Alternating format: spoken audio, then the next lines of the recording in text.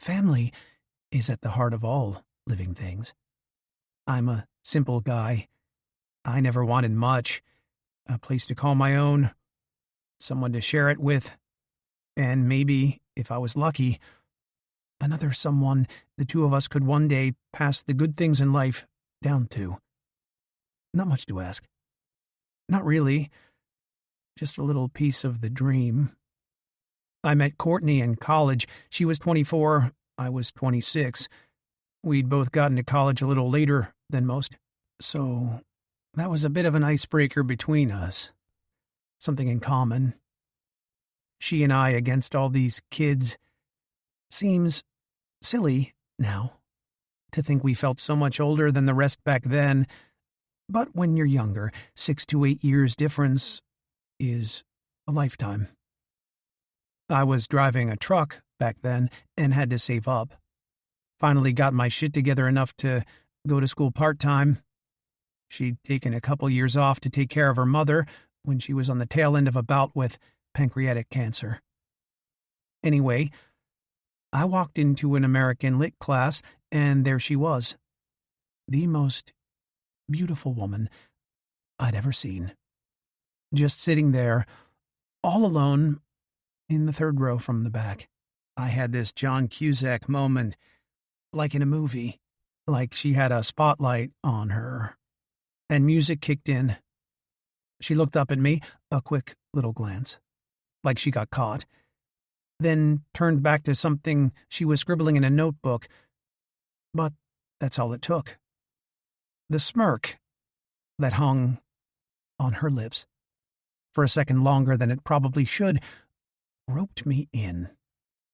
And I fought every nerve in my body and sat down next to her. I remember she had these dimples when she smiled, like she was trying not to smile. And that only made it brighter. And these eyes, blue as sapphires and filled with 1,000 years of knowledge. Like the answers to the universe's greatest questions were right there. It took me nearly a week to work up the courage to ask her out. But I think we both knew I was working up to it, and she was patient. Always so patient. Cole looked up at Wimbley and mouthed the word, "Trace." Wimbley nodded and went to the end of the hall before getting on his radio. Bernie let out a long sigh. We're born into this world missing something. A hole in our soul. That yin and yang business, there's something to that. And I think when we find our other half, we know it. I can't really describe that feeling, but trust me. One day you will, and you'll know. There's no denying it. Courtney was my other half. And God help her, I was hers. We both knew it from that first moment. And each day only brought more certainty. So we dated for nearly a year, long enough so people wouldn't say we were rushing into things. Then we went to the courthouse and got married. Neither of us had family. I never knew mine, and Courtney's died off with her mother, so it was just the two of us and a couple friends from school, but that's all we needed. I picked up some extra shifts, extended my roots. We scrounged our pennies and got the apartment you're standing in. Some used furniture and started our lives. It wasn't much, but it was ours, and we didn't need anything else. We were 2 years in when we learned Courtney was pregnant. We'd both wanted kids. That was never a question. But being in school, we'd been careful. I guess not careful enough. Courtney was a year away from finishing, and I'd fallen behind with extra work, and we had a decision to make that wasn't really much of a decision at all. We decided I'd drop out and pick up the extra work, bulk up our savings, and then I'd stay home with the baby so she could finish up school. Then after graduation, I'd go back to work. She'd be able to find work, and we'd put the baby in daycare. We talked about me going back to school someday too, but I knew I never would. Truth was, I liked driving a truck. The pay was good and I didn't have to answer to anybody. Not ideal, but you do what you gotta do, right? Besides, it was all worth it to see the look on Courtney's face when I painted our daughter's room and found a crib. Cole looked down the hall. Wimbley was on the phone now, his back to him. Bernie continued. There was so much love in our tiny apartment. You felt it when you walked through the door. Like someone turned the heat up high and it rushed out at you. I remember coming home one morning after a night route, a little after sunup, and finding Courtney in our daughter's room, sitting there with a hand on her belly talking to our unborn daughter, telling her about me, about us. And I'm not going to lie, I got choked up. I almost went back out in the hall when Courtney saw me and gestured for me to come into the room, her face beaming. She took my hand and put it on her belly next to hers, and a second later, I felt it. The baby kicked. This little bump, just enough to tell us she was there. Part of the conversation. And I remember looking into Courtney's eyes, and his voice trailed off for a second, and he cleared his throat. She left for school about 10 minutes later. I was in the kitchen making a sandwich. She kissed me goodbye and rushed out the door, late as usual. That's the last time I saw her. You don't know those moments when they happen. The last time you'll see someone alive. It was just another goodbye. Same as every other. I was sleeping when it happened. I ate, showered, and fell asleep on the couch. I was fucking sleeping when my wife and daughter died. Taking a goddamn nap. I woke up to the news on the television. There was some reporter out in the middle of Broadway standing in the aftermath. I remember waking up all groggy, half watching and hearing him talk about this girl who ran over a bunch of people at Columbia. Then I saw Courtney's backpack on the ground behind him. This gray one from LL Bean with a red heart in the center. I tried calling her cell phone, and right there, on live television, I saw a cop follow the sound, open her backpack, and answer her phone. I heard his voice on my end, and I think I blacked out then because the next thing I remember is waking on the couch again and someone pounding on my door. Cole leaned back against the wall and ran his hand through his hair. Neither of them spoke for a long while. Then Cole finally said, Bernie, if you understand what that loss feels like, why are you hurting all these other people? Jordan Briggs lit the flame, Detective.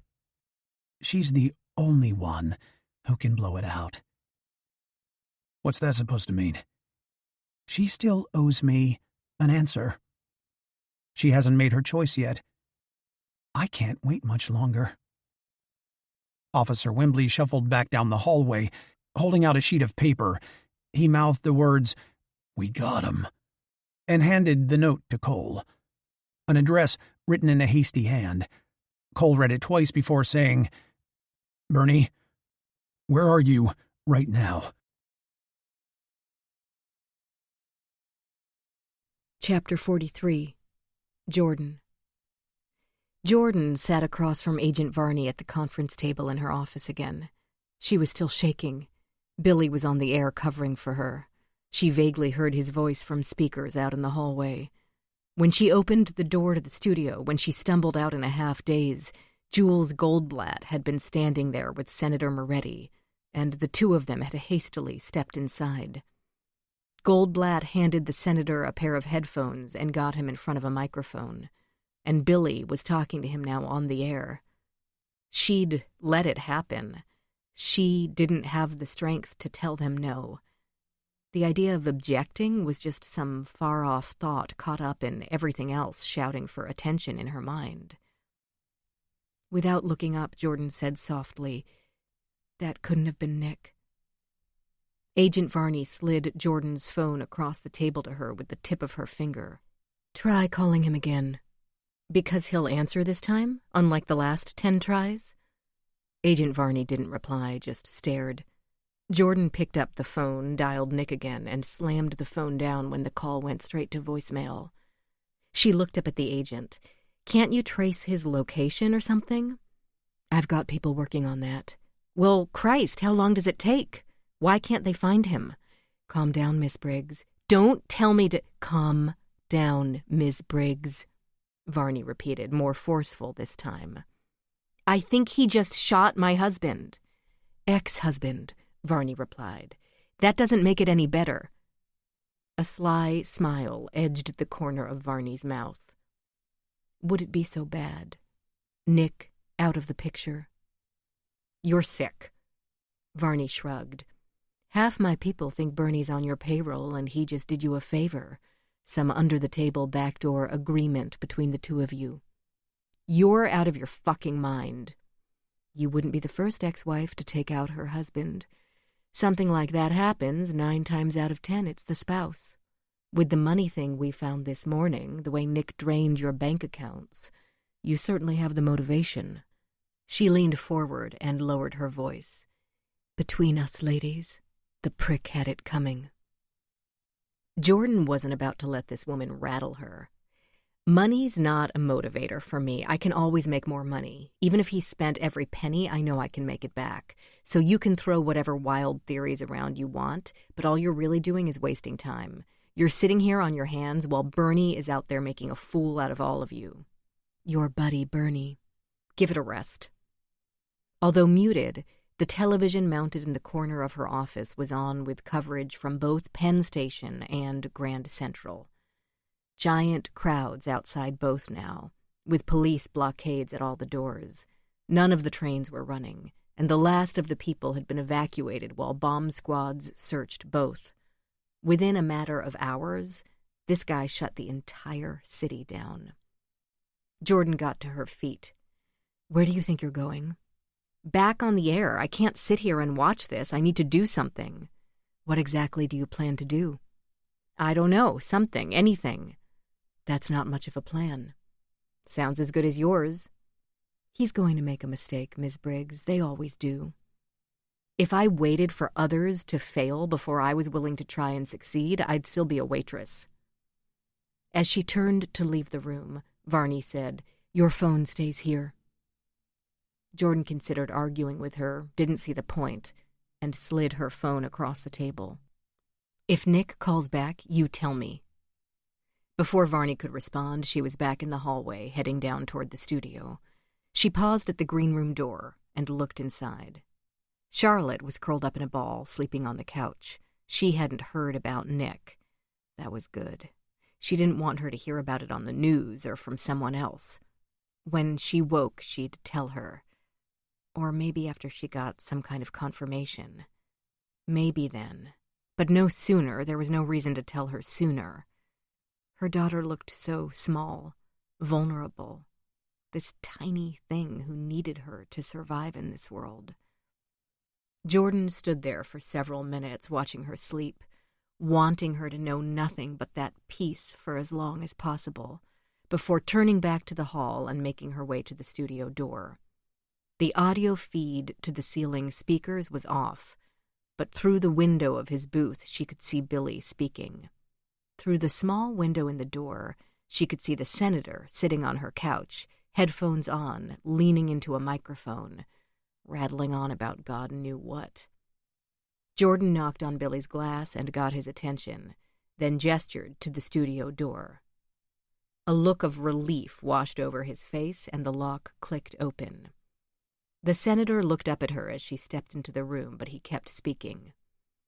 Jordan stood there for a moment, then looked up at the ceiling, at the cameras they had covered with plastic. She reached up and grabbed the plastic from the nearest one. The camera pointed at the couch and tore it down. then ripped the plastic from the camera that normally recorded her. Rounding the couch, she then lowered herself behind her desk, slipped on her headphones, and leaned into her microphone. I had to take a time out, but I'm back.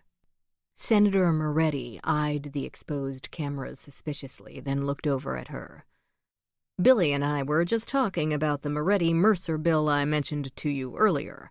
How it would allow federal law enforcement to conduct searches of homes and vehicles for those under suspicion of terrorist involvement without the need for a warrant. I think many of your listeners agree. In times like these, it would give the police a valuable tool. Uh-huh. The third screen on her right lit up. Billy, please hurt him, Geordie. Hurt him bad. Instead of turning on him, she said, Okay, Senator, I'll bite. How exactly would your bill help under today's circumstances? From his booth, Billy shot her a confused look. The senator seemed taken aback as well. He'd puffed his chest out, ready for a fight, and slowly deflated as he fell into familiar rhetoric. Well, waiting on a warrant can take up valuable time, even if it's as little as 10 or 20 minutes. In that time, a suspect could destroy evidence, flee, hurt others. A million things could go wrong. Today's circumstances, Senator, don't speak in generalities. If your bill was an existing law, how would it help the police today? I'm sure you've clearly thought this through, studied reports and statistics, spoken to the people in the trenches. How would you use your bill today to catch Bernie? When the senator didn't respond right away, Jordan continued. If not a judge who exactly determines what house the police can enter, what car they can search, who decides it's okay to trample on someone's Fourth Amendment rights for the greater good? The bill simplifies the process. Jordan nodded. Simplifies the process, she repeated. Let's use your example. If the police feel someone is about to destroy evidence or is about to commit a crime, if probable cause exists, they are already permitted to enter a home or vehicle without a warrant. How does your bill change that? My bill allows the police to conduct a search faster. Let's be clear, you mean without probable cause. Only if someone is suspected of terrorism. Again, if not a judge, who makes that determination? The boots on the ground, law enforcement. They deem someone is a terrorist rather than just a criminal. They flip that switch? Yes. And don't you think that's dangerous? To take away the checks and balances and put all that power into the hands of whoever is on the ground? Maybe one person? It's happened plenty of times throughout history. I can't think of a single instance where it worked out well. How would you prevent us from becoming a police state? Senator Moretti glared at her. Don't you want to catch this guy? He may have just shot your husband. I'm still waiting for you to tell me how your bill would have changed anything that happened today. We could have gotten in front of him, stopped him before he got started. How? I'm sure he's in a database somewhere. Maybe he's got a record. There are a million ways somebody like this could have popped up on law enforcement radar before today, and my bill would have allowed them to zero in and stop him before he got the chance to get started. So somebody ticks enough boxes on your imaginary spreadsheet, and that gives you the right to storm their house. Is that how this will work? The senator's face turned bright red. You're impossible, you know that? I'm a realist. When given power, people like you abuse it. You're short-sighted. You're not considering all the repercussions created by a bill like yours. You're just diving in with your eyes closed. Don't get me wrong, I'm on board with what you're trying to do in theory, but only if it can be done without stomping on our rights. That's a bridge none of us should ever cross. Maybe you need to place more faith in your elected officials and the people who protect you. Jordan studied him for a moment. She didn't say a word until she saw him shift his weight on the couch. At least 10 seconds of awkward silence. Guests always repositioned when they became uncomfortable, and silence had a way of doing that to the best of them. She wanted him uncomfortable for this next part. Jordan gave him a slight smile. What if I told you he could see you right now? Senator Moretti had seen her take the plastic off the camera. He pointed up at it. With that? We think so. When he called earlier, he described what was happening here in the studio to a T. If he's not using our cameras, then he somehow planted others in here somewhere. We looked but didn't find anything. The feds couldn't find anything either, so it's got to be our cameras, right? Like that one, pointed directly at you. The one you just uncovered? That's right. Why exactly would you do that? You said I need to place more faith in my elected officials.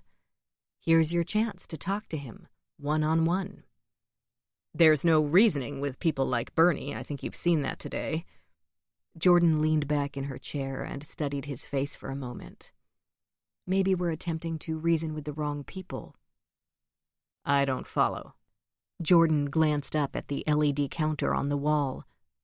13.5 million people listening now. Leaning into her microphone, she said, I'm about to commit a crime with you, my elected official, as witness, Senator Moretti. His eyes narrowed. What kind of crime? $5 million, she said softly. I'd like to put up $5 million to whoever puts a bullet in Bernie's head. Chapter 44. Jordan. You can't do that, Senator Moretti stated. I just did. That amounts to nothing short of ordering a hit. I'm just trying to simplify the process, like your bill. Maybe you can draft a bill for sanctioned hits so we can all feel a little better about it. Can't be wrong if you make it law, right? You need to retract your statement immediately. Ordering a hit in the state of New York carries a penalty of up to 10 years in prison and a hefty fine. You'll go to jail. My husband may have just been murdered. I'm under duress. I'm not sure I'm of sound mind. Sweet of you to care, though. She added a wink, knowing only he could see it. Billy looked up at his window, nodded, and reached over to the deadbolt on his door. When he disengaged it, the door to his booth burst open, and Agent Varney, along with 2 others, rushed in. Billy dropped back into his chair, startled. Uh-oh, looks like the cavalry might be busting in to take me down. The senator swiveled in the couch and looked up into Billy's booth behind him. I picked the wrong day to cover all the cameras. Federal agents just bum-rushed poor little Billy in his booth. Varney was speaking to Billy, far more animated than she had been with Jordan. The other 2 agents were crowding him, one looking down at his various computer monitors, the other watching Jordan through his window. Billy said something to Varney, then looked up and quickly typed out a message. Billy. Bernie's last phone call traced here to our building. They want to move all of us to protective custody. We need to get off the air. They're evacuating, cutting to break in 5 seconds. All of this took a moment for Jordan to process. Folks, will be right back. She managed those 5 words as she scrambled out of her chair and dropped her headphones on the desk. The senator was halfway out of his seat when she pushed by him and out the studio door. She heard Agent Varney come out of Billy's booth behind her, but she didn't turn. Instead, she rushed down the hall to the green room, where she found Charlotte, still sleeping on the couch. She sat down beside her and gently stroked her daughter's hair. Hey, sweetie, you need to get up. Varney appeared in the doorway and seemed to choke back whatever comment she was about to make at the sight of Jordan's daughter. Instead, she turned and barked orders at several of the other agents, instructing them to double up coverage at the elevators and stairs, secure all egress points. When she turned back to Jordan, she spoke in a low, urgent voice. When I first arrived, we cleared the floor below yours and the one above. We're emptying the rest of the building now. Most of your people have already been evacuated. We've been staging up on 50. The ones who insisted on staying are up there. The rest were sent home. I've got a helicopter inbound. I'll personally escort you and your daughter up to 50, and we'll evac from the roof when it arrives. Charlotte stirred and her eyes fluttered open. She smiled up at her. Is it time to go? Jordan forced a grin and did her best to hide the mix of panic, fear, anxiety, and anger roiling in her gut. "Yep, get your stuff together. Sounds like we're going on a helicopter ride." Still half asleep, Charlotte didn't look impressed. She got down off the couch and began picking up her things and putting them in her backpack. Jordan turned back to Varney. "Evac to where?" "Federal building in Tribeca. Probably the safest place in the country. He can't touch you there." "Don't make promises you know aren't true." "Look, this is him making that mistake I mentioned. We want this. We anticipated it. I've got people all over the building. We've buttoned down every way, in or out. We're searching every inch, and I'll leave a team here on your floor, in your studio, in your office." "You baited him with us?" "We knew him coming here was a possibility, one of many. You're a smart woman. Don't pretend it didn't cross your mind. We've got this and all the surrounding floors locked down. People at the elevators, stairwells. We've been prepping for this since we got here. He'd have to go through all of us to get to you, and that's not going to happen. We get you and your people out and squeeze him. This will all be over in 20 minutes. Jordan didn't like this. Not at all. He's been one step ahead of everyone from the beginning. How do you know he's not waiting for us on the roof or ready to blow that federal building of yours? He probably anticipated you going there. Can't be predictable. We're not. You absolutely are. He knows we can't exit at ground level. That leaves the roof. The moment he thinks I'm running, that's where he'll go. Jordan looked over at Charlotte. She was picking at what was left of the food on the table. "I'm not letting you walk me or my daughter into a trap." "It's our trap," Varney insisted. "It has been from the start." Billy scrambled in from the hallway, his face flustered. "He's back on the line. What do you want me to do?" Varney quickly turned to one of the other agents. "Kill all the building's cell phone repeaters. We need to take mobile phones out of play. If he drops off, he'll be forced to call back on a landline. If he doesn't, we know he's already on one. Either way, isolate that call. Pin him down to a floor. Move, move, move." The agent nodded and vanished around the corner. Varney turned back to Jordan. "What are we doing here, Miss Briggs? We need to go. I can't protect you if you don't cooperate." Jordan looked back over at Charlotte. She'd slipped her strawberry shortcake backpack on and was standing at the door chewing on a granola bar. She went over to her and knelt. "How would you like to meet your grandmother?" "I have a grandmother?" "Well, you weren't hatched. Of course you do." Charlotte's brow creased. "What's wrong with her? Why haven't I met her before?" "You know how when you and I have a disagreement, we take a time out to calm down? She and I had a disagreement, and we've been on a timeout." "I'm 11. You've been on an 11-year timeout with your mom?" "The time just got away from us." Charlotte seemed to consider this. "You know all this dysfunction is bad for me, right? If I get a tattoo or a nose ring when I'm 14, it will be all your fault." "I promise to get you the best therapist when this is all over, and ice cream. I owe you a lot of ice cream." Jordan kissed her forehead and stood. She dug a scrap of paper from her pocket and handed it to Varney. "Take her here. It's the bed and breakfast where my mother is staying in the Hamptons, completely off Bernie's radar. I'll go back on the air and talk to him, give you time to get out." Varney glanced at the paper, considered this. "Are you sure?" "No. The last thing I want to do is be apart from my daughter. But that's exactly why it will work. Bernie won't expect me to leave without her. As long as I'm on the air, he'll think we're all still here." "So now you're okay with being bait?" Jordan got right up in her face. "Me? Yes. My daughter? No. I'm trusting you and your people with the only thing I care about on this planet. I need you to promise me she won't leave your sight. You're going to surround her with agents and shoot anyone who tries to get close. I'm trusting you," she said again. Varney nodded. "You have my word. My people can protect her, but I can't leave. She'll need to go with them." Agent Schulman came up quickly behind her and whispered something Jordan couldn't hear. Varney looked back over her shoulder, then turned to Jordan again. The elevator is clear. We need to go. Charlotte had heard all of this. Her upper lip stiffened. I'll be okay, Mommy. They said I'm an honorary agent. Maybe they'll give me a gun, too, and I can shoot the bad guy. Jordan knelt again and hugged her daughter as tight as she could. She nestled her face in her hair. I'll be right behind you, Char. I love you so much. You know that, right? I love you, too. When Jordan didn't release her, Charlotte added, Don't make this weird, Mommy. I'm a big girl. Jordan didn't want to let go, but knew she had to. She forced herself to stand. We'll take good care of her, ma'am. She nodded and fought every instinct to chase after them as 4 agents hurried Charlotte to the freight elevator at the end of the hall and whisked her away. Chapter 45. Cole. "She's not answering her phone," Cole shouted into his cell. The cabin of the Bell helicopter was far quieter than most, but it was still difficult to hear.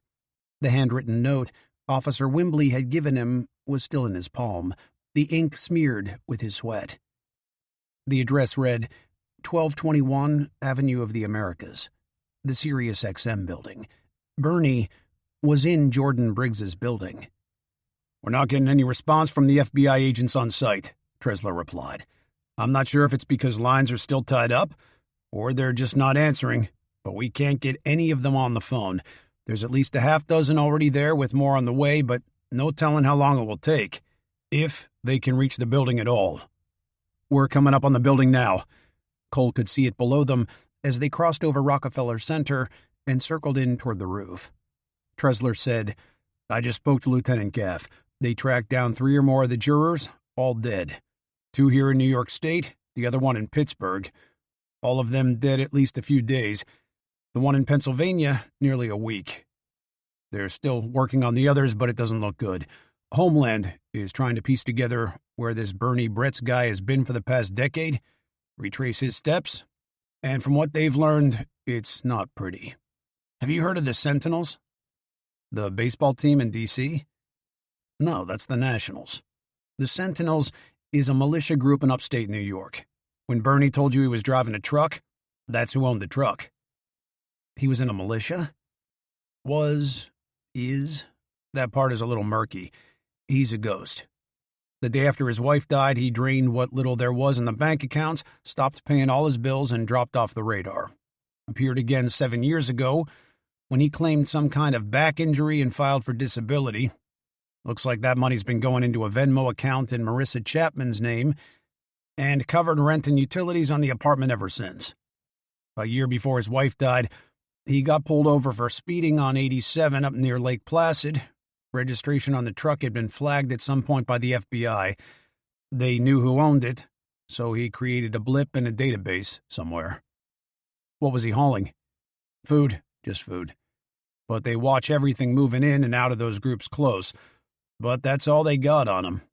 The current thinking is he was working with the militia on the fringe in the years leading up to his wife's death.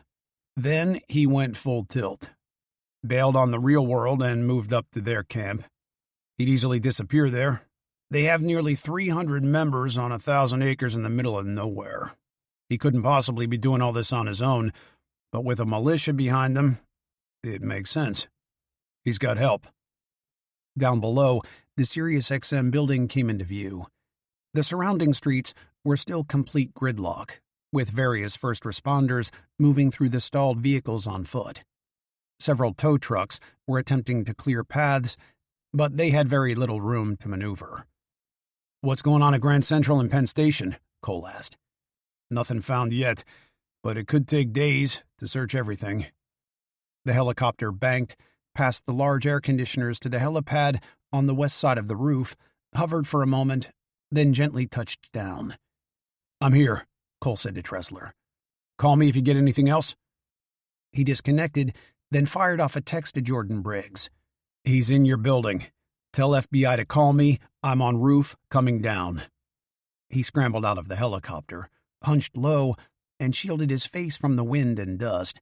He made his way over to the elevator and pressed the call button. Nothing happened. He pressed it again. It didn't even light up. He needed the key, must be.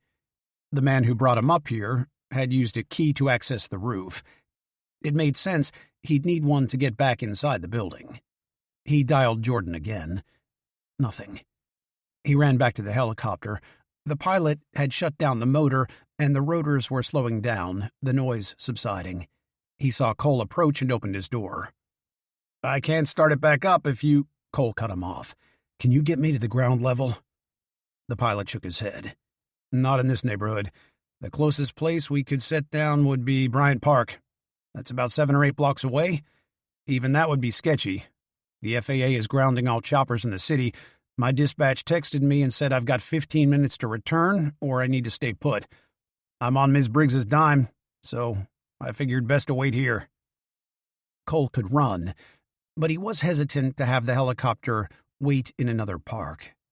People everywhere were attempting to get out of the city, and with the roads and trains cut off, anxiety was beginning to set in. On the morning of 9/11, they had multiple stolen vehicles and carjackings. Several boats were stolen. A helicopter with a pilot out in the open was too tempting of a target. A text message came in from Jordan. "FBI coming up to let you in." Cole pulled the pilot and shot back across the roof to the elevator. The door slid open a moment later, and a man in his mid-30s reached out and held it still. He had a closely cropped beard, black hair, and gray eyes. His FBI windbreaker was open, and Cole could see the butt of his gun. It looked like a .44 Magnum. "We've had a hell of a time trying to get you guys on the phone," Cole told him. The agent only stared at him for a moment, his eyes studying Cole's empty belt, looking at his ankles for a secondary weapon. Finally, he said, "Are you armed?" Cole pulled up his pant leg. "Keltec 380. Where's your primary?" Cole realized he'd left the bag with his service weapon and uniform back at the Bonfiglio crime scene with one of the patrol officers. He had no doubt it would find its way back to him, but he'd hear about it from Lieutenant Gaff before this was all over. "I left it with my partner." "Where's your partner?" The elevator door started to close. The agent tightened his grip on it, and it slid back open. He turned his gaze on the large HVAC units toward the helicopter as if he could see through them. "He's at another crime scene." "So, just your pilot up here? He's staying with the chopper?" The agent had a thick Boston accent. Chopper came out as Choppa. Cole stepped past him to the elevator. "Yeah, listen, I'm not sure if this has gotten to you yet, but we traced Bernie's last call. He's either somewhere in this building or redirecting his calls to make it seem that way." The agent released the door and pressed the button for the 50th floor. "We're aware. He had this building buttoned up pretty tight before that intel came in. We've got people conducting a floor-by-floor." "Floor-by-floor. That's the wrong floor," Cole told him. "I need to get to 43, Jordan Briggs's offices. We're staying on 50. It's vacant. You'll need to debrief with my superior before you can go down there." "I don't have time for that right now. I need to talk to Briggs." Cole reached forward and pressed the button for 43. The elevator wasn't moving, and the agent realized he needed the key. He fished it out of his pocket, put it on the lock and twisted, then hit the button for 50 again. Cole hit 43, and this time both buttons lit up. The agent was sweating, and Cole noticed his hand was resting on the butt of the .44 Magnum on his belt. Cole fought the urge to step back. Something was wrong. Very wrong. "I didn't know the Bureau let you carry those." When the agent looked down at his gun, his grip tightened, his finger twitched on the leather strap. Cole rushed him. He hit him in the gut with his shoulder with as much momentum as he could muster in the confined space. They both slammed into the wall, and Cole followed through with an uppercut, catching the bottom of the man's jaw. The agent's teeth came together with a loud crunch, and his eyes rolled up into his head. Not completely unconscious, but stunned, he started to slide down the wall to the floor, and Cole grabbed him under the shoulders, got behind him, and yanked the Magnum from his holster. He managed to get the barrel under the man's chin just as the elevator doors opened on the 50th floor. 5 people were standing there in the hallway, all of them with various weapons drawn and pointed at the elevator, waiting, ready to fire. 3 in matching FBI windbreakers, 2 in street clothes. Cole tightened his arm around the semi-conscious man, hefting him up as a makeshift shield, the barrel of the magnum under his chin, holding up his head. Nobody said anything. The elevator door timed out, slowly slid closed, but not before Cole spotted at least 3 bodies on the floor, in that hallway, behind the people who had been waiting for him. Chapter 46. Cole. Not FBI. Cole was fairly certain FBI agents weren't allowed to have full beards. He vaguely remembered several agents complaining about the Bureau's grooming policy while on a joint task force several years back. He was also pretty sure an agent wouldn't carry a .44 Magnum for the same reasons NYPD officers wouldn't. They were far too heavy to comfortably carry, and the rounds were too powerful. Standard issue for the Bureau was a Glock, either a Glock 17, Glock 19, or Glock 26, and he imagined additional weapons might be allowed if approved, but it was doubtful anyone would carry a .44 Magnum. Those points aside, he knew for damn sure male agents weren't allowed to wear earrings on duty, and this man had a diamond stud in his left lobe. Cole dropped the man to the floor of the elevator, then quickly reached up and pressed the button for the 44th floor. He didn't know what waited for him on Briggs's floor. Then he realized whoever that was on the 50th floor was probably watching to see where he stopped, so he hit several more buttons at random. The doors opened next on 48. A sign read, DeMarco Realty, and all lights were off. No doubt deserted early this morning, or more likely employees never made it in. Cole quickly scrambled out, pulling the man out with him. He almost forgot the elevator key and reached back in for it as the doors were sliding shut. A quick search of the man's pockets revealed only a roll of breath mints, lighter, pack of cigarettes, and a switchblade. No wallet, no identification, no phone. He didn't have any other weapons. Cole used the knife to cut the cord from a floor lamp near the receptionist desk and bound the man's hands and legs. With a lighter, he melted the plastic so it would need to be cut away. Then he dragged him around the corner into an empty office. He pulled out his phone to call Tresler, but had no signal. He tried the phone on the desk and got no dial tone. There was a computer on the desk, and although it was on, when he opened an internet browser, he received an error message, offline. On the ground at his feet, the semi-conscious man was mumbling. Cole slapped him hard on the side of the face. His eyes opened into slits, then rolled up and closed again. Cole hit him a second time, harder. "Who the hell are you?" His head swiveled toward Cole, slow and lazy, then his body tensed when he realized he couldn't move. He pulled at his arms and legs, but the cord held. He glared up at Cole and licked the cut on his lips. "You're so fucking dead." "Who are those people on 50? This time the man only grinned. There was blood between his teeth. "Is Bernie on 50? That brought on a chuckle. "You'd be lucky to meet Bernie. Someone will cap you long before that." The accent was all wrong. This guy definitely wasn't Bernie. "You're on borrowed time, PD." Cole opened the switchblade and pressed the tip against the man's neck. "Who are you people?" He pursed his lips, said nothing. Cole slid the blade down and cut him, not deep enough to kill him, but enough to draw blood. The man didn't make a sound. Around the corner in the lobby, the elevator dinged. "Dead man walking," the man said with a grin. Cole hit him in the temple with the butt of the Magnum and quickly darted down the hallway. As the elevator opened behind him, he heard several people shuffle out. Chapter 47. Jordan. The studio door clicked shut and locked behind her as Jordan stepped back inside. Billy was already back up in his booth. He mouthed 30 seconds to her through the glass. On the couch, Senator Moretti frowned at the screen of his phone. "What's going on out there? My call dropped and now I've got no service." Jordan got behind her desk and slipped on her headphones. "FBI cut cell service in the building." Billy said, "Bernie's call didn't drop, so he must be on a hard line. Keep him talking. The feds said they'd tell me as soon as they know what floor he's on. We're back live in 20.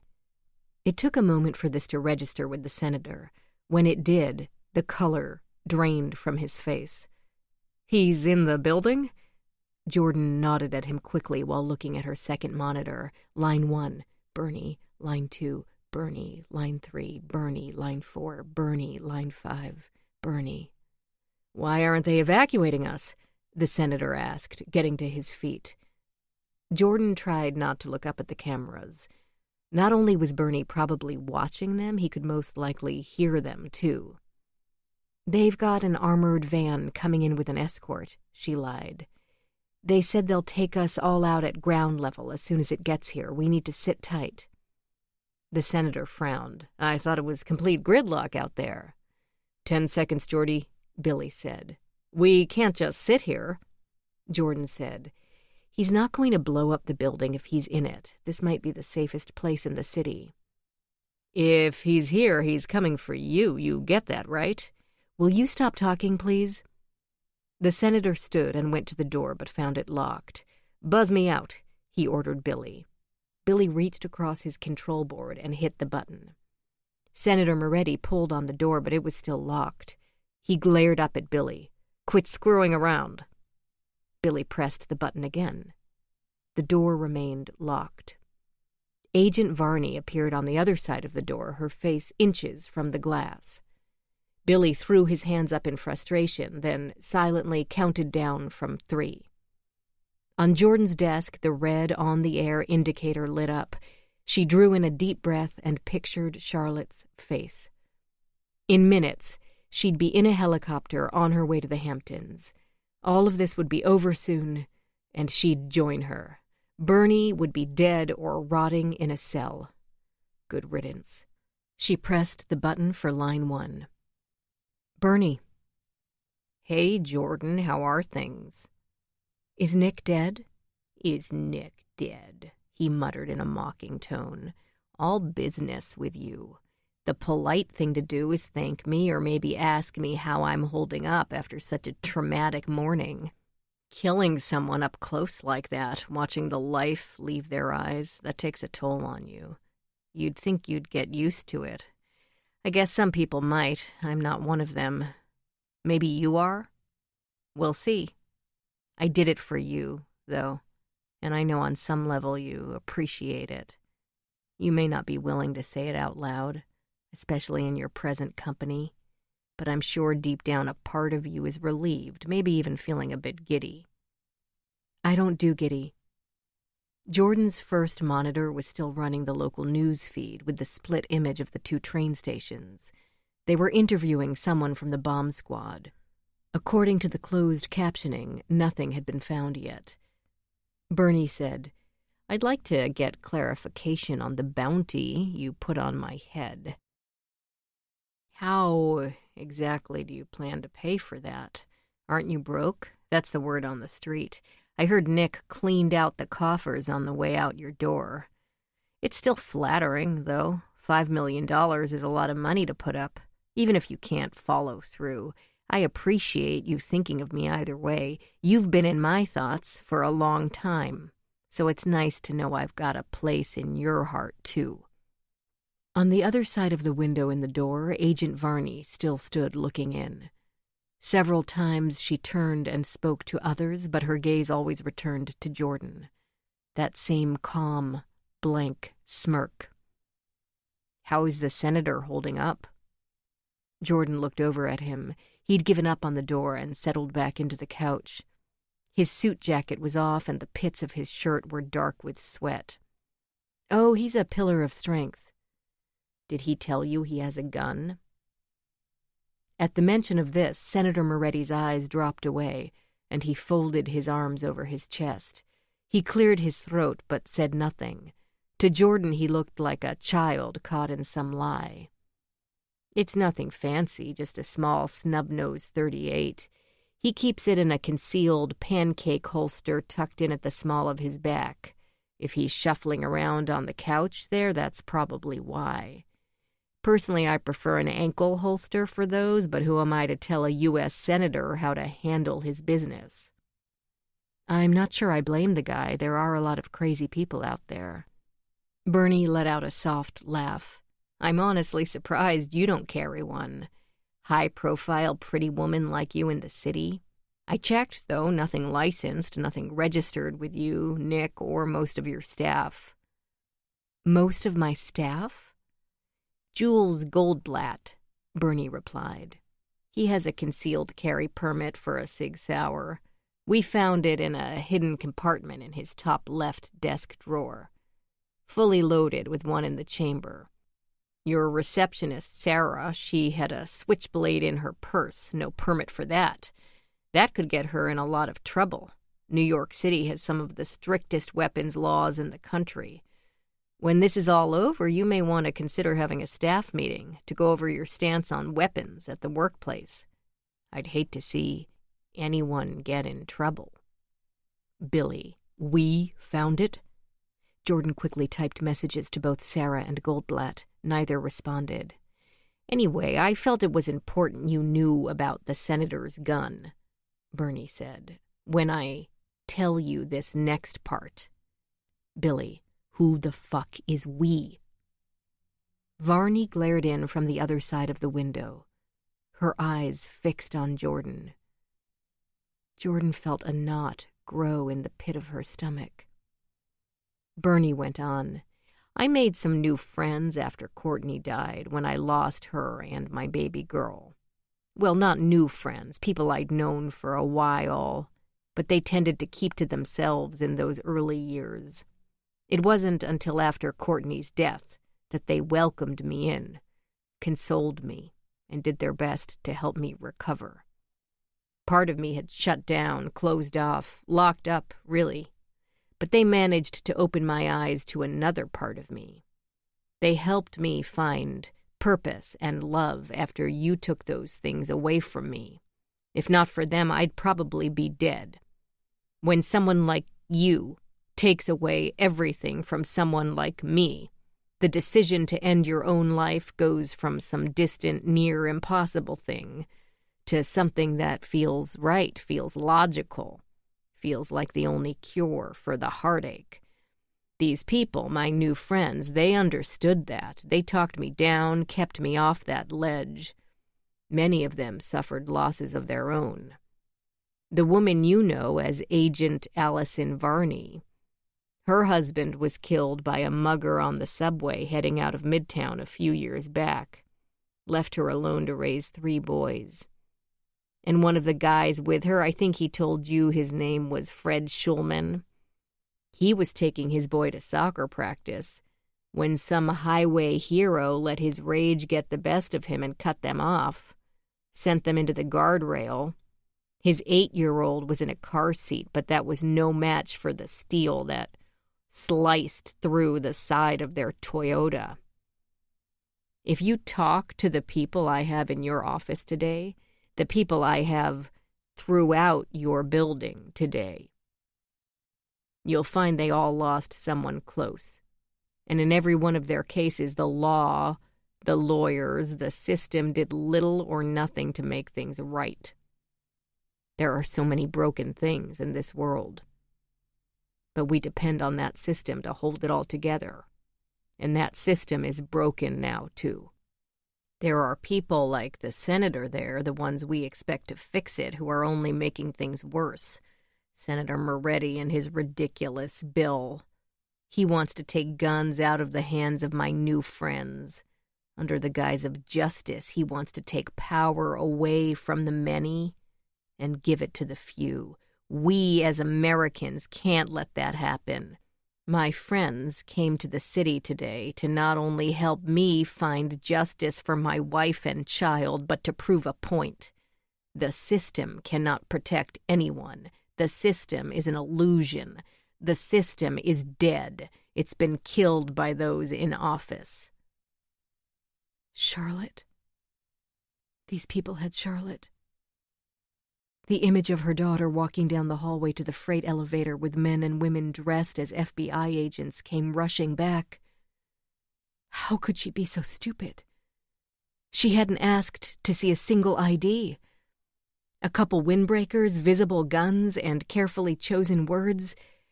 How could she be so stupid? Jordan tried to speak and found that she couldn't. She couldn't catch her breath. It was as if every breath she sucked in held little or no oxygen, and she was drowning. She fumbled with the mute button on her microphone so it wouldn't pick up the sound. She wouldn't give Bernie the satisfaction of hearing it. The senator was staring at her. Billy, too. She wanted to turn away but had no place to go. Bernie went on. There's something I need to say right now, because if I don't, I think this situation may escalate far faster than necessary, and we wouldn't want that. This is for all the members of law enforcement listening. My people have killed your people. Anyone you had in this building is now dead. There's nothing you can do to help them, so it's best you don't try. If you attempt to enter this building, shut off the power, hinder me in any way, I'll detonate the bombs you have been unable to find at Penn Station and Grand Central. If that doesn't deter you, I'll detonate others, and I have others, including some in this very building. We've had 10 years to prepare for today. We've infiltrated your systems, your ranks. Don't for a second believe you can get in front of this. If you try, many more people will die today. As it stands, only one more needs to die. Who that person is, Jordan, will be left up to you and the people in your studio. Your final choice. Do you remember what I asked you to do when Officer Cole entered your studio earlier today? Jordan's microphone was still on mute. She wouldn't have been able to answer him even if she wanted to. Bernie didn't give her the chance to respond before speaking again. It's only been a few hours, but so much has happened, I understand if you forgot, so I'll remind you. I told you you were going to put a bullet in the senator's head. I told you when I asked you to pick up a gun again, you wouldn't hesitate to do exactly that. So here is your final choice, the last thing you need to do to make things right today. You need to shoot the senator. If you don't, my people will kill your daughter. Jordan tried not to, but she found herself looking at the senator anyway, and he was looking back at her, his arms still folded over his chest, but clenched tight now, his face this awful shade of pale. Sweat beaded on his forehead. He made no effort to wipe it away. He didn't move at all. Of course, Bernie added, I suppose the senator may decide to shoot you first. He does have the gun. I'll let the two of you work that out amongst yourselves. You've got 1 hour to figure things out. If the senator is still breathing at 10:30, Charlotte will die. You're fucking insane, Jordan managed to spit out, and even though her microphone was still on mute, he managed to hear her. Maybe, he replied. I'm what you made me. Today we settle up. Chapter 48. Cole. The first 2 office doors he tried were both locked. The third, this one on the left side of the hallway just beyond a small break room, was not. Cole slipped inside, quickly closed the door, and locked it. He heard 2 voices, one male, one female. The male said, "God damn, Pugliese. I told you I should have went. Should have shot the cop on the roof and been done with him." "Bernie's not finished with him," the woman replied. "Wanted him alive." "Can't blame that on Pugliese." "Well, what the fuck is Bernie thinking? What do we need a cop for?" "Not my place to second-guess Bernie." "Maybe somebody should. He's on the air right now telling the world we're here. No turning back now. And he hasn't explained how we're all getting out of here." "He's got a plan," the man smirked. "I'm not so sure about that. I don't think he cares if he dies today. If he doesn't expect to walk out of here, do you think he gives a shit? If the rest of us do, just hurry up and check this floor, she said. You take the left, I'll take the right. He'll go to 43. Well, he's not there now. Varney said nobody was in the elevator. Should have kept him on the roof, the man repeated. When we go back up, we need to... Both voices dropped off. Cole pressed against the wall and tightened his grip on the magnum, his finger on the trigger guard. They were still speaking, but low, muffled. They found the other one. Pugliese. Cole made a mental note of the name. Windows in the wall separated the office from the hallway, but they were covered in the white blinds, all closed. Without knowing where those people were, Cole couldn't risk looking out, and without looking out, he couldn't determine where they were. He crossed the office to the desk and tried the phone. Dead. The office had no exterior window, no other door, no other way out. His radio was in the bag he'd left with Tresler. A loud bang. They'd kicked open one of the locked office doors. Cole got down behind the desk and faced toward the knee well. He held the magnum with both hands. From the hallway, the man said, "Hey, Detective Hundley, if you come out, we won't hurt you. You got my word. We're just here to take you up to see Bernie, that's all. No reason for anyone to get hurt. You probably heard us talking, right? He wants you alive. That was the truth. We're on your side here. I know it may not seem like that, but we are. Give Bernie a chance to explain things to you, you'll get it. You'll understand." Another bang as they kicked open the second door. Silence again as they searched the room. "Do you have a gun, Cole?" This came from the woman. She sounded close, back out in the hallway. "I imagine you do. Thanks for not using it to kill our friend. I get why you cut him. Under the circumstances, I would have probably done the same, but you didn't kill him, and that's good for you. It says a lot about the kind of person you are. You're honestly not different from us. I know that may seem completely off base, but that's why you need to talk to Bernie. I guarantee what you think this is, what you think we're doing here, you're wrong. We stand for the same things you do. He'll tell you. I think you'll find a lot of your coworkers are on board with us, too. Do you think we could have pulled all this off today without help? Your partner, Garrett Tresler, your lieutenant, Gaff, I think his name is, they're all working with us. Not just them, hundreds more, all levels. It's best you just come with us, Detective, before you do something rash, something you can't take back. Hear Bernie out, and better understand your place in all this, then decide which side you fall on."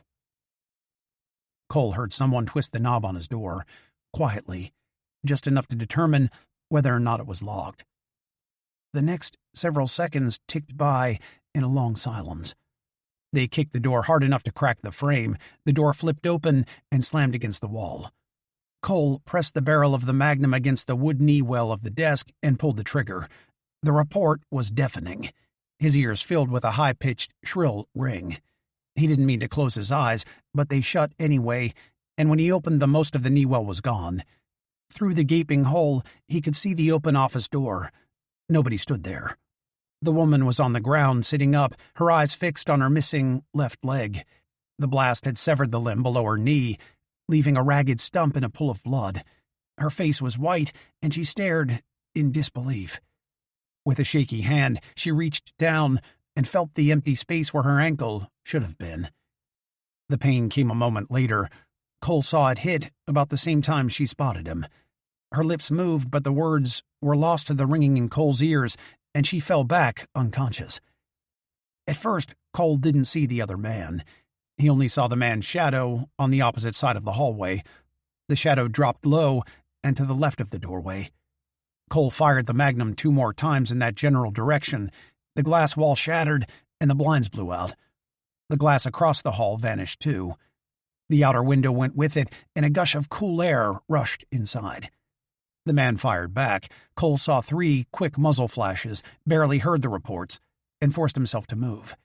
He crawled out from beneath the desk, carefully avoided the slippery blood on the floor, and dove through the open doorway to the office across the hall, firing again in the direction the shadow had moved. The man had taken cover behind a copy machine, and the bullet from the Magnum hit the wall directly above him, destroying the interior windows and metal frame, sending shards of glass spraying back and down. Even before the last of it fell, an arm reached out from around the copy machine, holding a semi-automatic, and fired 3 more shots blindly. Cole fired back once. The corner of the copy machine vanished. The hand that had been holding the gun disappeared in a mist of red and bone as the man bounced back against what was left of the wall behind him, screaming. Cole shot him again. Like the blast from a cannon, the Magnum blew open his chest and took out the rest of the wall. The man went still. Cole tossed the empty Magnum aside, dropped to the ground, and sucked in a breath. He tugged the .380 from his ankle holster and looked back down the hallway toward the empty office where he'd left the first man bound. He was no longer on the ground. Cole caught a glimpse of the elevator doors sliding shut and watched the digital numbers above tick away as the car rose back to the 50th floor and stopped. Chapter 49. Jordan. Jordan's eyes were locked on the senator's, and his wide eyes were fixed on her. His arms, still wrapped around his chest, inched slightly as he slowly tried to unfurl them. "Don't you dare," she told him. This only made him move faster. Jordan jumped up, threw off her headphones, and rounded her desk, but not before he managed to tug the gun out from the holster at his back and point it at her. She froze mid-step and stared at the barrel, quivering in his sweaty hand. "Don't make me," Senator Moretti said. "Just get back in your seat, behind your desk." In the booth behind them both, Billy was on his feet, but there was nothing he could do. He didn't have a door into the studio. He'd have to exit into the hallway and come around to the studio door where Varney still stood, watching them all intently. Billy raised both his hands, palms forward, and then slowly motioned for her to do as the senator said. He pointed at his chat computer and collapsed into his own chair. "All right," Jordan nodded, both to Billy and the senator, and put up both her hands in a similar gesture, then backed up and around her desk again, settled into her chair, and put her headphones back on. She realized Bernie had dropped off the line, but they were still on the air. "Billy, calm the senator, get gun later, disarm him when he's less jumpy. I'm working on an outside line. Keep everyone talking so the police know what's going on. Charlotte will be okay. He's bluffing. He lost a child. No way he'd hurt a child." Jordan wasn't so sure about that, and she had even less faith in the senator's ability to not shoot everyone in order to protect himself. What she did know is she had no other options right now. Still pointing the gun at her, Senator Moretti turned quickly to get a look at Billy, then swiveled in the opposite direction to get a look at the studio door and Varney on the other side. "Just nobody move," Jordan said. "The way you're shaking, you're going to shoot me on accident. Can you point that thing at the floor?" He seemed to consider this, then shook his head. "I don't trust you. Put both your hands on top of your desk, palms down." Jordan did as he asked. "Okay." "Do you have any weapons in that desk, anywhere in this studio?" This time Jordan didn't respond. She only stared at him. "God damn it, Jordan, don't make me ask again." His face flushed red, his grip tightened on the gun. "Put the gun down. You're not in charge. Okay, then shoot me if you're going to shoot me." "You would," he replied. "If you had the gun, you'd shoot me in a second."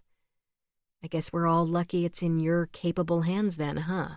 "Do you have any weapons?" he asked again. "No." Jordan looked up at Billy. Her eyes must have lingered there a little too long because Senator Moretti swiveled back around. "What about you? Do you have anything in that booth?" Billy shook his head. "See?" Jordan said. "Just you.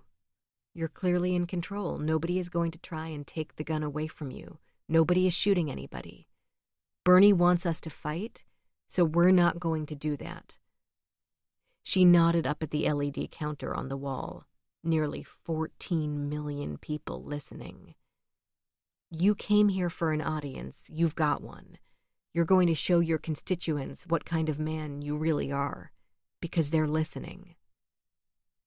The senator must have forgotten they were broadcasting, because he looked up at the board, then at one of the on-the-air signs lit up on the wall. He swallowed, then lowered the gun to his lap.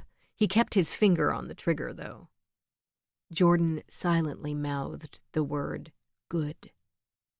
Reaching forward, she unmuted her microphone. "Bernie, I know you're listening. I need to know my daughter is okay. I'm sure she's frightened. You've got to let me speak to her."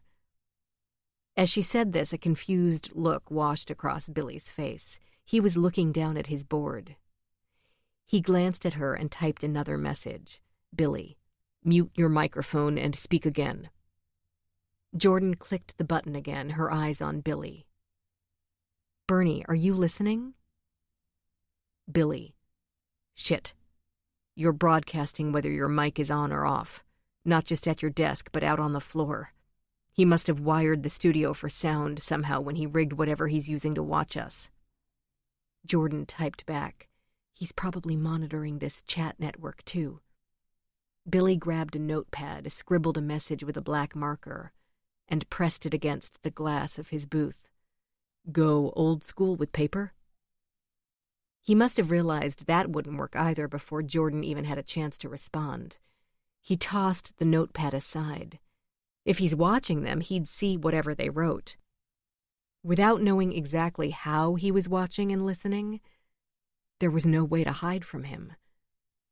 The news broadcast was still playing on Jordan's other monitor, but rather than video from the two train stations, there was a camera trained on the front entrance of her building now.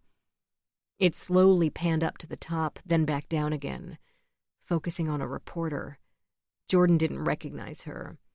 The caption read, "Terrorists seize Sirius XM building. Senator hostage. Threatens to kill famed talk show host's daughter."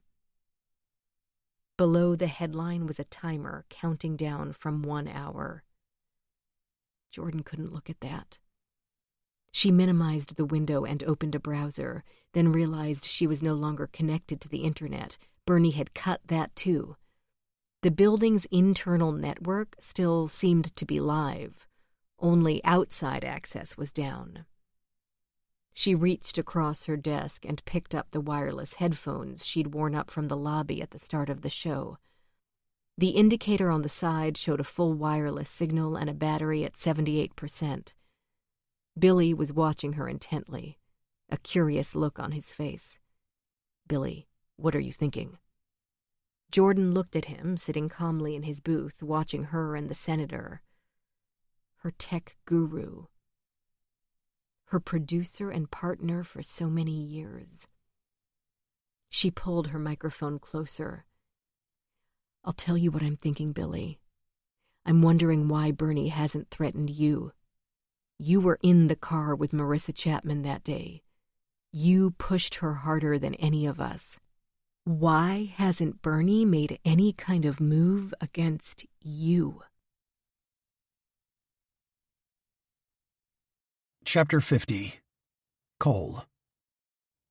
Cole had no idea how much time he had, so he moved fast.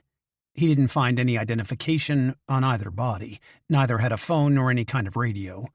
He knew these people had to be staying in touch somehow, but he didn't know how. Both were carrying guns, 9mm, Glock 19s. He put his .380 back in his ankle holster, took the dead woman's gun, and 2 spare clips he found on the man. He ran back to the office lobby, pressed the upper call button on the elevator to hopefully buy a little time, then bolted down the hall to the emergency stairs before either car had a chance to arrive. With a Glock at the ready, he eased open the metal door as quietly as he could.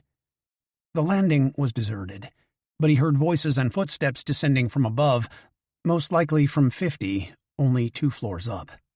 Cole quickly went in the opposite direction, down 2 flights, and pushed through the door onto the 47th floor. Some kind of financial firm, Murdoch and Brenville Investments. The firm took up the entire floor. The main space was wide open, some kind of bullpen, with dozens of desks set up facing each other in pairs. There were cubicles along the outer edge and individual offices lining the outside walls to take advantage of the windows. The floor had been evacuated. He wouldn't be surprised if they cleared the entire building. By the looks of things, people had been rushed out. As Cole ran through the office, he spotted a half-eaten sandwich on one desk, cups of coffee on others. Only a few employees had bothered to shut down their computers before leaving. Most were still running, although some had defaulted to password screens. He tried several machines, but none seemed to have access to the internet. Emails failed and browser windows only displayed error messages. Muted television monitors on the walls played various news channels. Half of them were running stories about this building, the other half were tuned to financial networks and stock market reports, apparently down heavy at the open. Cole pulled open random desk drawers and rifled through the contents: staples, pens, paper clips, cough drops, alcohol stashes, snacks, company memos stuffed away and forgotten, nothing useful. He stood in the middle of the room, surrounded by tan Berber carpet and fake rosewood trim. His left sleeve was stained with somebody else's blood. Christ, he just killed 2 people. He was breathing too hard, needed to calm down, reacting rather than acting. They had said Tresler, Lieutenant Gaff, and others were involved. That had to be bullshit. How did they even know those names? Cole remembered how the cab driver's phone had somehow accessed Tresler's cell and downloaded data. The computer at the Bonfiglio crime scene had been used to access Cole's employee file, credit report, utility bills. Cole knew nothing about this group, the Sentinels, but they clearly had someone with seasoned tech skills. His own phone was probably compromised. They'd thrown the names out there to rattle him. That had to be it. Names they'd picked up monitoring the investigation or stole from his phone. Or not. Could it be true? New York had its share of crooked cops, but Tresler and Gaff.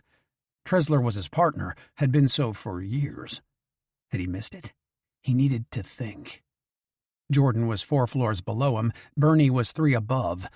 Bernie had either killed or incapacitated the real FBI agents and replaced them with his own people, most likely when they first arrived, before they had a chance to properly deploy. He took the time to evacuate most of the building's occupants. Smart? Maybe. Probably. Hostages created unknowns. Too many were a problem. The headline on one of the news channels read, "Terrorists seize Sirius XM building. Senator hostage. Threatens to kill famed talk show host's daughter." Cole couldn't read the closed captioning from where he stood, but he was able to make out a countdown timer below the headline, currently at 55 minutes and ticking down. What the hell was happening? Did Bernie have Charlotte? Bernie evacuated most of the building because he had who he needed. Anybody else would just get in the way. Cole needed to get in the way. He took out his phone and tried the app he'd been using to listen to Briggs's show, but got an error message. With his cellular network blocked, he had no signal. Maybe at a window? Most of the outer office doors were closed. Several had been left open. He ran to the largest office, twice the size of the others, in the northeast corner. A nameplate on the door said the office belonged to someone called Chenhua Mei, Vice President, Capital Development. The office wasn't loaded, and although there were blinds on the outside windows, none were drawn. At the glass, Cole looked down. Traffic remained at a complete standstill, although several emergency vehicles had managed to get through. He spotted a fire truck, several ambulances, 3 patrol cars. They looked like toys from this height. They'd taped off the front of the building. The immediate sidewalk was clear. Several news trucks were down there. Dozens of people milled about the various stalled vehicles. Thin wisps of smoke continued to trail up from the destroyed taxi cabs, which had yet to be removed. He held up his phone and looked at the screen again. Still no signal. He clicked through his settings and realized the building's Wi-Fi network was still active, but when he attempted to join, he was prompted for a password he didn't have. Cole went to the desk and tried that phone. Dead. Next to a large Apple monitor, was a framed photo of an Asian woman holding a girl of maybe 2 or 3. Both were smiling. There was nothing else on the desk but a keyboard and mouse. He tugged open one of the drawers. Unlike the desks out on the main floor, the contents here were sparse. He did find a lighter, some paper clips, and a letter opener. He shoved it all in his pocket. He looked under the keyboard, hoping for the building's Wi-Fi password on a post-it note, but found nothing there either. When the desk phone rang, a harsh sound cutting through the otherwise silent office, Cole's heart threatened to jump up into his throat. He found himself staring down at it, at the blinking green light next to the second line. Apparently whoever turned them off could also turn them back on. Cole tightened his grip on the 9mm, picked up the receiver, and brought it to his ear. "You didn't have to kill them." Bernie's voice was calm, eerily so, as if he'd placed the call while preparing dinner or watching his favorite television program. "I didn't want to," Cole told him. "Come up to 50. Let me explain what's happening to you, your role in things, before anyone else gets hurt." "My role in things?" "I knew you'd trace my call back at my old apartment. I stayed on the line more than long enough for a trace. I drew you here. I allowed you back in the building. You're standing in that office right now, still alive, because that's precisely where I want you to be. If I didn't, I could easily send someone down there to kill you, but I haven't. Because you have a part to play today. The role I've prepared you for." For the first time, Cole looked up at the ceiling, and while there were no cameras in this particular office, there was one right outside the door. This round black bubble looking down at him. He spotted at least a half dozen others just like it, spread out around the office space. "Those aren't the only cameras, Detective. This building is filled with them, and my people added more of our own. The hallways, the elevators, the stairwells. You haven't been alone since you left the helicopter. Frankly, I've been following you all morning. People will know your name after today. I can promise you that. Your memory will live on long after you're gone." If this phone was live, were the others in the office? Cole couldn't imagine Bernie had the ability to single out one phone on a system without activating the others. Lifting the phone base from the desk, he examined the cord. It was long, maybe long enough to reach the desk just outside the office's door. He quickly shuffled in that direction. "Is this how you want your wife to be remembered? Is this how Courtney would want to be remembered?" "Don't say her name, Detective. Not like that. You haven't earned the right to speak her name. If she saw what you did today, what you're currently doing, all the people you've hurt, she'd be disgusted with you. Are you too far gone to see that?" Cole had to set the phone base down on the floor, but with the cord on the handset, he just made it to the closest desk. He picked up the second receiver, heard a dial tone, and quickly dialed Tresler's cell. His partner answered on the second ring. "Detective Tresler. Who is this?" Into the first receiver, but loud enough for Tresler to hear, Cole said, "If you know I'm on 47, Bernie, why don't you come down here from 50? Just you." "I'm a little busy." "How many people do you have here? You don't seem like the kind of person who plays well with others." "The Sentinels are a means to an end, Detective. I couldn't do what I needed to do without them, and they needed me for other reasons." Bernie paused for a second, then said, "If it makes things easier for Detective Tresler, I could provide him with a list of the people I have here and their exact locations within the building. It's probably tough for him to hear me like that. Maybe you should put me on speakerphone?" Cole looked up at the camera above him. He couldn't see the lens behind the tinted glass, but he could feel Bernie watching him. "Nothing has or will take place in this building without my knowledge, Detective. Get those thoughts out of your head. I've already told NYPD and all the other members of law enforcement what I'll do if they try anything at all. I like to think they believe me at this point. But who knows? Time will tell. You, though, you're along for the ride, so stop making waves. Come up to 50. If anything, we can talk about Gracie. The line went dead, and Cole realized Tresler had dropped off too. All the phones were dead again. Chapter 51. Jordan. "You can't be serious," Billy replied. "You think I'm working with this guy?" Jordan shrugged. "I don't know what to think right now." "Well, I'm not." "Okay. You don't sound very convinced." Again, Jordan shrugged. Her eyes drifted back to the ceiling, to the cameras, one uncovered, the others with trash bags still over them. She knew the permanent studio cameras were all hardwired. They had to be to ensure the best quality signal for broadcasts. But aside from the camera focused on the senator and the one on her, all the others were covered. Even if Bernie managed to tap into the feed, they'd be useless. Yet he could still see them, he could still hear them, in a room that was otherwise soundproof and cut off from all others. Her eyes fell back to the wireless headset on her desk, the signal strength indicator reading full. "He's using Wi-Fi. He must be," she said softly. Billy was angry, only half heard her. He frowned through the window. "What?" "Think about it. If he managed to get his own cameras and microphones in here, or someplace else in the building for that matter, he wouldn't have had time to hardwire anything. If he tried to run wires, someone would have noticed. Whatever he's using must be running on Wi-Fi." She reached for her phone and remembered that Varney still had it. "Check your phone. Do you see any Wi-Fi networks active in here right now other than the building?" Although he was still holding the gun, the senator took his phone out with his free hand and clicked through several screens. "I see two, Sirius XM and one called 1221. 1221 is the building.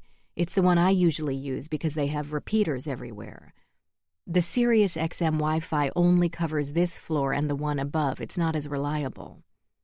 Billy said, "At the risk of getting technical, it's possible to have a hidden Wi-Fi signal. If he's using Wi-Fi, we may not be able to see it." "How would that work?" "Most networks broadcast their name. That's called an SSID. That's what you see on your phone when you try to connect. But it's possible to turn that broadcast off. The network is still there, just not visible, so you need to know the name in order to connect to it. Otherwise, it works the same." "Can the building's repeaters carry more than one signal, the one we see and a hidden one?" It was Billy's turn to shrug. "I don't know." "He'd be using the repeaters, though, right? In a building this size, he couldn't set up his own wireless network. It wouldn't get more than a floor or two. He'd have the same problem we do with the office Wi-Fi. Too much metal, too much interference." "What does any of that even matter?" Senator Moretti nodded up at the lit sign on the wall. "We're live, on the air. Everyone can hear us." As he spoke the words he seemed to understand. Everyone could hear them no matter what. But if they managed to cut the Wi-Fi signal, Bernie would no longer be able to watch them. Jordan wasn't sure yet how exactly that would help them, but she was fairly certain it would, if they came up with some kind of plan. Taking several sheets of paper from her desk and a roll of tape, she got up and went over to the window in the studio door. Varney was still there, staring in. She hadn't moved since they'd been locked in, no doubt on some kind of sentry duty. Jordan began taping the paper over the glass. Varney's eyes remained on her until the last opening was sealed up. In his booth, Billy did the same with his window. Jordan reached up to the camera above the senator and yanked all the wires out of the back. Moretti's grip on the gun tightened as she moved around near him, but he didn't say anything. She moved around the room and hit the other cameras, too. Billy got the two in his booth. They left the plastic over the lenses for good measure. When Jordan settled back in her chair, she said into her microphone, "Bernie, I need to know my daughter is okay. Let me talk to her." Line 1, error. Line 2. Error. Line 3. Error. Line 4. Error. Line 5. Error.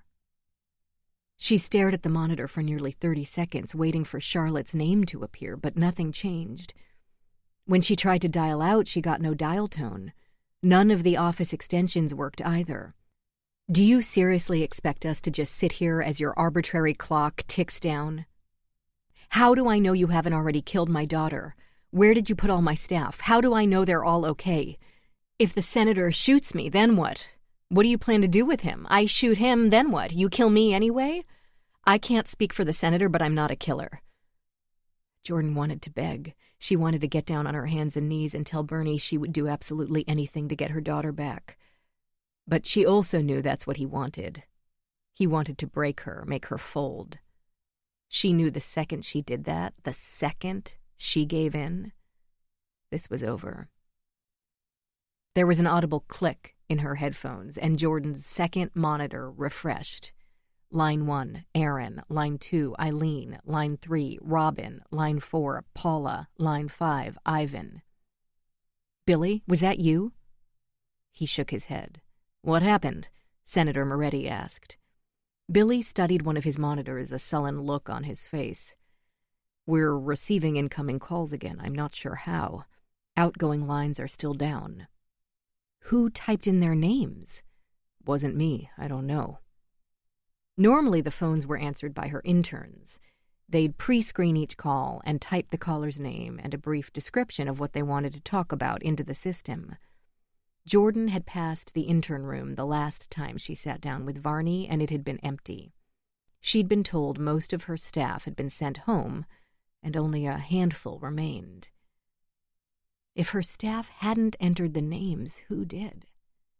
She reached for a button on her control board. Robin, this is Jordan Briggs. You're on the air. Holy shit, are you serious? I got through. Where are you calling from, Robin? Susie, I got through. This is Jordan. She's actually on the phone, the woman shouted to someone else, her voice slightly muffled. Then she was back. I'm in Tulsa, Oklahoma. You're on the news right now. I can't believe I got through.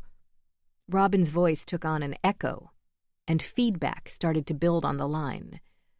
Robin, can you turn your radio down? We're getting interference. It's not my radio. I can hear us on the television, the news. They're live. Susie, how cool is this? Jordan hung up on her and pressed line 5. Ivan, you're on the air. Ms. Briggs, it's an honor to talk to you. I'm absolutely thrilled to finally speak to you, Ivan, Jordan replied mockingly. She couldn't help it. It honestly felt good. Doing something as ordinary as taking callers helped get her mind off the ticking clock she could no longer see, but now felt in that minimized window. I'll kill him for you if you want me to. That's awfully nice of you, Ivan. All you have to do is get me in the building. I'm right down the street at Rockefeller Center. The police won't let us through. Just to be clear, are you going to kill the senator for me or Bernie? I'll kill them both if you want me to. There's a bunch of us down here. We won't let that crazy fuck hurt your little girl, and the senator is a scumbag. I voted for Gleason. What good that did me. The only thing worse than an attorney in this world is a politician, and Senator Moretti is an attorney and a politician. You pop him, I don't think anyone is going to cry. Jordan hung up on him, too. Eileen, you're on the air. Kill him, Jordan. On the couch, the senator squirmed. His shirt was soaked in sweat, and he kept moving the gun from his right hand to his left to wipe his palms. Put a bullet in him and be done with it. Eileen had a thick Brooklyn accent and sounded about 100 years old. Jordan looked up at the senator. Even the world's grandmothers hate you. They're your goddamn fans, not mine. He stood and went over to the door. He pulled on it and still found it to be locked. In his booth, Billy mashed the button down several times before shaking his head. The senator peeled the corner back from one of the sheets of paper Jordan had taped up. Varney wasn't standing there anymore. It was some guy Jordan didn't recognize. Raising the gun, Senator Moretti pointed the barrel at the man on the other side and pulled the trigger. Chapter 52. Cole. Gracie's name, coming from Bernie's mouth, echoed in Cole's head, lingered, and was finally lost behind the silence of the dead receiver in his hand, and for a moment Cole wasn't sure he had heard her name at all. He stared down at the phone, both phones, and wished it all away, because this guy couldn't possibly know her name. He had no right to know her name, yet he clearly did. He'd pulled all that personal information on Cole and left it at the Bonfiglio house, knowing Cole would see it. He probably wanted him to see it because he knew when he finally did say Gracie's name, he knew Cole would have no choice but to know he was serious about whatever he said after that. Come up to 50. If anything, we can talk about Gracie. There was no way Cole would go up to 50. He couldn't stay here either. Cole darted back to the stairwell, listened but heard no one, then descended 2 more floors to 45. 5 floors below Bernie, 2 above Jordan Briggs. Unlike 48 and 47, this floor was broken up into many smaller offices, 11, according to the directory on the wall. With his phone, Cole took a photo of not only that directory, but the one below it listing all the other floors of the building, then ducked into the men's restroom where he knew there wouldn't be any cameras. Unless, of course, Bernie had added one. He pushed that thought out of his head. He couldn't let paranoia get the better of him. He needed to talk to someone outside this building. Trezler, the real FBI, Homeland, somebody. He wasn't going to find a working phone in the bathroom. He checked the walls of each stall, hoping to find the Wi-Fi password written with a Sharpie, but no such luck. Unlike the bathrooms at NYPD, these walls were spotless. There was a janitor's closet in the far corner, but he found nothing in there but various cleaning supplies, overalls, and an old Yankees cap stained with sweat around the rim. On the opposite side of the bathroom, there was a ventilation duct near the ceiling. In the movies, the grill popped right off, and the hero found convenient tunnels leading from point A to point B, and anywhere else they needed to go. This intricate patchwork of highways and byways, linking every inch of the skyscraper, which not only provided access, but allowed for eavesdropping from one floor to another.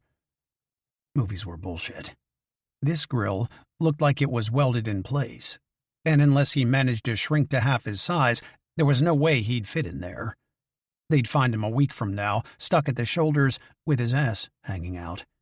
Even if he did fit, ductwork wasn't designed to hold the weight of a grown man. He'd be lucky if he got 5 feet before he crashed down through the ceiling. He turned back around and looked out over the bathroom. Think, Cole. Think. He went back to the closet. Reaching for the overalls, he rifled through the pockets, found a pack of gum and a set of keys. The keys were on a ring with a belt clip. None were marked, but he took them anyway. Tucked in some worn boots under the overalls, he spotted a pair of earbuds. The earbuds were plugged into an old iPod Touch. Bingo. The iPod's battery was at 73%, and not only was it set up on the building's Wi-Fi, but Cole found the SiriusXM app on the home screen. He loaded it up, found the Jordan Briggs show in the janitor's favorites, and hit play. He only put one earbud in and reduced the volume to as low as he could tolerate. He couldn't risk not hearing someone approach. Briggs's voice filled his ear. She wasn't talking to Bernie, but was somehow taking phone calls. Cole brought up FaceTime and entered Trezler's phone number. Call failed. Check network connection. Shit. He tried again and got the same error. He knew many public Wi-Fi networks blocked phone calls and video transmissions in an effort to limit bandwidth usage. He had no idea if that's what was happening here or if this was related to all the other problems this morning. He keyed in Jordan's number, expecting to get the same error, but instead it rang twice, connected, and the face of an Asian woman with green eyes filled the screen. At first, she stared at him, then some kind of recognition set in. Her voice dropped low, and she spoke with urgency. Detective Hundley, thank God. We've been trying to reach you. I'm Special Agent in Charge Allison Varney, with the FBI. Where are you? I'm on 32, he lied. Where are you? 43. Guarding the Briggs woman and her daughter. We established a command center on 50. Can you get up there? unnoticed. Come up to 50. If anything, we can talk about Gracie. The dead bodies he'd seen earlier when the elevator doors opened on 50 flashed back in his mind. No doubt the agents originally dispatched here. She couldn't be FBI. The real FBI agents were dead. I need to talk to Jordan Briggs. Why do you have her phone? She's on the air.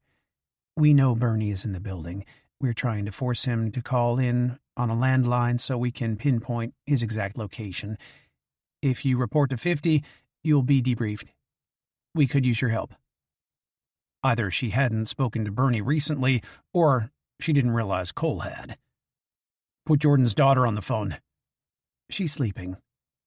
Varney's eyes danced nervously off to the side, then came back.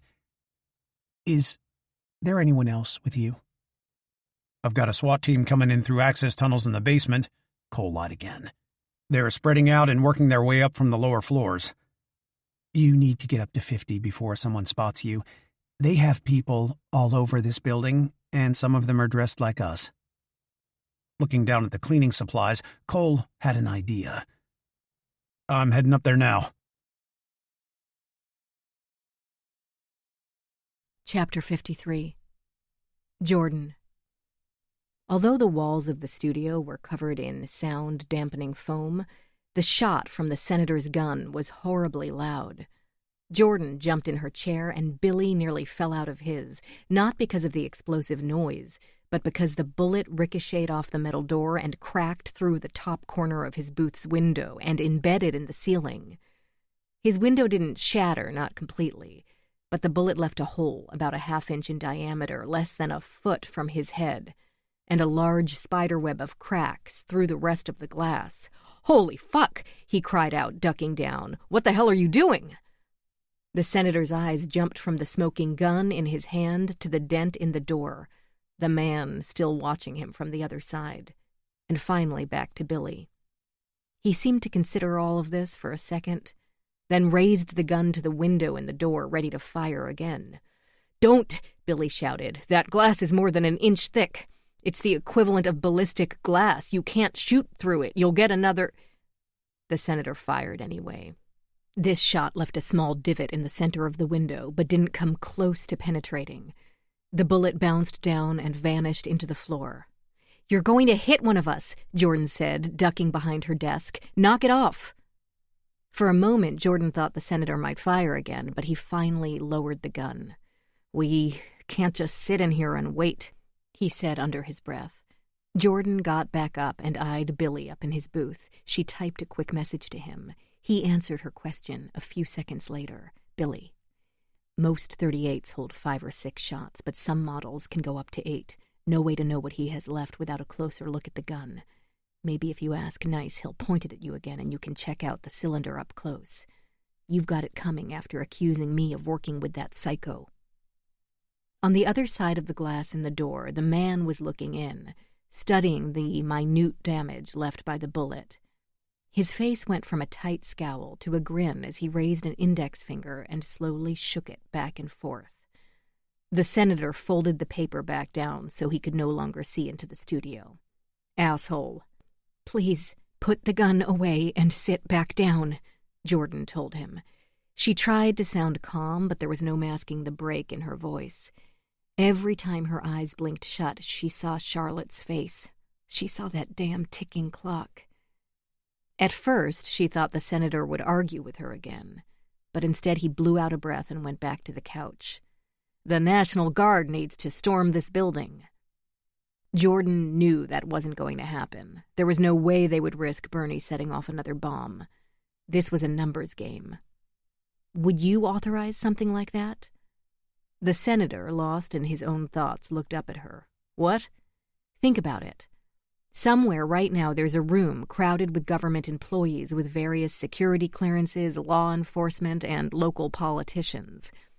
Somebody in that room has been tasked with totaling up the number of people most likely still in this building, adding up the dollar value of damage somebody like Bernie could do based on his existing threat, and weighed that against bombs going off at Grand Central or Penn Station, possibly both, maybe others. If you were in charge, would you tell the National Guard to storm this building? Or would it make more sense to keep at a distance and let this play out? They're not going to let us die. Risk management is a bitch. I'd bet that decision has already been made. To the people in charge, this is a numbers game. And no matter how you add things up, we're on the losing side of the equation. People aren't that cold. They sure as shit are. You or I die, it's a headline for a couple days, maybe a week, but people will forget. They'll move on. This will all become a blip on the internet. If there's substantial infrastructure damage, though, something that impacts people for months, maybe even years, costs them money, adds an hour to someone's daily commute, a lot of someone's, people like you, the politicians, will answer for it at the polls. Somebody will have to pay for the repairs. Taxes will no doubt go up. Politicians will have to answer for that, too. The people standing in that room I mentioned, none of them will allow that.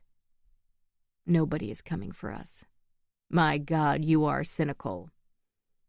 Jordan looked up at Billy in his booth, hoping he might weigh in, but he wasn't even paying attention. He was busy tracing the cracks in the glass of his window with the tip of his finger. He reached for something down on the floor, came up with one of his shoes, and slammed it into the center. The spider web of cracks grew larger but didn't give. He hit it several more times in frustration, then put the shoe back on his foot. Jordan turned back to the senator. You can't tell me if you were in charge, if you were running that room I mentioned, that you would do anything different. Moretti went quiet for a moment. I know the people who are probably standing in your hypothetical room, and they'll find a way. Jordan shook her head. The only person who can save my daughter is me. By shooting me. It was Jordan's turn to fall silent. Billy was next to speak. Jordy, look at your caller board. Jordan glanced over at her second monitor, expecting to see Bernie's name listed. It wasn't his name that caused a lump to rise in her throat. It was another name on line 5. Line 1, Maddie. Line 2, Ella. Line 3, Carl. Line 4, Ren. Line 5, Nick. There were a million Nicks in the world. There was no reason to believe it was him. But as she stared at the name, she somehow knew that it was. A little voice in the back of her mind told her as long as she didn't pick up, it could be him. That same voice told her she had to pick up. She needed to pick up before he dropped off. Jordan's quivering finger went to the button and pressed. An asterisk appeared on her monitor next to his name. Nick, you're on the air. Jordy, he whispered, barely audible. It's me. Chapter 54. Cole. If Varney was fake, that meant Bernie had people on Briggs's floor. He probably had people on the floors above and below Cole's current location. The truth was, Cole didn't know where Bernie's people were. He only knew where he needed to be. And he knew he had to move fast, and he couldn't do much of anything as long as Bernie had cameras. They all needed to go. Running back out into the elevator lobby, he yanked the wires out of each camera he encountered and smashed the lens with the butt of his gun. When satisfied there were no others, he returned to the janitor's closet in the men's bathroom, where he took 2 gallons of bleach, 2 gallons of ammonia, several bottles of acetone, a rolling mop bucket, and wheeled it all over to the elevators. From the women's restroom, he found 2 more bottles of each, along with another mop bucket, and he wheeled all that out too. Cole then tried several office doors until he found one unlocked, some insurance company, and went inside where he grabbed several wooden chairs and 4 plastic trash cans. He dragged everything out into the hallway, smashed the chairs against the wall, and divided the pieces between the trash containers. He poured the acetone on top and saturated the wood. Cole filled both mop buckets halfway with bleach, then pressed the elevator call button. When the first car arrived, he destroyed the camera inside and used the key he'd taken from the fake FBI agent who had first met him up on the roof, Pugliese, and quickly switched the elevator's control panel to the off position, then hit the call button again. He repeated this until he had all 6 cars locked down with the doors open. He stepped inside the first car and studied the panel. 50 floors total, but like most skyscrapers, there was no 13th. Bernie was on 50. Briggs, her staff, and possible hostages were on 43. He studied the controls, used the key to switch the car to emergency mode, and pulled the key back out. Thankfully, that worked. He'd been concerned the elevator would require him to leave the key in there, and he only had one. If his idea worked, and that was a big if, he'd need to move fast. He grabbed one of the trash cans and set it inside the first elevator, as close to the door as he could. With the lighter, he set it ablaze. Before the smoke could enter the hallway, he pressed all the buttons for floors 1 through 14 so the car would be forced to stop at each, beginning with the closest and stopping at ground level. He quickly stepped out when the doors started to slide shut. He did the same in the next car, sending it to floors 15 through 28. He sent the third elevator to 29 through 42. Skipping Briggs's floor, he sent the fourth car up to 44 through 49, skipping the floor he was on, 45. That left only the floor Bernie was using as a base. Cole quickly wheeled one of the mop buckets filled with bleach into the fifth elevator, again positioning it near the door. He then retrieved 2 of the ammonia bottles, removed the caps, and dumped them into the bleach. Immediately, a thick white mist began to rise from the bucket. Chlorine gas. Toxic. He'd learned about the lethal mixture during a course on hazardous response years ago at the academy. Apparently, homeowners regularly mixed the 2 chemicals in hopes of a stronger cleaning solution, unaware of the dangers. Even as he pressed the button for the 50th floor, Bernie's floor, and stepped out into the hallway, he felt his throat constrict and his eyes begin to water. With a second mop bucket filled with bleach, he grabbed the remaining bottles of ammonia and did the same with the final elevator, sending this one to 50 too. Because the elevators were in emergency mode, when they reached their final floor, he knew they'd remain there with the doors open.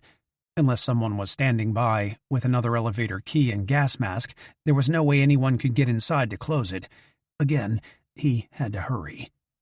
Cole ran to the stairwell, and before slipping through the door, he raised his lighter to the smoke detector and lit the flame. At first, nothing happened. Then there was an audible pop. The fire alarm squealed from speakers in the wall, and water began to rain down from above. He could only hope the same was occurring on the floors below each time the smoke-filled elevators opened their doors. He wouldn't have time to check. Cole drew the 9mm in one hand and his .380 in the other and started up the steps, ready to shoot any of Bernie's people as they fled from above. Chapter 55. Jordan. Jordan didn't much like Nick, not recently, but she didn't want him dead, and hearing his voice brought to life a flutter within her chest she hadn't felt in a very long time. "My God, I thought he shot you." "No," Nick replied in a slow drawl. "He didn't shoot me." "What did he do to you? You sound hurt." They roughed me up a little. I think 1 or 2 of my ribs might be broken." Jordan gasped. She didn't want to, but it just slipped out. She looked up at the senator, at Billy in his booth, both watching her, and suddenly felt very self-conscious. Silly, considering there were millions listening. "Nick, they have our little girl." "I know." "Where are you? Have you seen her? Do you know where they have her?" Someone else spoke in a muffled tone, someone near Nick, but Jordan couldn't make out the words. Nick said, "They're letting me use one of their satellite phones to talk to you, but they're right here, listening." His voice grew urgent. "4 of them, Jordan. There are 4 of them up here with us. They have—" He broke off, and she heard what sounded like the rush of air as someone punched him in the gut. Nick made the most horrible sound, and she could only imagine the pain of someone hitting you when you had broken ribs. When he came back, he struggled to speak, but he did anyway, pain coating every word. "They took me in the elevator right after I left your office. Sucker punched me, then used a stun gun. Someone put a hood over my head so I couldn't see where they were taking me. We didn't leave the building, though. I'm somewhere in the building. Not just me, I recognize some of your staff here. Maybe people from other offices, too. I really don't know. There's about 30 of us, all together. They evacuated everyone else. Only kept some of us. Nick coughed, then sucked in a quick breath. He wheezed slightly as if attempting not to breathe at all. She felt the pain in her own chest as if someone stabbed at her gut with a rusty blade and was slowly pulling it back out, the serrated edges catching on her flesh. They told me they took Charlotte, but she's not here with us. I don't know where they're holding her. He coughed again, and a moment passed before he spoke again. They're allowing me to talk to you because they want the authorities to know they have us, that we're here in the building, somewhere. If they try to breach the building, there's a good chance us, civilians, hostages, there's a good chance we'll be in the middle of it. I was told to tell you they need to stay out of the building. If they're working on some kind of plan, they need to stop. I guess there are snipers in some of the surrounding buildings. They wanted me to mention those too. They said if any of them act, if they fire one shot, they'll kill 5 of us and set off more bombs. I was told you need to kill the senator, or they'll kill Charlotte. Nick, I was just told to remind you that there are 49 minutes left to make your choice. Jordan, you can't let them hurt. Nick's voice broke off, and Jordan realized they'd been disconnected. She stared at her microphone. The tiny holes seemed to grow larger, like hundreds of mouths on some beast ready to devour her. She knew the senator and Billy were staring at her, and she couldn't look up at them. She knew millions of people were listening, and she couldn't think about them either. In her mind, all she saw was her daughter. She heard her daughter's voice, the sound of her giggling, and felt the weight of her when she held her against her chest. She heard the small noises she made when she slept, and the shuffle of her feet across the hardwood in their apartment. She thought of the moment Charlotte was born and she first held her, and she thought about Charlotte's eventual graduation from high school, college, her wedding day, her daughter's first child. She thought of every day behind and all those to come. Jordan thought of the gun. God help her, she thought of that gun, and knew if it was in her hand at that very moment, she wouldn't hesitate to kill the man sitting in front of her. She knew that if she looked up at Billy or Senator Moretti, they would immediately see that in her eyes. She knew if she looked at anything other than her microphone, they would fully understand what she had become and how quickly she'd gotten there. Nobody would fault her if she did it. 49 minutes. Not a single person would say she was in the wrong. I'm gonna swallow the bullets. This came from the senator in a weak voice, unsure. This time Jordan did look up. You're what? Senator Moretti had both hands wrapped around the gun as it sat in his lap. His fingers were nervously twisting and turning over the metal, the black metal shimmering with his sweat.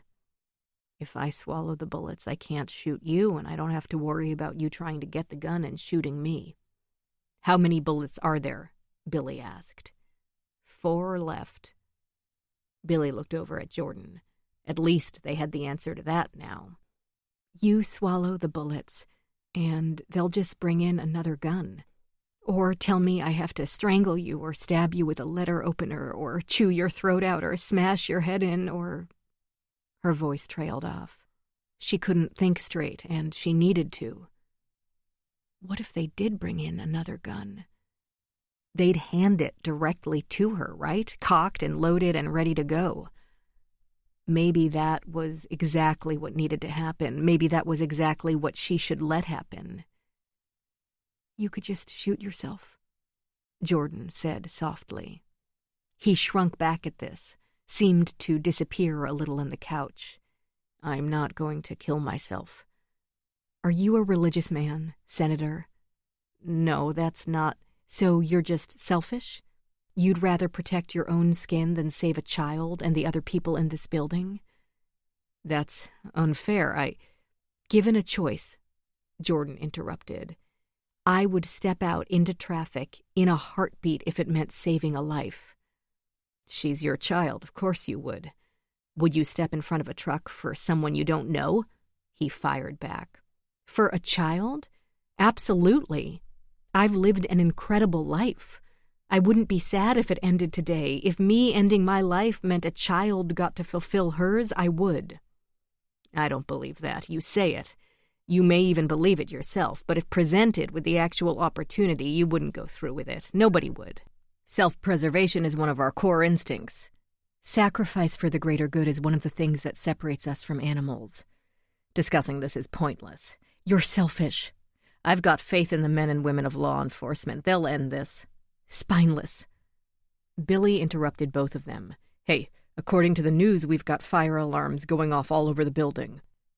Jordan loaded the news channel back on her first monitor, doing her best to ignore the countdown clock in the corner that now read 47 minutes and 12 seconds. The headline on the screen said, FDNY confirms fires detected on more than 30 floors of the Sirius XM building and appears to be spreading. Do we know what floors? Jordan asked of no one in particular. Billy pointed up at one of the sprinkler heads in the studio above her. Nothing on ours, or we'd be getting soaked right now. I smell smoke. This came from Senator Moretti. He had his head cocked slightly to the side. I don't, Jordan replied. Me either. Billy was standing in his booth, studying the cracks in his window again. But in a building like this, the lower floors could burn for hours before there were any signs up here. I'm not staying in this box. Placing one hand on his wall for leverage and the other on his desk, he kicked at the glass with his right leg. There was an audible crunch, but the glass held. He kicked it again. Again. With a fevered fury, he beat against the glass with the heel of his shoe. 5 kicks. 10.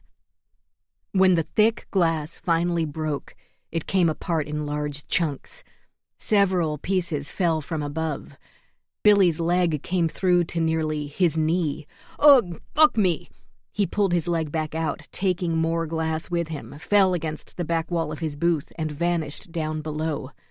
Jordan stood up. Shit! Are you okay? Billy's hand popped back into view, his thumb up. Peachy, I think I filleted my leg. I'm bleeding. Jordan tugged off her headphones and started toward him. Senator Moretti stood and pointed the gun at her. Don't, stay there, behind your desk. He's hurt. Don't fucking move. He was shaking again, his nerves taking over. He was going to shoot someone on accident long before he did it intentionally. She raised both her hands and held her palms out to the senator. Billy, how bad is it? I think I nicked something bad. There's a lot of blood. Jordan turned back to the senator, her eyes pleading. There's a first aid kit on the wall over there near the door. Just let me get it and help him. He held the gun on her and quickly glanced off to the side where she indicated. Now. A voice in the back of her head told her, jump him now. He turned back, though, the moment gone too fast. You get behind your desk, I'll get the kit. Over his shoulder, he said, Billy, if I pass you the first aid kit, can you bandage yourself up? Yeah, I think so, Billy replied, his voice quivering. Jordan nodded softly and sat on the edge of her chair. The senator crossed the room, keeping the gun on Jordan, tugged the first aid kit from the wall, and brought it to the hole where Billy's window had been at the back of the studio. Here. I can't reach it. He didn't sound good at all. He sounded like he might pass out. I can't get up. Slide it across the desk. Senator Moretti reached through the opening with the box and slid it across Billy's desk on the other side. Here, take it. Billy reached up with both arms and grabbed the senator's wrist. He pulled him up and through the window. The senator fell forward. The gun in his other hand went off, and Jordan felt a sharp burn. Chapter 56. Cole. When Cole had first arrived at this building and taken the elevator down with a fake FBI agent, he had counted 5 people standing in the hallway when the doors had opened briefly on the 50th floor. He'd killed 2 on 47, one had escaped, and through the single earbud in his left ear, he just heard Jordan's husband tell her there were at least 4 on whatever floor he was being held, with approximately 30 hostages. That meant Bernie had a minimum of 7 people in the building, possibly more, possibly many more. As Cole reached the landing for 49, he paused to smash the camera above and take stock. The Glock 19 in his right hand had 1 bullet in the chamber and 15 in the clip. He had 2 spare clips in his back pocket, but one only contained 10 rounds. In his left hand, he had his .380, 6 rounds in the clip, 1 in the chamber, 43 shots total. He wore no vest, that was in his missing bag, along with the rest of his gear. From the opposite side of the door on 49, Cole heard the shrill sound of the fire alarm go off. He nudged the door open, and water sprayed out from around the edges and started to pool at his feet. It was working. He had no idea how long the sprinklers would run, but it shouldn't take much to short out not only the building's security cameras on each floor, but whatever Bernie managed to place.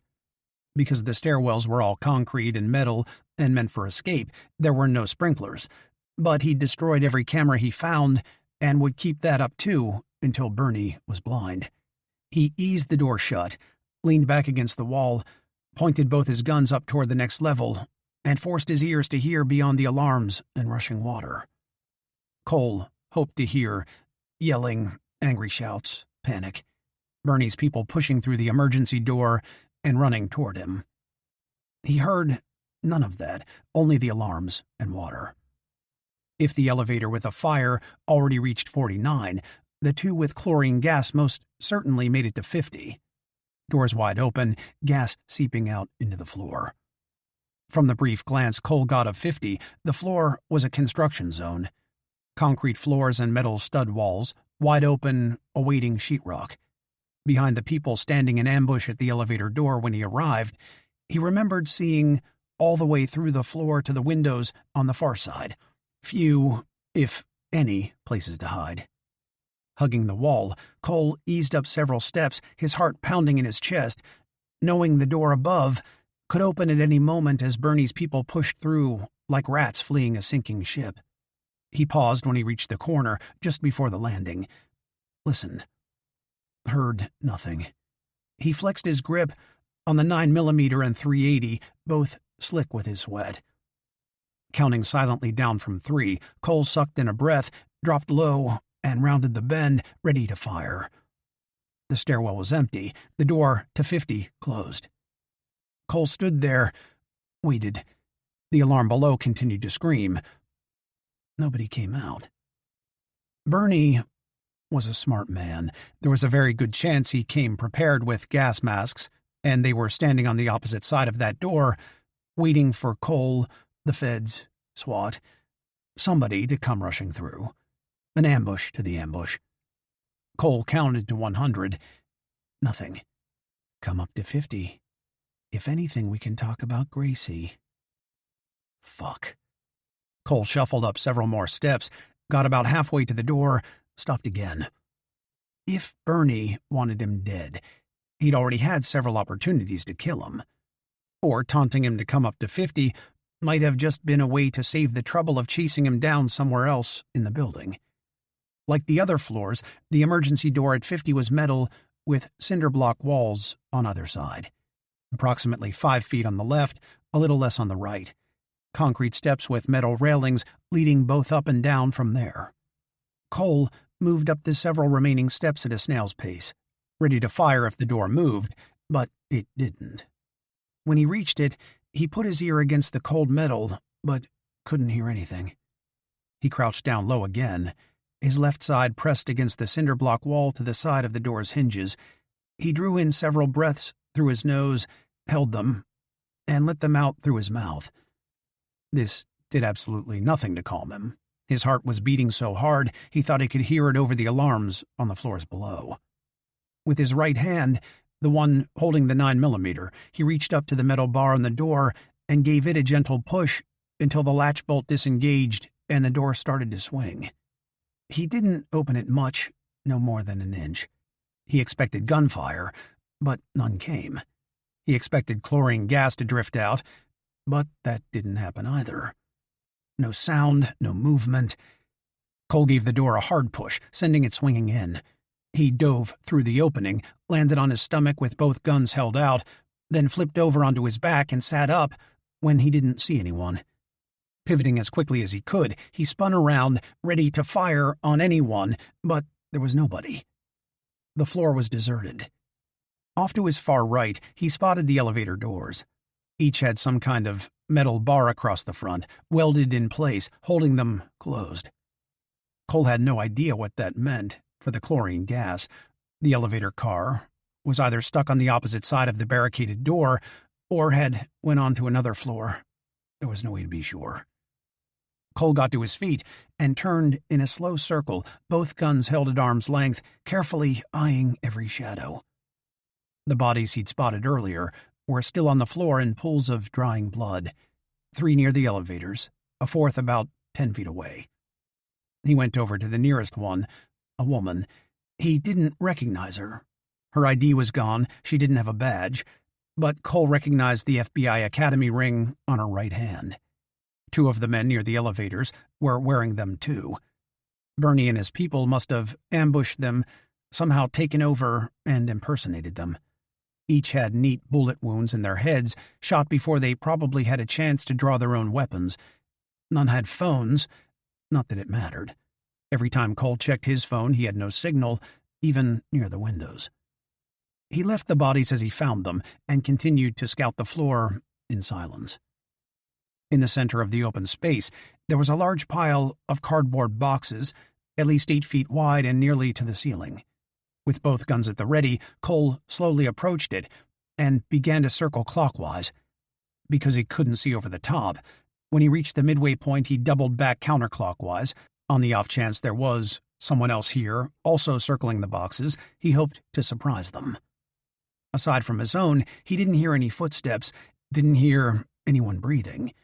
Cole didn't hear the little girl's voice coming from within the boxes until he had nearly completed the circle. Chapter 57. Jordan. Jordan saw the gun go off, this bright flash. A fraction of a second later, something slammed into her right shoulder, came out the back, and tore into her chair and the wall behind her. These things all happened before she heard the gun go off, as if her brain had shifted into some higher gear and somehow became hypersensitive to all around her.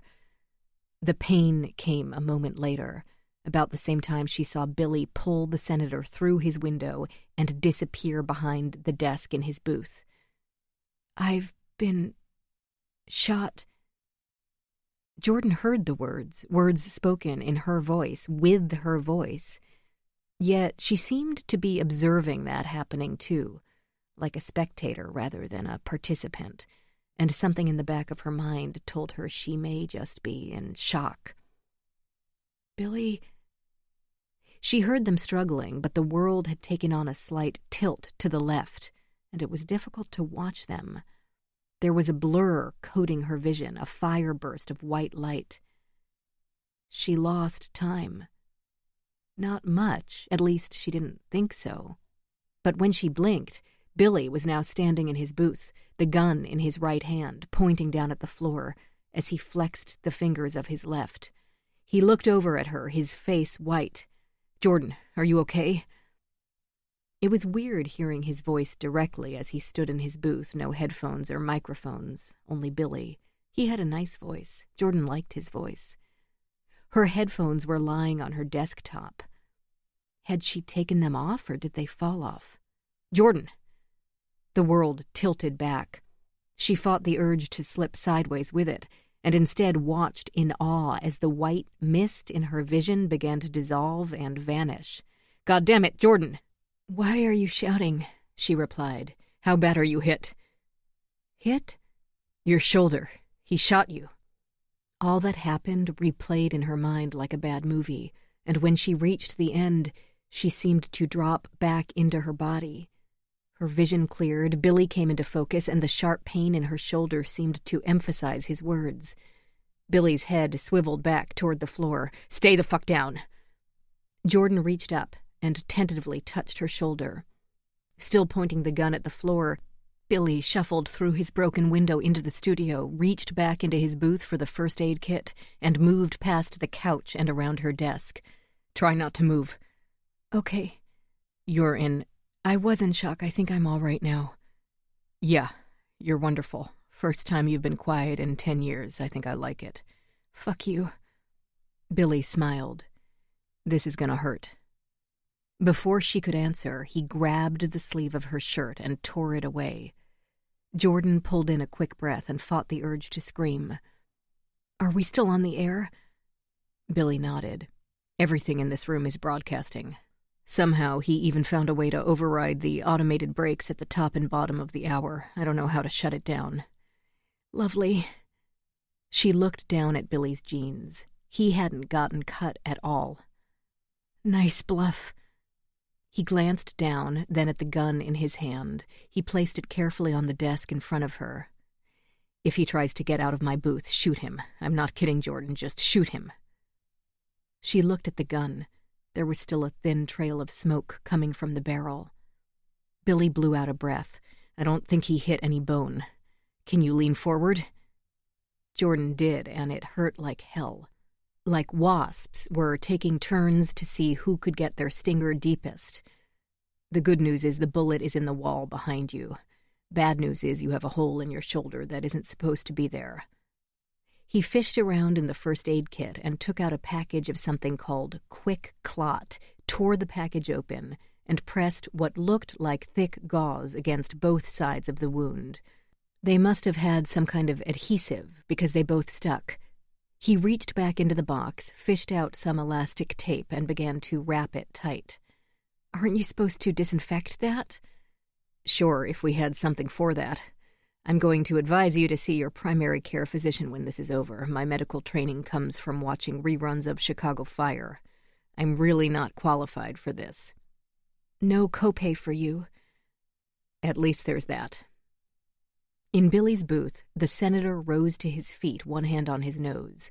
The right side of his face was red and swelling. His eyes jumped around nervously, finally landing on the gun.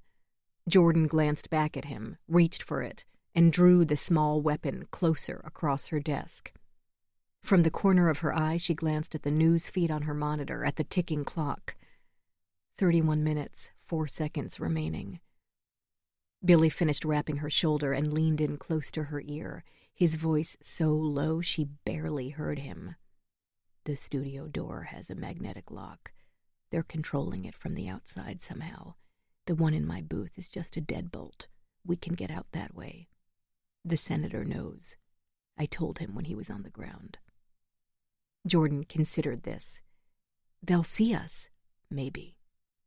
Even if they don't, the second we stop broadcasting, they'll know." Billy's eyes went to the pair of wireless headphones still on her desk, the ones she'd used when she first started the broadcast, still showing a full Wi-Fi signal. What about the man guarding the door? He's right out in the hallway.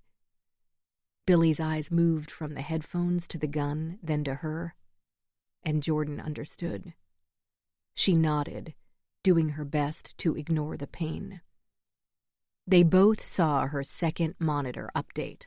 All the calls dropped, replaced with a single name. Line 1, Bernie. Line 2, Bernie. Line 3, Bernie. Line 4, Bernie. Line 5, Bernie. Chapter 58. Cole. Cole wasn't sure he had heard her, not at first. The voice was so soft and muffled. But when he stopped moving and listened, there was this faint whimper, a near silent cry. "Charlotte?" He wasn't exactly sure how he knew it was her, but he did, and that made this all the worse. She didn't reply. There was no response at all. He tucked both guns under his belt. and began tugging away the boxes, moving them aside carefully in case this was some kind of trap. They varied in size, from about 10 inches square to several feet, some inside others, some flattened, most still intact. All were empty. Far more than he initially thought. As he neared the center, her voice grew louder, this frantic breathing. He called out her name several more times, but she still didn't respond, and that only made him move faster. The light caught rusted metal, black cloth, wheels. Cole had nearly a third of it uncovered before he realized he was looking at an antique baby carriage, the hood drawn partially closed over a musty pink blanket. He snatched up the blanket and threw it aside, expecting to find Charlotte somehow stuffed inside, but she wasn't there at all. Instead, there was a baby monitor. White plastic, with the image of a cartoon baby etched in the bottom corner and a stubby antenna on top. As Charlotte cried softly, a series of blue LEDs danced across the face of the device, above the round speaker, in sync with her voice. Cole looked up at the ceiling, the walls, suddenly feeling as if he were being watched. He saw nothing, though. Reaching into the carriage, he scooped up the monitor, studied it for a moment, and pressed a talk button he found on the side. "Charlotte, can you hear me?" The girl sucked in a deep breath, startled. "Who is this?" "Detective Cole Hundley, the police officer you met this morning. Do you know where you are?" "It's dark in here." Again, Cole looked around. A baby monitor couldn't have much range. She had to be near. As he looked closer at the device, though, he saw Wi-Fi enabled stamped proudly across the base by the manufacturer, and realized she could be anywhere. He also realized if this little stunt with the elevator fires and sprinklers knocked out the building's Wi-Fi, he might lose contact with her completely. He tried not to think about that. "What can you see?" "Only the clock." "The clock?" "Well, not really a clock. It's counting backward," she said. "Right now, it's at 28 minutes and 4 seconds. Cole felt his heart thump. "Charlotte, is the clock attached to anything?" "I can't see. It's too dark. Can you get me out? They tied me to a chair and I can't move." "Do you know what floor you're on?" She sniffled. "No. They put a bag over my head in the elevator. They said if I took it off, they'd hurt me." "From your mom's floor?" "Yeah. Is she with you? Can I talk to her?" Cole closed his eyes for a moment. He tried not to think about the girl he'd met this morning, tied up and all alone somewhere in this skyscraper. He couldn't imagine how strong she must be to hold it together as well as she was. "I'm sorry, honey. She's not with me right now. She has to stay in contact with the people behind this." "They said some mean things about her," Charlotte said softly. "They told me she did something very bad, and this was all her fault." "You know that was a lie, right? Your mom is a good person." At first, she said nothing. Then her voice came back sounding so small. "Yeah, I know." "Charlotte, this is important, because I want to help you. What can you tell me about wherever you are? Anything at all will be helpful." She went quiet again, then, "I think it might be a closet. They tied my hands and my legs to a chair, but it's got wheels. And if I slide side to side, I can touch 2 walls. When I talk, there's an echo, like when I play in my closet at home." "That's good. That's really good," he told her. "What else?" "There's carpet on the floor. I think the door is on my left. I can see a little light coming in from underneath, but not much. Like the lights in the room, with the closet are off, and the light is maybe coming from a window somewhere." Christ, this wasn't helping at all. There were 50 floors in this building. She could be anywhere. Then he remembered the elevators. "Charlotte, do you hear running water at all?" "Water?" "From the sprinkler system. Or how about a fire alarm?" Her voice shot up an octave. "There's a fire?" "Not a real one. Do you hear either of those things?" Her voice dropped off again for a few seconds. "I don't hear any water, but I think I can hear the fire alarm. Barely, though." if his trick with the elevators worked, and that was a big if. Cole had set off the smoke detectors on every floor, but this one, where he sent the... Oh, shit. Maybe it went to the wrong floor. Charlotte, do you smell anything? Anything really strong? It might make your eyes water or hurt your throat. Anything like that? No. Nothing like cleaning products, bleach, or ammonia? No, I don't smell anything weird. He looked around the floor again. There were no walls, no closets. This was basically a blank slate for future offices. She wasn't on this level. Cole's finger began to tap nervously against the side of the monitor. Think. Let's try to talk through exactly what happened when they took you. Can you do that with me? Okay. You said they put a bag on your head in the elevator on your mom's floor. Before you got in the elevator, did you see which button they pushed? Did you go up or down? Up. You're sure? Yeah, I felt it in my stomach, too. These elevators go fast. Good, that's very good, Cole replied. When the doors opened and you got off, did you go right or left? We didn't get off the first time. The doors opened and a few more people got in. Then we went to another floor. Do you know how many? No, I couldn't see. At least 2, though. I felt people on both sides of me, and the man who took me from my mommy's floor was standing behind me with his hand on my shoulder. Okay. Think hard about this before you answer. You said you could feel it with your stomach. When the doors closed again, did you go up or down? Charlotte was quiet for a few seconds. I think we went down, but I don't know for sure. That's all right. We'll figure it out, Cole assured her. When you stopped again, is that when you got off? Yeah. Did you go to the right or the left? The left. Good. Again, think hard about this. Do you know how many steps you took? Before you answer, I want you to close your eyes. Try not to think about anything. Try to remember it as if it were a movie playing in your head, and you're watching now. When she spoke again, she sounded unsure. I guess around 20. Then we turned left again. Did you hear anything as you were walking? Any voices or anything? No, it was quiet, she said. But I don't think the other people from the elevator followed us.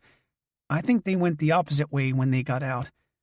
The floor was tile or something, and I could only hear the one man walking behind me. Charlotte paused, then added, I couldn't hear his shoes anymore after we turned left. We were on carpet then, I think. We made another left and went 4 or 5 steps. Then he made me stop and sit in a chair. That's when he tied me up. He used those plastic zip tie things on my wrists and my ankles, so I couldn't move. I know they were zip ties because I heard them click when he pulled them tight. Then he pushed me in the chair in here and closed the door. Did you see anything when he took the hood off? He didn't take the hood off, she replied. When he left, I kept moving my head around until it fell off on its own. That was right before I heard you talking to me. Can you get either of your hands out of the zip ties? I've been trying, but they're too tight. Off the elevator, left turn down a tile hallway, another left turn into a carpeted space, most likely an office, then into a closet on one of 50 floors. I'll find you, Charlotte, I promise. The sprinklers are running on nearly every floor. If there's no water around you, that narrows it down a lot.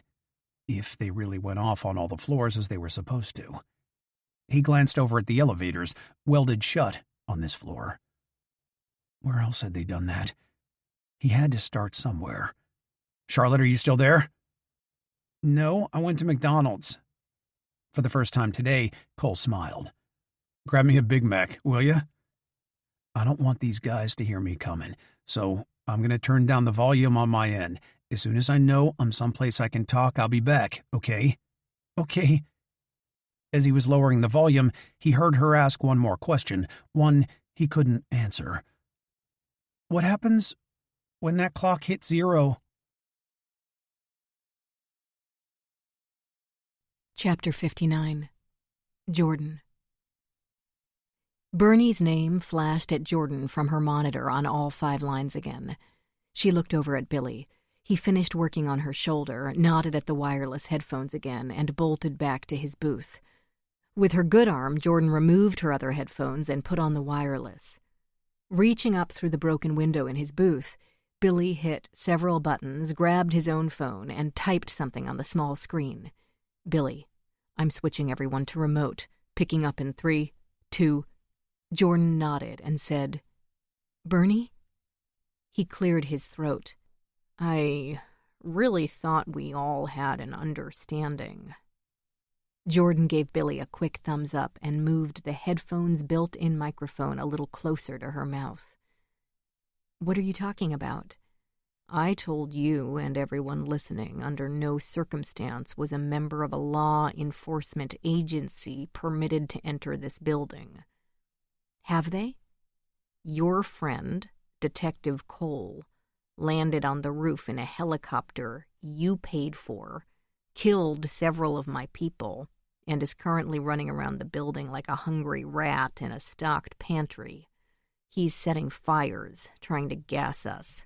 He's a serious nuisance." "Maybe he's not a fan of my show and didn't hear your little announcement. 2 demerits for Officer Cole, I guess. His superiors already bumped him down to traffic.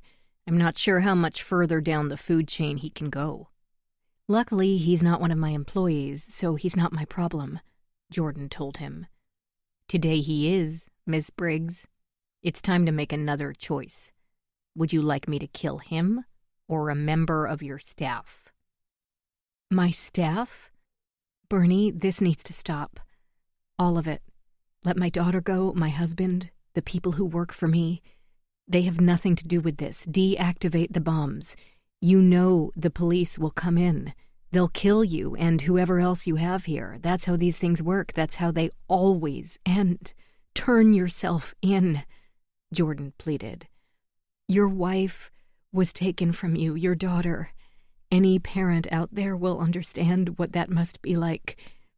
Just the thought..." Her voice choked off, and even though she wanted to be strong, her body wouldn't let her. She was shaking.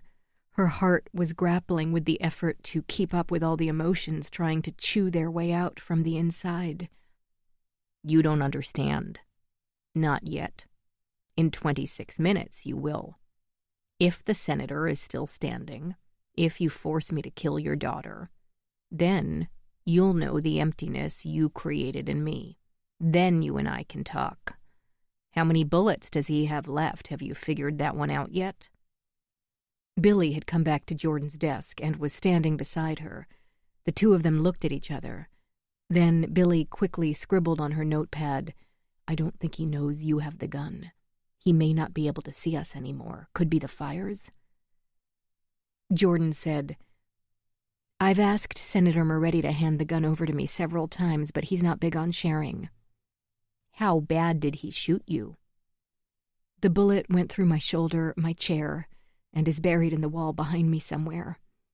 It hurts like hell, but Billy has seen every episode of Nurse Jackie and managed to stop the bleeding. Knowing the folks at Sirius XM, I'll probably get a bill for the damage to their studio next week." She looked over at the senator, still standing in Billy's booth. "I don't think Moretti has ever shot anyone before. It seemed to seriously spook him. He's huddled in the corner of the studio with this wild look in his eyes. His lips are moving, but I can't hear what he's saying, like he's arguing with himself. Poor man is broken." Senator Moretti mouthed, "Fuck you," back at her. Bernie said, "Maybe now's the time to wrestle the gun away from him, while he's still wrapped up in a blanket of shock. You're a tough woman, I bet you could take him." Billy crossed over to the studio door and peeled back the corner of the paper covering the window. He pressed his face up against the glass and looked in both directions, then returned to her desk and wrote another note. "Nobody there right now. If we're going to try and get out, we need to do it now before they come back. Do you want the gun or should I take it? There's a good chance we'll need to shoot someone."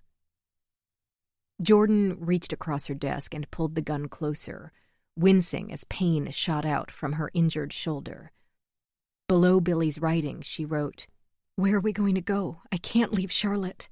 "We get help. Find her. Something. You've always been a disruptor. Now's the time to disrupt.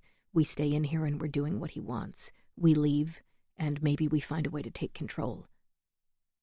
Jordan knew he was right. Goddamn Billy was always right. She nodded quickly, took the gun in her good hand, stood, and rounded her desk. "Tell me about Courtney, Bernie. What kind of person was she?" "You're just trying to buy time." Jordan froze in her steps halfway to Billy's booth. "What do you mean?" "You haven't made your choice yet," he replied. "Detective Cole or one of your employees." "What good will doing either of those things accomplish? If you tell me about Courtney, you might actually find some people to sympathize with you. My audience is listening. Once the police have you in custody, you'll never get in front of a group this large again. Right now, they just know you as this crazy person destroying their city. Tell them who you really are, who she was. Convince them you're just another human who got hurt. They're not my jury." Billy crawled through the broken window back into his booth, then turned and helped Jordan turn and slide in on the face of his desk. She did her best to hide the fact that she was moving from her voice. "Don't kid yourself, Bernie. 12 people in a locked room aren't going to decide what happens to you. It will be people around the world on Facebook, Twitter, TikTok, and God knows what else. Social media is the new judge, jury, and executioner. The 21st century hangman." As Jordan turned on the desk and got one leg back down on the floor, Billy held her steady. Senator Moretti took a step closer, and her grip tightened on the gun. More of an involuntary action than a conscious one, but he noticed and froze anyway. "I'm not sure if this will help you make your decision, but Detective Cole is talking to your daughter right now. She sounds scared. Not as bad as she was, but still frightened. If he dies while they're speaking, if a bullet takes his head off, what do you think something like that will do to her in the long term? Providing she has a long term, that is. Traumatic events can have a serious impact on a person, children in particular. And she's at such an impressionable age." Cole found Charlotte? Both feet on the floor, Jordan followed Billy over to his door. Like the studio door, his window was also covered in paper, and he pulled a corner aside and took another look. Nobody. His hand went to the deadbolt. He twisted it slowly until it clicked in place. Unlocked. Bernie continued, "You need to make your decision, Ms. Briggs. Do I tell my people to kill Detective Cole, or do we pick someone from your group? What happened to the train station? All these decisions, I'm getting confused." Billy mouthed, "What the fuck? I said I would blow one up. I didn't say when. Be patient, all good things and all that. Come on, Bernie, tell me about Courtney." "How about I tell you about Detective Cole instead? Maybe knowing a little about him will help you make your decision." Jordan watched as Billy twisted the doorknob and carefully opened it on the hallway. She raised the gun, ready to kill anyone standing between her and her daughter. "I'd love to hear about Detective Cole," she said softly. Chapter 60. Cole. Cole listened at the emergency exit door for nearly 30 seconds before pushing on the middle bar and stepping back into the stairwell. He had both guns out again, and the baby monitor tucked into his back pocket with the volume all the way down. That didn't seem to stop Charlotte's last question from echoing in his head. What happens when that clock hits 0? Bernie had proven repeatedly he had no problem killing today, and Cole had no doubt he would kill Jordan's daughter as a final knife in Jordan's back for the wrongs he felt she brought upon him and his family.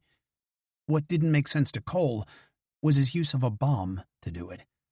With everything today, Bernie had made a show of it. From going on the air to the explosions around the city, the murders of the people associated with the Marissa Chapman trial, everything planned out meticulously to create maximum exposure. If taking Charlotte from her mother was his final act, why would he hide her in a dark room and kill her with a bomb? Something nobody would really see. Cole was by no means a profiler, but he'd worked with enough of them to know this was out of character. What he didn't know was why. He understood enough about Bernie to know everything happening today was meant to happen, at least in Bernie's eyes. So, even something out of character had its place. Your role in things. Cole forced these thoughts out of his head so he could focus. Allowing his mind to wander right now could easily get him killed. He started up the steps and was halfway to the next landing when he heard footsteps and voices from above. Is he already up on the roof? Who knows? But I'm not waiting around to see how this clusterfuck ends. If he's not up there, I say we hijack the chopper and get the fuck out of here. If the others don't want to, we shoot him. He ain't walking away from this, and I don't think he cares if he does. This isn't what I signed on for, but I don't have a death wish. What good is all of this if we don't walk away? We shouldn't wait on him. This is too far gone for that shit. Two people, male voices. Quit jabbering and help me with this stuff, the first one said. A second later, Cole heard something drop against the concrete floor, something heavy. God damn it, be careful. Why don't we just leave it? Who gives a shit if someone finds it now? Bernie said, fuck Bernie. Look, if you don't want to help, just go back down and send someone else to give me a hand. No way. I'm staying near the helicopter. Then quit bitching and lift. We don't get up there soon, they might leave without us. Moving slowly, pressed tight against the wall with both guns at the ready, Cole went up several more steps. The footfalls above were moving up toward the roof, heavy steps, as if carrying something large. We shouldn't have brought so many if we didn't need them all, the second voice said. Will you please stop complaining? We're almost there. Why not just shoot them all? What's the difference? My God, you are an ass. This is why nobody ever talks to you. Shush. They stopped moving.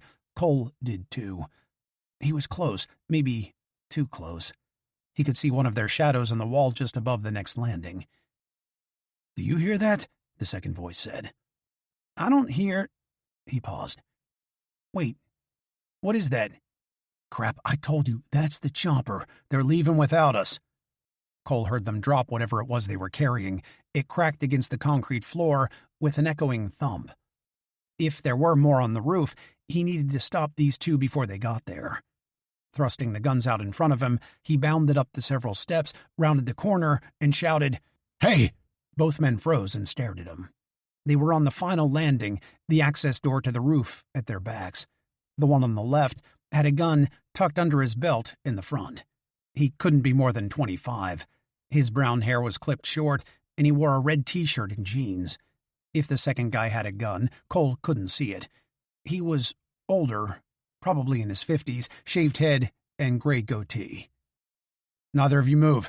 I'm NYPD. The younger man flexed his fingers on his right hand, but didn't make a move for the gun. Don't do anything stupid, he told Cole. Second voice. The ass. There was a large plastic case on the floor in front of them, nearly 4 feet long and about 18 inches on each side, hard shell with thick metal clasps meant to take a beating. Cole kept a gun trained on each man. To the younger one, he said, I want you to pinch the butt of that gun with your thumb and index finger, take it out slowly and drop it in front of that box on my side. You do anything other than that, and I will shoot you. To the older man, he said, I know you have one somewhere. I don't want you moving at all. It's behind my back, under my belt. We'll get to it in a second. The man nodded. The man on the left did as Cole asked. Moving deliberately slow, he reached for his gun, pulled it from his pants, then held his arm out straight, extending up and over the plastic case, then bent at his knees, and dropped the gun the last foot to the concrete floor. A chrome-plated 9mm, it clattered but didn't go off. On your knees, Cole instructed. Place both palms flat on the top of the case. He did, grunting softly as he got down. Cole turned to the older man. "You're going to do the same thing. Reach behind your back and take the gun out with 2 fingers. Bring it around real slow and drop it right next to this one." He nodded. "You'll get no trouble out of me, so don't get jumpy. No reason to shoot anyone." Cole tightened his grip on the Glock, his finger on the trigger. "Slow." The older man held his right arm out to the side, between him and the younger guy, his palm out so Cole could see it was empty, then reached behind his back with his left. As Cole instructed, he took out the gun gently between 2 fingers, brought it around to his front with an extremely slow and careful movement, then held it straight out as the other man had. When he started to bend at his knees, he grimaced. "My knees ain't what they used to be." With audible pops at the joints, he managed to get himself down. Cole watched the gun drop to the ground, a Glock identical to the one he had. As the gun fell, the older man reached behind the back of the younger man with his right arm and grabbed at something. The younger man rolled to his right, getting out of the way. The older man tried to drop behind the plastic case as his hand came up, holding another Glock. Cole fired at both of them. He hit the older man above the left eyebrow. The bullet exited the back of his head and struck the metal door behind him. 2 shots hit the younger guy, one in his thigh, the other near his elbow, as he tried to drop out of the way. He fell hard against the floor and tried to scramble away while reaching for something in his boot with his good arm. Cole scrambled over the case and stepped on his forearm, pinning his wrist to the ground. A short blade fell from his fingers, and the guy cried out. Cole pressed the barrel of the Glock against his temple. "That was really stupid." "Fuck you! You're dead anyway!" The pain hit him then, and his eyes fell on what was left of his elbow, bone, cartilage, and exposed muscle. His face went white as shock started to settle in. A dark red stain was growing at his thigh. "I think I need a doctor." Cole tucked the .380 behind his belt and pressed his index finger down into the man's destroyed elbow. "Where does Bernie have the girl?" The man screamed, a shriek loud enough to echo down the stairwell. Cole released his grip before he passed out and gave him a second to recuperate. "I can do this all day. Where is she?" His eyes rolled back forward and settled on Cole. "Whoa, calm down," he grimaced. "I don't give a shit about these guys. Let me go, and I'll take you right to her." "Where does he have her?" Cole repeated for the 3rd time, his hand moving back toward his elbow. "You want me to help you? You need to help me. Better hurry, though. We're both running out of time." On the opposite side of the metal door, Cole heard the helicopter, the heavy thump of rotor blades. He'd spent enough time in it today to know it was near takeoff. "Is he taking her out of here?" "We hurry? You can trade me for her," he said. "Bernie'll do it. I know too much." Cole grabbed him by his belt, yanked him to his feet, and shoved him toward the metal door. The man fell forward, nearly toppled over, but managed to stay on his feet by grabbing the door's push bar. The bullet in his thigh must have lodged in there. There was no exit wound. His jeans were soaked in blood. He staggered and put his weight on the opposite leg, sucked in some air, then pushed through the door, nearly toppling again as it swung open. There was a deafening roar. Wind from the helicopter swirled through the doorway, whipping dust into Cole's eyes. He blinked it away, pointing his Glock at the back of the man's head, and pushed the man forward. "Move!" He took several more steps and stopped. He'd never make it to the helicopter. Cole came up behind him, grabbed him by the belt again, and kneed the back of his injured leg. He nearly dropped to the ground when the pain hit him, but that was followed by a rush of adrenaline, enough to keep him moving. Dragging his injured leg, he crossed the roof and rounded the large air conditioners. The helicopter was about 6 feet off the rooftop and rising. The man shouted something, but Cole couldn't make it out over the noise. The glare of the sun on the windows made it hard to see, but Cole thought he spotted at least 4 people inside, including the pilot. None of the shadows looked like a child, but he couldn't be sure. Raising his gun, Cole pointed it at the back of the man's head. Barely able to stand, the man raised his good arm and waved up at the helicopter. When it stopped rising and hovered in place, his waves became frantic. He stumbled closer. A small window slid open on the passenger side of the helicopter. and a long barrel came out, pointed at the injured man, and fired. He dropped to the ground, dead. Cole pointed his gun at the shadow on the other side of the rifle, but before he could shoot, a fireball erupted from the tail of the helicopter, quickly crawled across the metal, and engulfed the chopper. He dove behind the large air conditioners and felt heat rip over his skin as the chopper exploded in a fiery rain of debris and steel. Chapter 61. Jordan. A deep rumble shook the building, and Jordan, Billy, and the senator froze. With eyes wide, Jordan said, "Bernie, what was that?" "It doesn't concern you." "It sounded like an explosion." "An explosion that doesn't concern you. We're discussing Detective Cole." Billy gave Jordan an uneasy look, then started forward again. She followed him out into the hallway, with the senator several paces back, just enough so the senator couldn't reach her if he decided to make some kind of play for the gun, but close enough so they could remain together. Nobody was guarding Billy's door. Nobody was guarding the studio door, not anymore. The hallway was deserted. Billy turned toward her and said in barely a whisper, "Which way?" Jordan pointed toward the green room. Bernie said, "Your boy, Detective Cole, is recently engaged." "He is?" "It's the reason he was in uniform when we all met him today. Apparently he took up with the wrong girl. Her name is Gracie Gaff. She's his lieutenant's daughter. I've gotten to know her a little bit, clearly a daddy's girl. Her mother died when she was only 4, so it's been just the two of them all these years. Well, and a half-dozen of his closest cop friends. They all stepped up to help him raise her when Gracie's mother passed. Kinda touching to have friends like that. She's a pretty thing, long blonde hair, vegan, a bit of a health nut. She just turned 30 a couple weeks ago.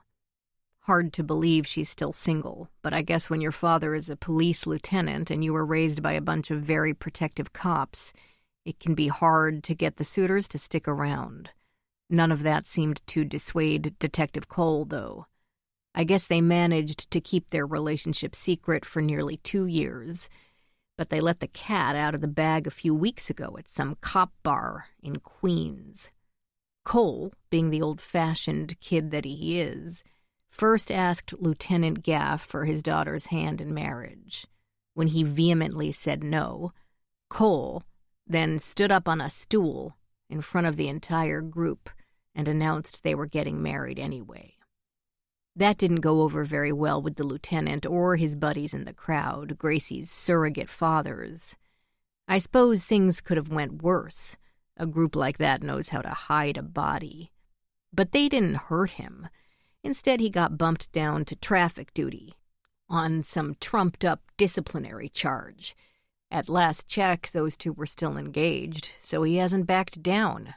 Young love is so exciting. The green room door was closed. Billy reached for the knob and silently counted to 3 with his fingers while Jordan stood back with the gun. Senator Moretti had gone several steps down the hallway and was craning his neck, trying to see into one of the open office doors. As Billy opened the door, he stepped aside to give Jordan a clear shot. She wanted to tell him she had no idea what she was doing, not really. She didn't like guns, and aside from a trip to the range with an old boyfriend, she hadn't fired one since. From what she could tell, the .38 was simple enough to operate, just point and pull the trigger. But aiming, holding her arms steady against the force of the shot, proper stance, all those things were a distant memory for her. She knew nothing beyond that one time, and what she'd seen in the movies. The door opened on an empty room. Someone had turned the television back on, and one of the news channels was running a shot up the front of her building focused on a black cloud of smoke near the roof, along with the headline, "Helicopter explodes above Sirius XM building," across the top. The sound was muted. In a small window off to the side was another shot, this one of the building's lobby. Clearly zoomed in from a distance, the camera was shaky. "Bernie, did you blow up a helicopter?" He clucked his tongue impatiently. "I've already told you. It doesn't concern me. Okay, I get it." Jordan looked around the empty room, then said, "How do you know all that? About the detective, his girlfriend, her background?" "The same way I know things about you, your buddy Billy, the senator.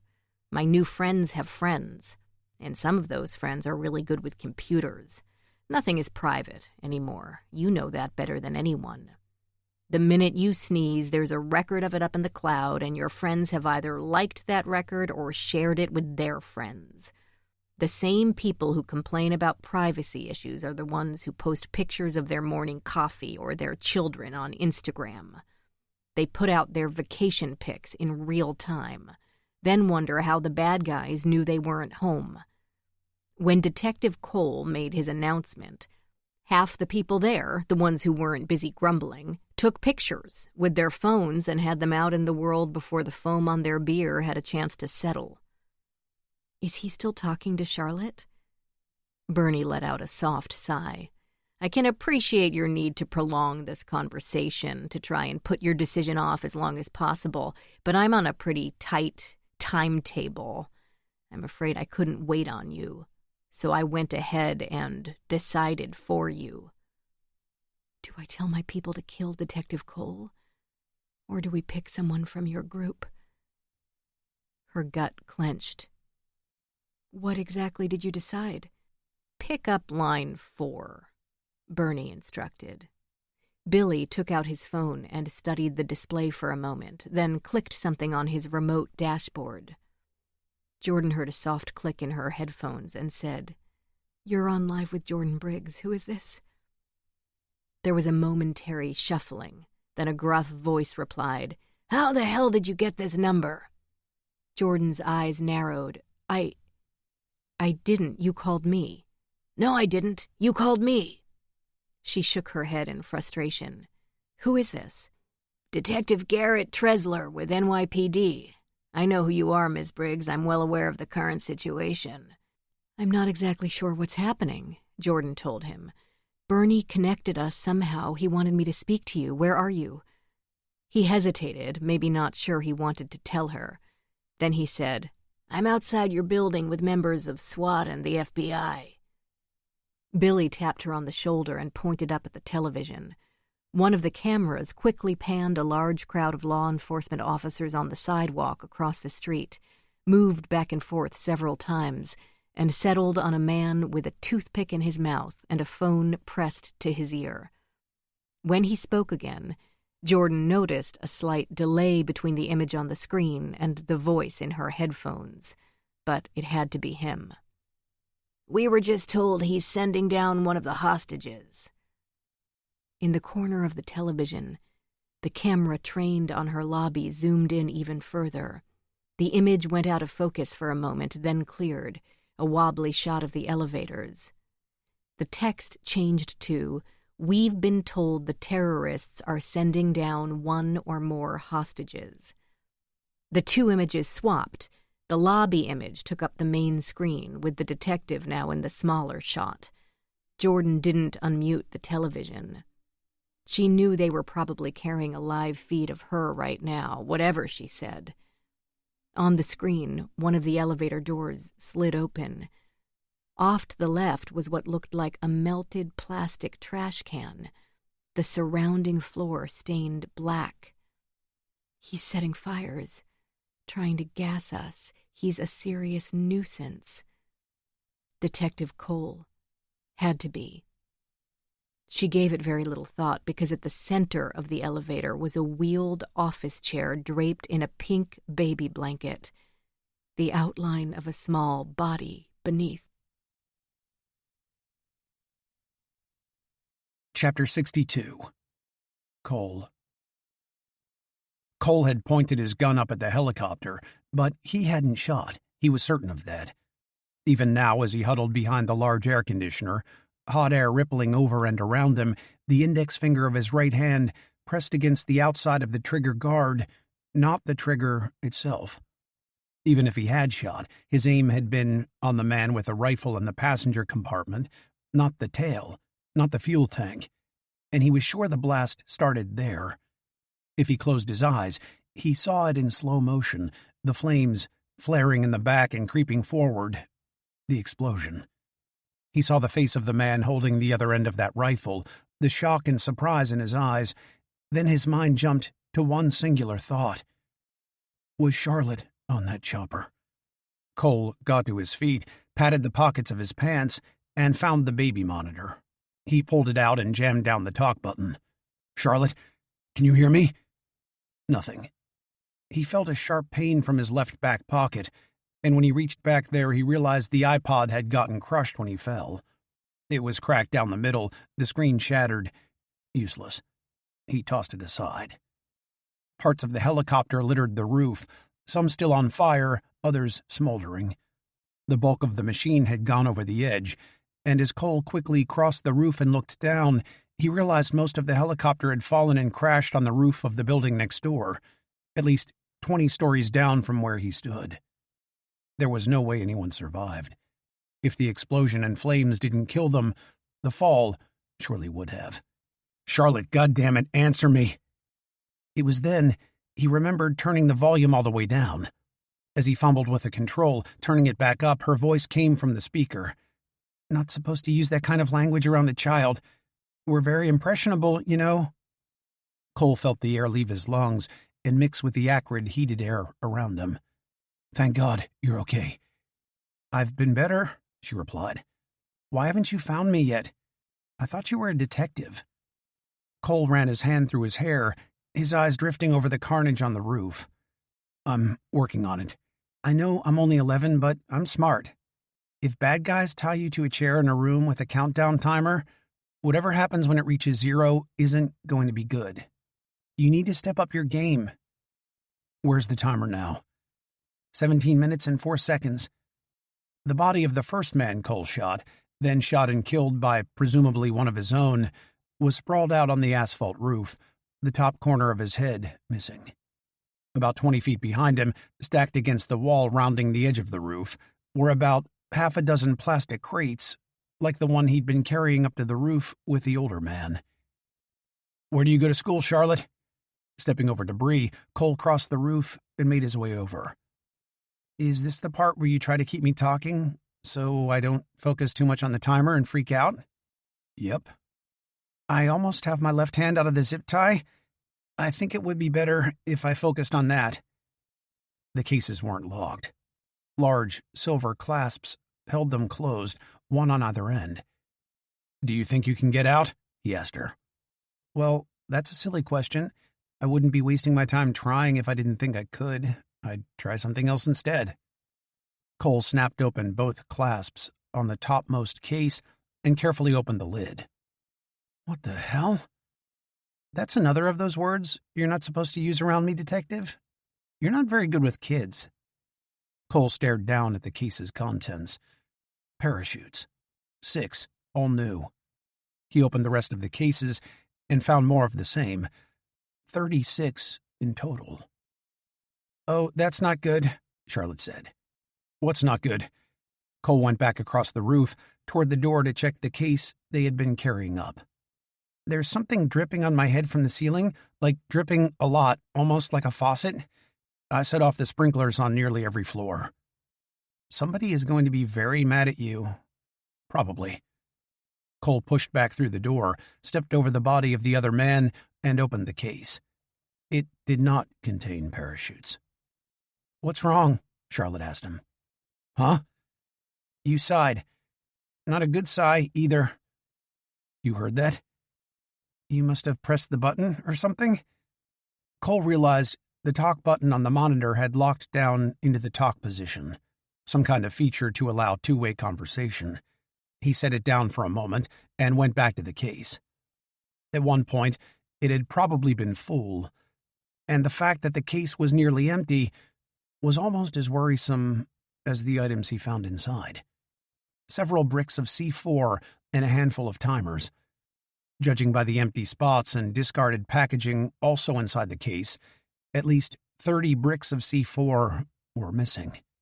Equal amounts of timers were gone too. Someone had been busy. I think the water might be coming in from under the closet door too." Do you still hear a fire alarm? No, it turned off a few minutes ago. Cole scooped up the monitor and slipped it in his pocket. He closed the case and looked around the stairwell. He needed to hide the explosives somewhere. There was no place here. He tried to lift it, but even partially full, the case was too heavy. He'd have to go down. He lifted one end and dragged it as gently as he could to the edge of the step and pulled it forward, cringing as the case cracked against the concrete.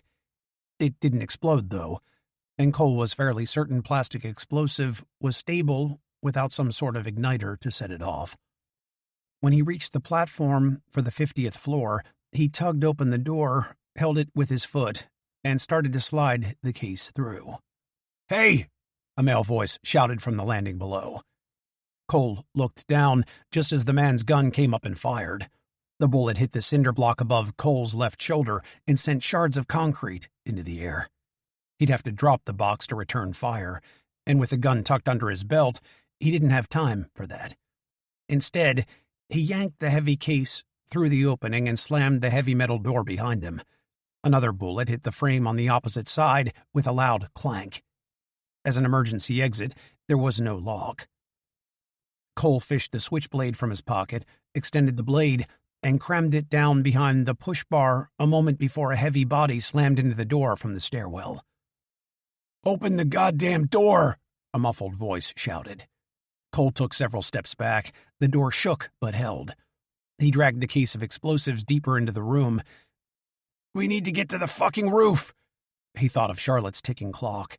He didn't have time for this. She wasn't on this floor or the roof. That meant she was on one of the 49 floors below him. He needed to get down. He couldn't take the stairs, and the elevator doors on this floor were welded shut. "Think, Cole, think," he muttered. "Now you're talking to yourself?" Charlotte replied through the monitor. "Adults do that. Only the wacky ones." His eyes fell on the bodies near the elevators, the welded doors. He went over and took a closer look. They'd been thorough. The weld started about an inch from the top and sealed the opening nearly to the floor. No way he could open those without. His gaze dropped to the plastic case back by the door. "That would be crazy," Cole muttered. "You're still doing it? Talking to yourself like a nut job?" "Sorry." It would work, though.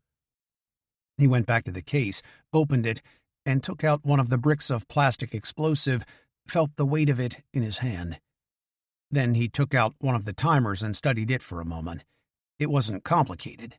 Some kind of military issue meant to be quick and easy to use.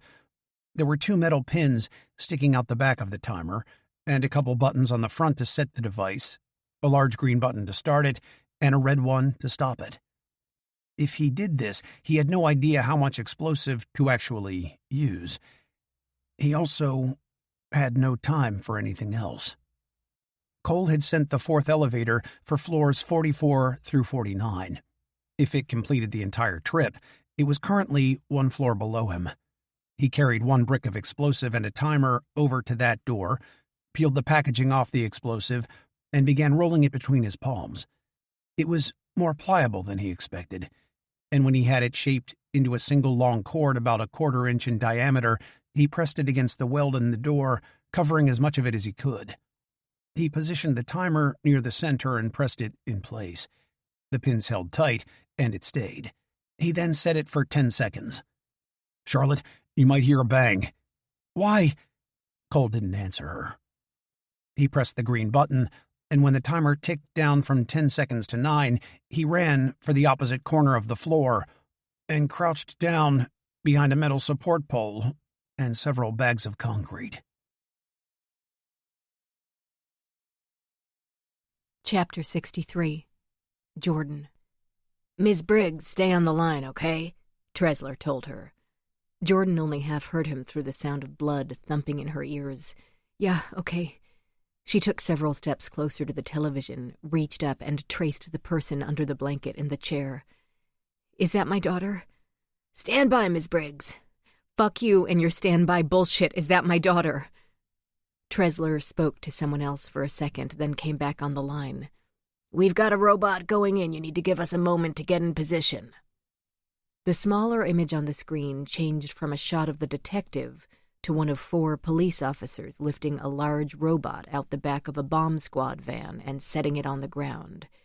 It had treads like a tank, with various pieces of hardware attached to the top, cameras, 2 arms, one small, one long with several joints, and a metal box of some sort like a sample container. The moment it was on the ground, one of the officers climbed back up into the van and sat down at a workstation. He reached for 2 joysticks and looked up at what was presumably some kind of feed from the cameras.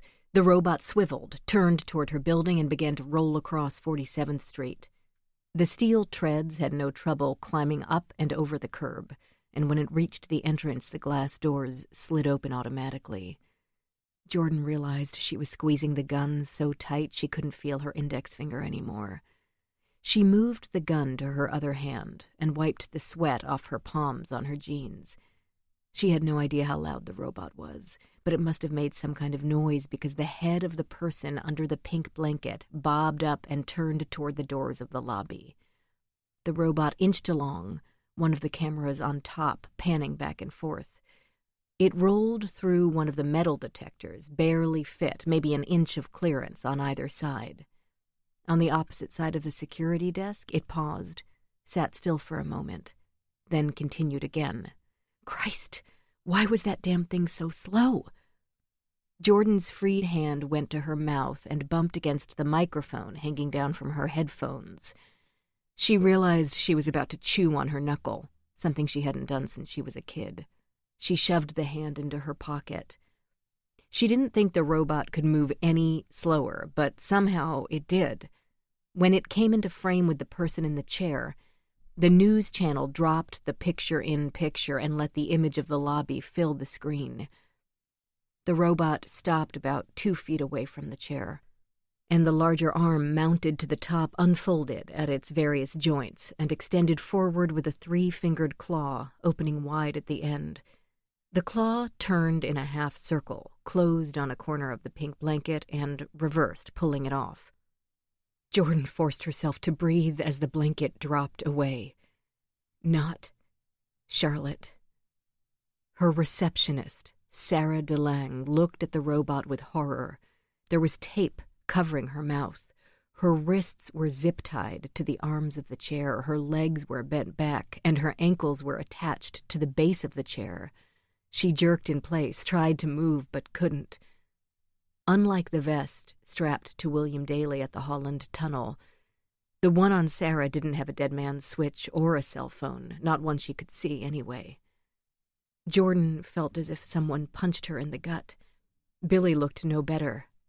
The senator said, "Is that your receptionist?" Detective Tresler was still on the line with her. He was speaking to someone else, and she couldn't make out the words. When he came back on the line, his voice had taken on an edge. "Miss Briggs, do you recognize that woman?" "Her name is Sarah DeLange. She works for me." "We're going to do what we can to help her, Miss Briggs." On the robot, one of the cameras rose off its back, swiveled toward Sarah, and inched closer on an arm similar to the large one. It panned the vest in a slow, methodical pattern. Up, down, then the robot rolled slightly, no more than an inch, edging around her and repeated, probably creating some kind of stitched-together image. Nearly 2 minutes passed before it made a complete circle.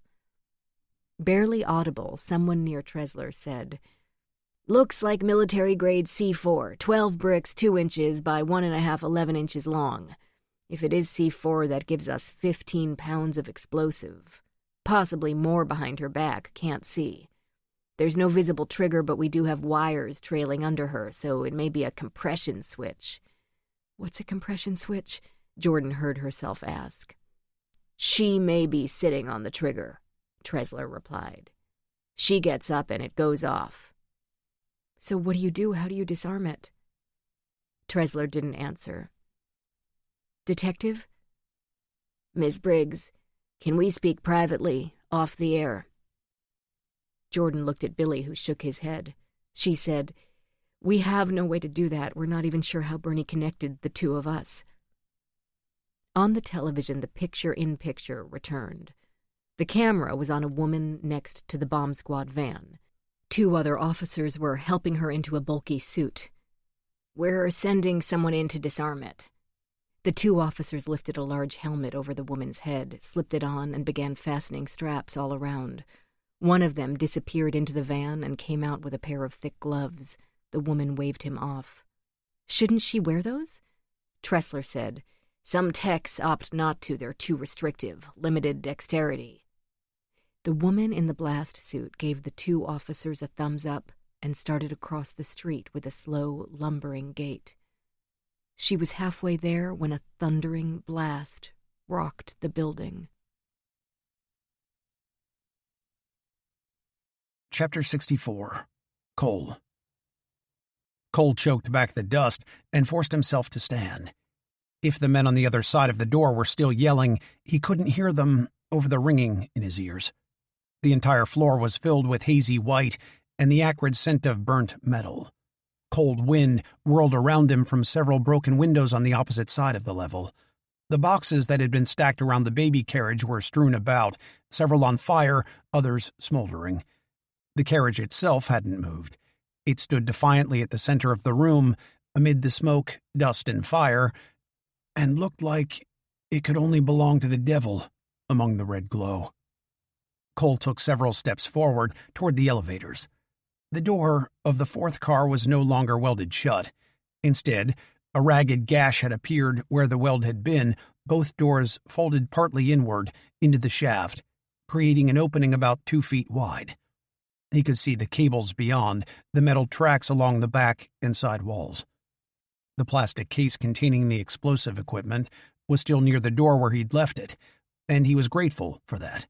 For the first time, he realized if the contents of that case had ignited, it might have killed him. "Are you okay?" Charlotte asked, her voice shaking.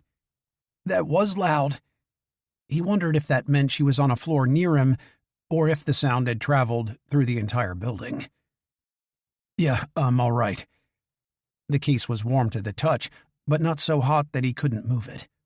He dragged it over to the open elevator and looked down into the shaft. He could see the top of the car below him, 1 floor down. There was a ladder built into the side of the elevator shaft. He could use that, but the case was far too heavy to carry down. He'd have to drop it. Behind him, one of the men was beating on the metal door again. "What the hell did you do?"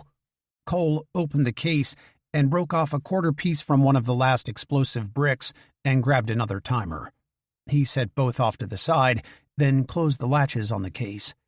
He slid it across the floor to the damaged elevator door, watched it teeter on the edge, then shoved it over. The heavy case crashed down onto the elevator roof, hard enough to partially cave it in, but it didn't break through. Scooping up the explosive and timer, he ran back over to the emergency exit door.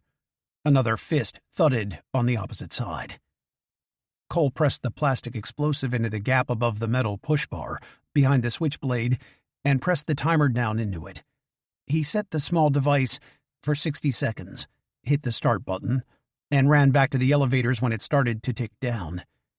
Emptying his lungs, he turned sideways and squeezed through the jagged opening, careful not to touch the hot metal of the doors. There was a small metal lip on the inside, and he got 1 foot on it, then the other, before leaning over and grabbing a rung of the ladder. From the ladder, he quickly scuttled down to the roof, yanked open the access door on top of the elevator, and looked down inside. Empty. He considered dropping the case down inside, then thought better of it. At least it was hidden on the roof. He could always get it later. At the very least, they probably wouldn't find it. He pushed it aside and lowered himself through the opening. When Cole started the timer, he tried counting backward in his head, hoping to keep track, but he'd lost count somewhere along the way. He reached over and pressed the button for the 44th floor, the Sirius XM corporate offices, 1 level above the Jordan Briggs show. Nothing happened. He remembered he had locked the elevators with the key, fumbled through his pocket, found it, jammed it into the panel, and twisted. All the buttons flashed, and he pressed 44 again. This time the car started to move down.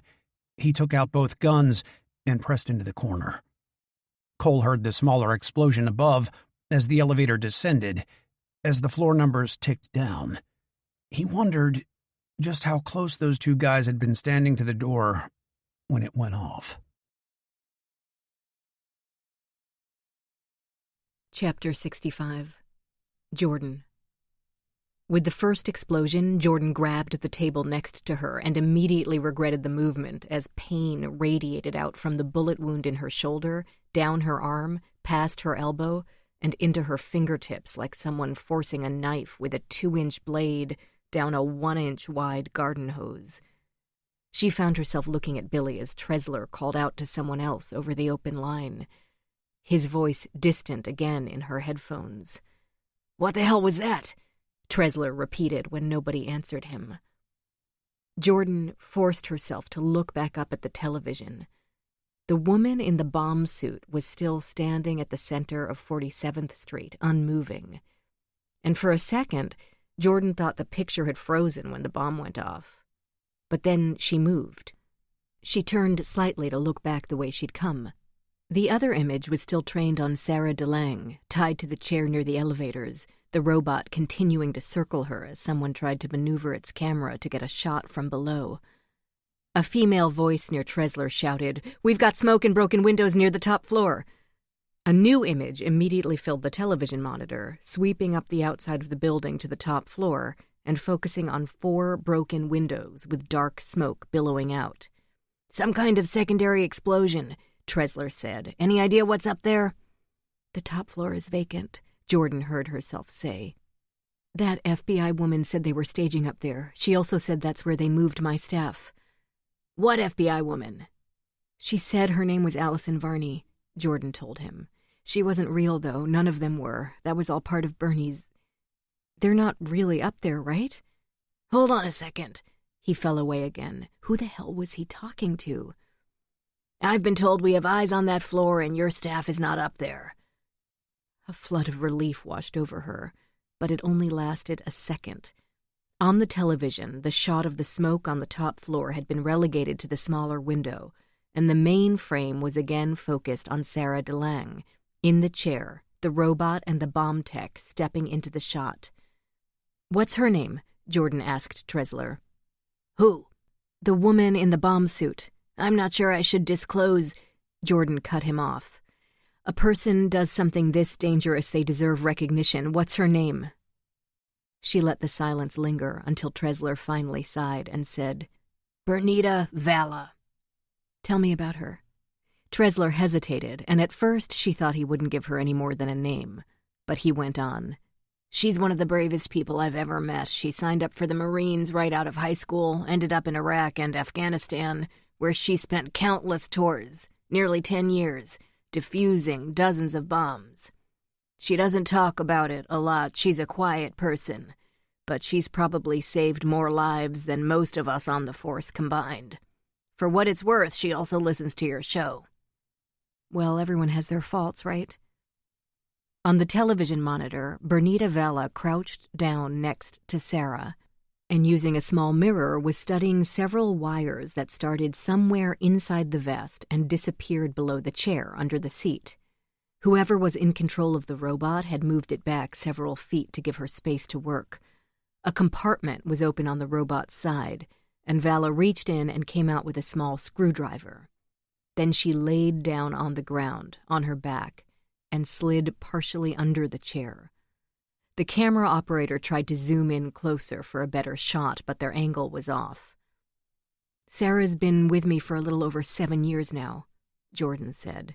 "She's a lot more than my receptionist. She's an office manager, referee, guest wrangler, de facto babysitter. She's a friend. I don't have many of those. She's one of the few people I trust." From behind the tape, Sarah's mouth twitched. Her head was turned to the side, watching Valla work. Her mascara had left long streaks down the side of her face, still glistening with tears. Valla slipped out from under the chair, retrieved a small pair of scissors from the compartment of the robot, then went back under. Jordan stepped closer to the television. "What is that? On Sarah's lap. Do you see it, between her knees?" Almost immediately, the camera zoomed in a little closer and panned down, but again they were limited by the angle. "I think it's a baby bottle," Billy said. He was right. Only a little of the bottle was visible, pinched between her knees. Under the chair, Vala repositioned, following the wires. She, too, was looking at the bottle now. When the bomb tech leaned in closer, Sarah started shaking her head, shouting behind the tape. Vala was talking to someone. There must be some kind of microphone in her helmet. "Detective Tresler, are you still there? What's happening?" "I've been told the bomb has 3 different triggers. Your receptionist is sitting on one. If she stands, the bomb will go off. There is a wireless receiver under the chair." "Is it attached to a phone? We have no service in the building right now. That wouldn't work." "No, it's on a radio signal. The robot has a broad-spectrum frequency blocker built in. The bomb can no longer be activated remotely. If it could, I wouldn't be telling you any of this. Then there's this final switch attached to the baby bottle. Vala is still trying to figure that one out." Vala had retrieved what looked like a black tube and was fishing one end under Sarah's leg while peering into the other side. "Is that some kind of camera?"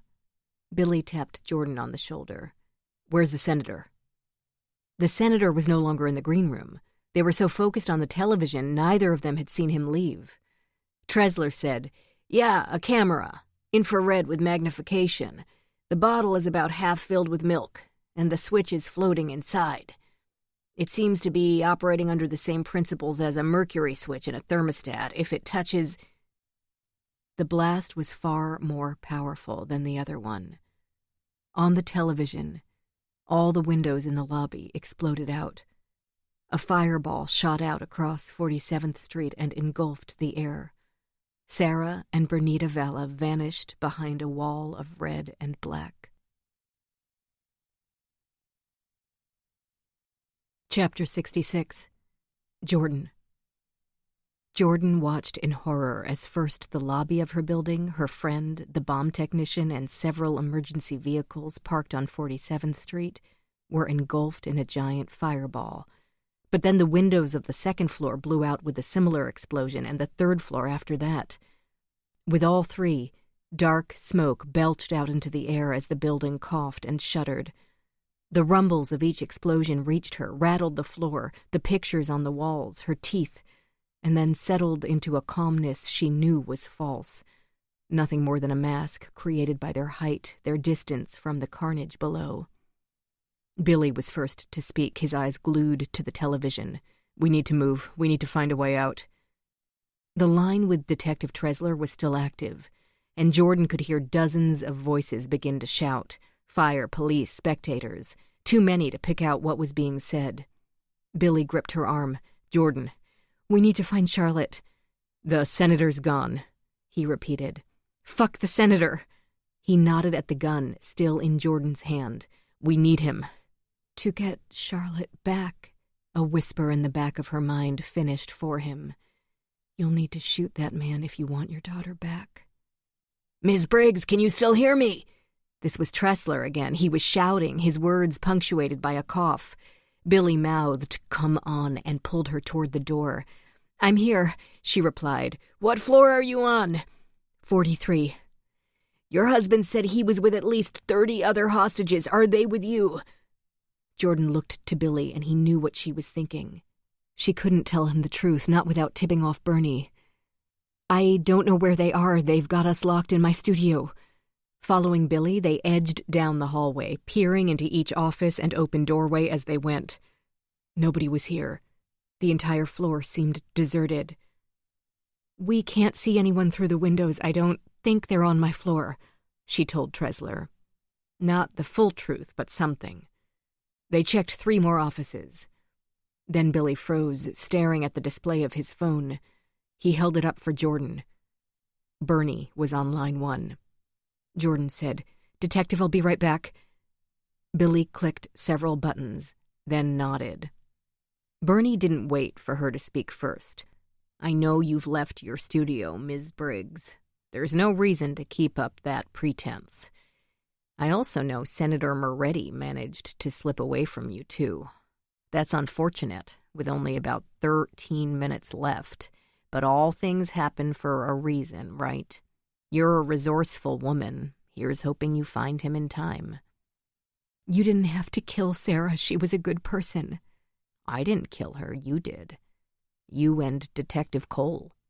He's running around the building, causing all kinds of trouble. I've had to adapt my initial plans. By blowing up 3 floors? For now, yes. What's that supposed to mean? It means the friends I told you about earlier spent a good portion of their morning placing explosives on many floors. It's a big building, but they were pretty thorough. I'm going to blow 1 floor every minute. How do you expect us to get out? All you have to do is follow the rules. Do you know where the senator is? Yes. Jordan's fingers flexed on the gun. Tell me. Where's the fun in that? You're a sadistic prick. They rounded the corner and came upon her office. The door was open, painter's tarps, plastic, and supplies strewn about. The ugly doll from this morning was sitting on her desk. Was that where she'd left it? Where Cole had left it? So much had happened she couldn't remember. She crossed the room and picked it up. The ceramic head bobbed to the side. The doll's single eye glared up at her, faded blue and cloudy as if riddled with cataracts. She ran her finger over the crack in the doll's head, held in place by black stitching into the crumbling fabric of the doll's yellow satin dress. The stitching wasn't right. Specifically, the thread wasn't right. The doll looked older than dirt, but the thread seemed new, recent. Removing the headphones from her right ear, she lifted the doll and shook it. She heard something rattling around inside its head. She looked over at Billy, but he was out in the hallway again with his back to her. With a firm grip around the doll's face, she slammed the back of its head into the corner of her desk. The old ceramic shattered into a dozen pieces, crumbled and spilled out over the floor. At the noise, Billy turned back around, realized what she'd done, and looked down at the mess on the floor. Amidst the rubble was a silver key, shiny and new. He scooped it up and shoved it in his pocket. "We don't have time for this. Let's go." Jordan watched him run back out into the hall and disappear around the corner. She said, "If I shoot the senator, you'll let my daughter go?" "Yes." "What about the rest of my staff, my husband, all the people still in this building?" "1 bullet, and they all go free." On the television in the corner of her office, the bottom 3 floors of her building were engulfed in flames. Reaching for the upper levels, several fire trucks had already been on scene after somehow managing to get through the gridlock, and dozens of FDNY first responders were busy unfurling hoses. But it almost seemed pointless. The fire was growing too fast. If you were to speak to the police again, they'd probably tell you to stay put. But I assure you nobody is coming to help you. With the senator on the move, the longer you stand there, the more distance he'll manage to put between the two of you. You only have about 12 minutes left now. That's not a lot of time, and there are so many places to hide. Jordan wasn't sure where Billy had gone off to, but he came back around the corner into her office fast, an urgent look on his face. He gestured for her to follow him, then ran off again. Jordan found him standing at the stairwell near the end of the hallway, holding the door open. When she looked down at the floor, she realized why. The woman they knew as Special Agent in Charge, Allison Varney, was on the ground, legs splayed out, back against the wall, one hand pressed to a bloody wound in her abdomen. As Jordan walked up, she realized the woman wasn't dead. Varney's eyes drifted up and met hers, slow and listless. Her breathing came in short, pained gasps. "That fucker shot me," she managed. "Cole?" "No," she coughed. "Bernie, we were supposed to all meet on the roof to get out. The helicopter, he shot me, blew up the helicopter, killed everyone in it. Killed at least 2 more a few floors up. He's killing all of us, not letting us leave. Anyone who's seen his face. Fucker used us. Lied. With each word, blood seeped from between her fingers, dripped down her clothing, and added to the puddle around her. Another explosion rattled through the building. 4th floor. Chapter 67. Cole. As the elevator doors opened on the SiriusXM corporate offices, water sprayed in from the sprinklers, and a heavy explosion rocked the building, shaking the car, nearly knocking Cole off his feet.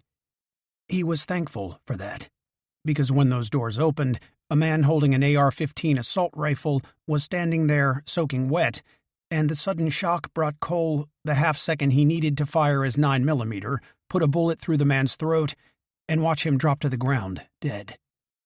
Cole crouched low, quickly scanned left and right, but didn't see anyone else. Some kind of secondary explosion hit, and he held the elevator wall to steady himself, then stumbled out of the car into the lobby, water raining down on him. He shoved the 9mm back into his belt, took the AR-15 from the dead man, and checked the extended clip. 20 rounds. Fire alarm strobes flickered on all the walls, but the shrill alarm itself had silenced, most likely timed out. A third explosion came, this deep rumble from somewhere down below. Cole nearly dropped the baby monitor, slick with water, and shouted into the microphone, "Charlotte!" Oh, God. Please don't let that have been her. "Charlotte? What was that?" Her voice came back, filled with fright. He forced himself to breathe. "Not you. That's what it was." He said, "Did it feel like it came from below you or above?" "Below, for sure. Are you coming? Please tell me you're close. Do you smell smoke or anything? You're scaring me." "I'm sure it was nothing, Charlotte." "Where are you? Is he blowing up the building?" "Yes." "I don't know. I don't think he'd do that." "There's a lot of water in here now. If I stretch, I can reach it with the tip of my toes, enough to splash. You need to hurry." "There's water here, too," he told her. There was a lot. Nearly half an inch on the floor. Cole wondered how long the sprinklers would run. If Bernie was setting off bombs in the building, would all the water slow down the fire? If he damaged the structure itself, would that even matter? "Where are you right now? Do you think you're close to me? I hear water by you too, so maybe you're close?" Cole looked around the deserted lobby. "I'd rather not say, Charlotte."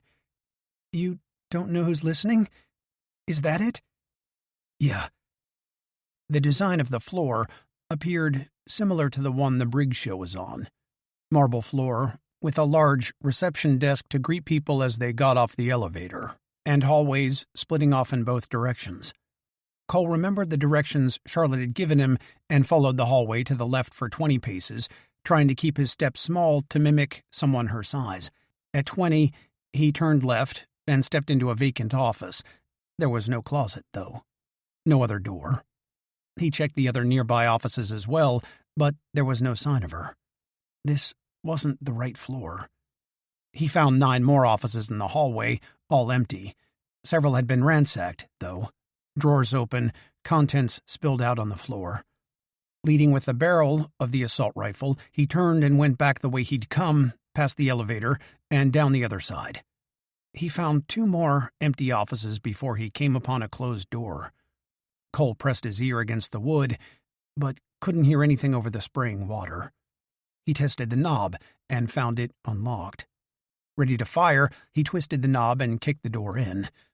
A large conference room. The hostages were lined up against the walls, sitting on the floor, their wrists bound behind them with zip ties. Their ankles were tied too, some to chairs, some to the person next to them, all of them immobile. At least 3 dozen heads all bobbed up in his general direction from beneath black cloth bags. Several shouted out in surprise, their voices muffled by the material. Cole reached for the person nearest him and tugged off the bag. Nick Briggs. The left side of his face was horribly bruised, his eye was swollen shut. He'd taken a nasty beating. He looked up at Cole, the rifle in his hand, and didn't recognize him at first. Then something clicked. "You?" "Me," Cole replied softly. He glanced back out in the hallway. "I killed one at the elevator. Are there any others?" Nick shook his head. It's been just the one for at least 30 minutes now. I don't know where the rest went. How many? Any idea? 2. They left to carry something up to the roof. The first 2 men Cole killed in the stairwell up near 50. I shot them. I think I killed at least 2 others a few minutes ago with an explosive. That was you. It shook the entire building. That was something else on one of the lower floors. Nick coughed, and pain lined his face. Ribs, he told Cole before he had a chance to ask. Any idea how many are left? Cole wasn't sure. 3, maybe? Hard to say. We need to get everyone out of here before someone comes back. Daddy? Charlotte breathed from the monitor in Cole's pocket. At the sound of his daughter's voice, Nick's one good eye lit up. Where is she? Do you have her? Cole shook his head and said, Charlotte, give me a second to talk to your daddy, okay? He switched off the open microphone, knelt down beside Nick, and told him what little he knew. When he finished, the spark had left Nick's eyes again. Can I talk to her? Cole toggled the microphone back on and set the monitor in his lap. Your daughter has been incredibly brave, he said, loud enough for her to hear. Detective Cole talks to himself, Daddy. I'm not sure he can be trusted. Another explosion, many floors down. Above them, the steady spray from the sprinklers abruptly stopped. The hiss of water ceased. The room became horribly quiet. Had someone shut the system down? Was it the explosions? Could the water have run out? Cole had no idea and didn't have time to think about it. He pointed at the ties on Nick's wrists. Talk to Charlotte for a second. I need to find something we can use to cut those. Chapter 68. Jordan. You're still alive, Allison? I'm sorry. I liked you. I wanted to make it fast, but you ran off before I could finish. I hate to think you're out there somewhere suffering, Bernie said. Maybe Ms. Briggs will finish things for me. For a brief second, Jordan had forgotten that he was still on the line, that all of this was being broadcast. You're killing your own people? They tried to leave before the job was done. Couldn't have that, not with the ticking clock. Start a job, you gotta finish the job. Can't cut and run when things get dicey. Dependability is a must in today's workforce. At the mention of time, Jordan couldn't help but look back over her shoulder at one of the wall-mounted televisions in her offices, at the news channel's countdown. The camera showed a wide-angle shot of her building, the bottom engulfed in dark smoke. The ticker read, multiple explosions at Sirius XM, bottom 6 floors decimated, hostages still inside. 11 minutes. Is he on that thing? Can you hear him? Varney spat out, looking up at Jordan's headphones. Tell him he's a fucking dead man. The Sentinels will hunt him down like a goddamn mangy dog. Wow, she's a feisty one, Bernie replied. Always was. You've got enough bullets left to finish her and still take out the senator, right? Nobody will fault you for that. You probably should. She's the one who got your daughter out of there in the first place. Took her from you. She tied her up and locked her in a small room to die alone. I guess I still owe her for that, but you certainly don't. If you hurry, you've got time to kill her and still find Moretti. Jordan reached up to the side of her headphones and jammed down the mute button. Crouching, she pressed her index finger into the center of the bloody mess in Varney's abdomen and twisted. Varney cried out and tried to shrink away but had nowhere to go. Jordan said, "Do you know where Charlotte is?" Varney blinked the wetness from her eyes and looked up at her. "I know exactly where she is. Your daughter is tied to a chair in a closet sitting next to a very large bomb set to go off soon. You want me to tell you where? You need to get me to the roof. Get me out of here." "Why the roof?" Billy asked from over Jordan's shoulder, eyeing the stairs leading up. "You said he blew up the helicopter. How exactly do we get out from there? He's not going to let anyone rescue us." Varney coughed, pinched her eyes shut for a moment against the pain, then said, Can't go down. Bernie saw to that with the bombs he's been setting off. I was there when he planned this. Those explosives were placed to cut us off, to ensure first responders can't get in from the ground. We need to go up, not down. Go down and we're dead. We'll run right into the next bomb. So what's on the roof? Billy asked again. She ignored him and looked at Jordan. You want to save your daughter, we need to go now. Jordan twisted her finger again. You want us to haul you up to the roof? You take us to Charlotte first. No. Varney pinched her lips shut and stared defiantly like a child unwilling to take their medicine. In her headphones, Bernie cleared his throat. Where did you go, Miss Briggs? Do I need to add a no-muting stipulation to our agreement? I want everything on the air. No secrets between the two of us. Jordan glared at Varney. She wanted to kick this woman's face in and stomp on her. Nothing appealed to her more right now than using one of the remaining bullets to end her right there. She wouldn't regret it. Not for a second. Instead, she bit all that back and said, "Can you walk?" Varney nodded. Jordan dug her finger in again. Anything happens to my daughter before we get to her, and I'll throw you off that fucking roof myself, you piece of shit. Before Varney could respond, Jordan stood and started up the steps toward the 44th floor. Help her, Billy. She unmuted her microphone. Sorry, Bernie. Girl talk. Chapter 69. Cole. Cole handed the scissors he'd found to one of Jordan's interns, the scrawny guy in the stained Metallica t-shirt from earlier, and told him to hurry up and cut the rest of the zip ties, free everyone else. About 2/3 of the crowd were standing around the conference table, rubbing their wrists and ankles. Nick was off in the corner, talking to Charlotte on the baby monitor, trying to get anything out of her that might help them find her. Jules Goldblatt came rushing through the conference room door. His frightened eyes landed on Cole. Somebody's trying to get through the stairwell door. They jammed the release handle with a letter opener, ensuring the lock couldn't disengage. AR-15 in hand, Cole ran back out into the hall to the emergency exit with Goldblatt behind him. The door rattled as someone shook it from the other side. There were 3 loud thumps, someone's fist beating on the metal. Careful not to slip on the wet tile, Cole crouched down on one knee and pointed the barrel of the assault rifle at the doorway, his finger on the trigger. He nodded at Goldblatt, who reached over and pulled out the letter opener before ducking down against the wall. At first, nothing happened. Then the door crashed open, slammed against the wall, missing Goldblatt by less than an inch, and Jordan Briggs came around the corner talking to someone in a pair of bulky headphones while also pointing a .38 in Cole's direction. Cole rolled to the side a half-second before she pulled the trigger. The bullet cracked against the tile, ricocheted, and embedded in the wall to his right. She recognized him, and her face went white. "What the—" She held a finger to her lips and shushed him as Billy came up behind her and stumbled through the doorway holding a woman covered in blood. The two of them collapsed next to Goldblatt, who looked horrified. Jordan spotted some of her staff near the conference room door, quickly turned her back, and walked swiftly in the opposite direction toward the empty offices, still talking.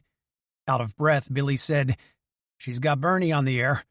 I'm guessing she doesn't want him to hear any of you, or know we found you." Cole frowned. "She's still broadcasting? He won't let her stop." He looked up at Goldblatt, the people at the other end of the hallway. "You found everyone?" Cole nodded. "Everyone but Charlotte." He told him about the baby monitor and went over to the bleeding woman. At first, he didn't recognize her. Then it clicked. Varney, the FBI agent who had called him on the iPod. "What happened?" Billy quickly explained. "Not only is Bernie killing off his own people, but this piece of shit just told me they wired all the floors to explode. Not just the first 3. The woman groaned. Her eyes fluttered and rolled up into her head. Billy slapped her, brought her back. "Where the hell is Charlotte?" She didn't answer aloud, only mouthed, "Roof." "How much blood has she lost?" Cole asked. He started to peel up her soaked shirt when Jordan came stomping back down the hallway. He hung up on me again. "Are you still on the air?" She nodded. "I don't even think the mute button is working. Everything is going out live, whether we want it to or not." Jordan saw Nick then, standing in the hallway. He looked up from the baby monitor and shuffled over, one hand pressing against his hurt ribs. Without taking his eyes off Jordan, he said into the device, "Do you want to talk to Mommy?" Jordan's eyes grew bright, and she took the monitor from him with a quivering hand. "Shar? Mommy?" Tears welled in Jordan's eyes. She tilted her head back and forced herself to breathe. "Hey, baby. We're coming to help you." "The timer says there's only 10 minutes left, Mommy. I think I smell smoke. Are the sprinklers still on?" Jordan's grip flexed on the gun in her hand. She dropped down next to the woman on the ground and pressed the barrel against her temple. "Where the fuck is my daughter?" "Roof," the woman muttered, half-conscious. Cole tried to take the gun from Jordan's hand, but she yanked away. She got back to her feet, studying all the faces staring back at her, her boss, her staff, her co-workers. "Where's Senator Moretti? Is he here? Did he come up here?" Her grip flexed on the gun again, and Cole didn't like that. He didn't like it one bit. "He's not here," he told her. She turned from him, walking in a slow circle. Shit. She was growing hysterical. Waving the gun again, she glowered down at the woman on the ground. "We need to get that bitch up to the roof before she dies. We need to—" Nick placed a hand on her shoulder. She fell into him and began to sob. Goldblatt said, "He's destroying the lower floors, forcing us to go up. Like fucking rats on a sinking ship," Billy said. "I found parachutes on the roof," Cole told them. "Dozens of them. Enough for everyone." Goldblatt's voice went flat. "He wants us to jump?" "Are we even high enough for something like that?" Billy asked. "I didn't take a close look, but I think they were base-jumping chutes designed to deploy automatically from low altitudes," Cole told him. "Bernie's planned every second of this." Goldblatt pointed at the television in the corner of the office. The news channel countdown said a little over 9 minutes. "Whatever we do, we need to do it fast." To Billy, Cole asked quietly, "Can you get that gun away from Jordan?" "No way. Not even gonna try." "We can't let her shoot the senator." Nobody replied to that. They didn't have a chance. Jordan shot at Varney instead. Chapter 70. Jordan. The shot struck the wall inches from Varney's head. All those who had been speaking fell silent. Jordan crouched over the woman, thin smoke drifting up from the barrel of her gun. When Cole ran up, she quickly pointed the weapon at him. "Don't!" He froze. Jordan was too unpredictable. He couldn't risk trying to wrestle the gun from her. Jordan pressed the gun against Varney's forehead. "I've got 2 shots left, one for Senator Moretti and one more for you. Tell me where Charlotte is right now or I'll kill you. Don't think I won't." She waved a hand at one of the televisions. "We don't have enough time to get you to the roof and come back down for her. Not if that's accurate. I've got nothing left to lose by killing you right here." Varney sucked in a breath between clenched teeth. "Fuck you. Shoot me." Jordan shrugged, pulled the hammer back with her thumb, and— "Don't!" Billy shouted out. "Don't! Not yet! I've got an idea!" Jordan pressed the gun hard enough into the woman's skin to leave a dent in her flesh. "What?" Billy took out his phone and clicked through to his remote switchboard app. "I need to get that detective back on the line." He pointed at a button on the wall and told Cole, "Hit that switch so we can all hear." Cole did. The amplified sound of Jordan's breathing came from a speaker in the ceiling. Billy pressed a button on the screen of his phone and leaned in closer to Jordan so her microphone would pick him up. "Detective Tresler, can you hear me?" "Yeah, I'm here. We've been listening. What do you need me to do?" "Every floor of this building has Wi-Fi repeaters. When I tell you to, I need your tech people to start switching them off, 1 floor at a time.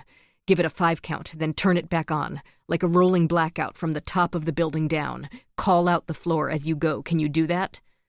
Hold on a second. Jordan was frowning. Bernie won't let us do that. Billy began ticking off points on his fingers. He said the first responders can't enter the building. They're not. He said we need to stay on the air. We are. He said we can't shut down the building's power. We're not. We're not breaking any rules. Another explosion. Goldblatt looked down at the floor. How much of this can the building take before the whole thing comes down? Nobody had an answer for that. Tressler came back. Okay, we're ready. Billy reached a hand out to Nick. I need the monitor. Nick whispered something to Charlotte, then handed it over. Into the monitor, Billy asked, Charlotte, what's your favorite song? Without hesitating, she said, Don't Stop Believing by Journey. I need you to sing it for me. Are we on the air? Please, Charlotte, it's important. She went quiet for a moment, then said, Okay, but I'm not very good. When she started singing, Billy told Tressler, Okay, start with the top floor and work your way down. Kill the Wi-Fi for 5 seconds. Turn it back on and repeat until I tell you to stop. Skip our floor. We're on 44. Copy, Tressler replied. As Charlotte sang, he began calling out floors. When he reached 37, Charlotte's voice dropped out mid-phrase. Stop. 5 seconds passed, and her voice didn't come back. Jordan eyed Billy, worried and confused. Does that mean she's on 37? She should have come back, he replied. Into the baby monitor, he said. Charlotte, can you hear me? She didn't answer. Detective Tressler, did something happen on your end? He didn't respond either. And when Billy looked down at the remote app on his phone, he realized the detective was no longer on the line. All 5 lines read Bernie again. Shit, he's back. Another explosion came, another lower floor destroyed. Jordan took in another breath. Okay, put him on. Bernie must have heard the line click over. That was smart, Billy, but it was riding the edge of cheating, so I had to shut it down. I turned off Wi-Fi on all the floors below you. I didn't want to do that. I think being able to speak to her parents was important to Charlotte, particularly in these final minutes, but I can't have you breaking the rules. You fucking bastard, Jordan shouted. Where is she? The question you should really be asking is, where is the senator? Every second you stand around there, he's getting further away. He's got to be going up, Billy said. If Bernie heard him, he didn't answer. Jordan seemed to consider this. Her fingers were opening and closing on the gun as she thought about it. She was looking at the timer on the corner of one of the televisions. Cole found himself watching it too, and when it clicked over from 7 minutes to 6 minutes 59 seconds, another explosion rolled through the building. The ticker quickly adjusted. 10th floor of Sirius XM building detonates. The last bomb had gone off when the timer had exactly 8 minutes left. From a desk against the wall, Cole grabbed a pad of paper and a pen. He quickly scribbled out a message and showed it to Jordan and Billy. He's setting off 1 bomb per minute, going floor by floor. They're all on timers, must be. This last one went off on the 10th floor with 7 minutes left on the countdown. If Charlotte's bomb is set to go off at 10:30 with the countdown, that means she's on the 18th floor. What are you guys talking about? Bernie asked. You make me all nervous when you huddle together like that.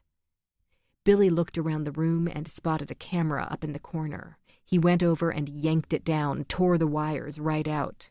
Well, that wasn't nice, Bernie said. On the paper, Jordan scribbled, I'm going. Cole quickly shook his head and wrote, No Wi-Fi below. You need to keep him talking, keep him on the air. You get everyone else to the roof. Billy's eyes met Jordan's for a second, then dropped to the gun in her hand in an unspoken comment that couldn't have been louder if he had shouted it. The senator went up.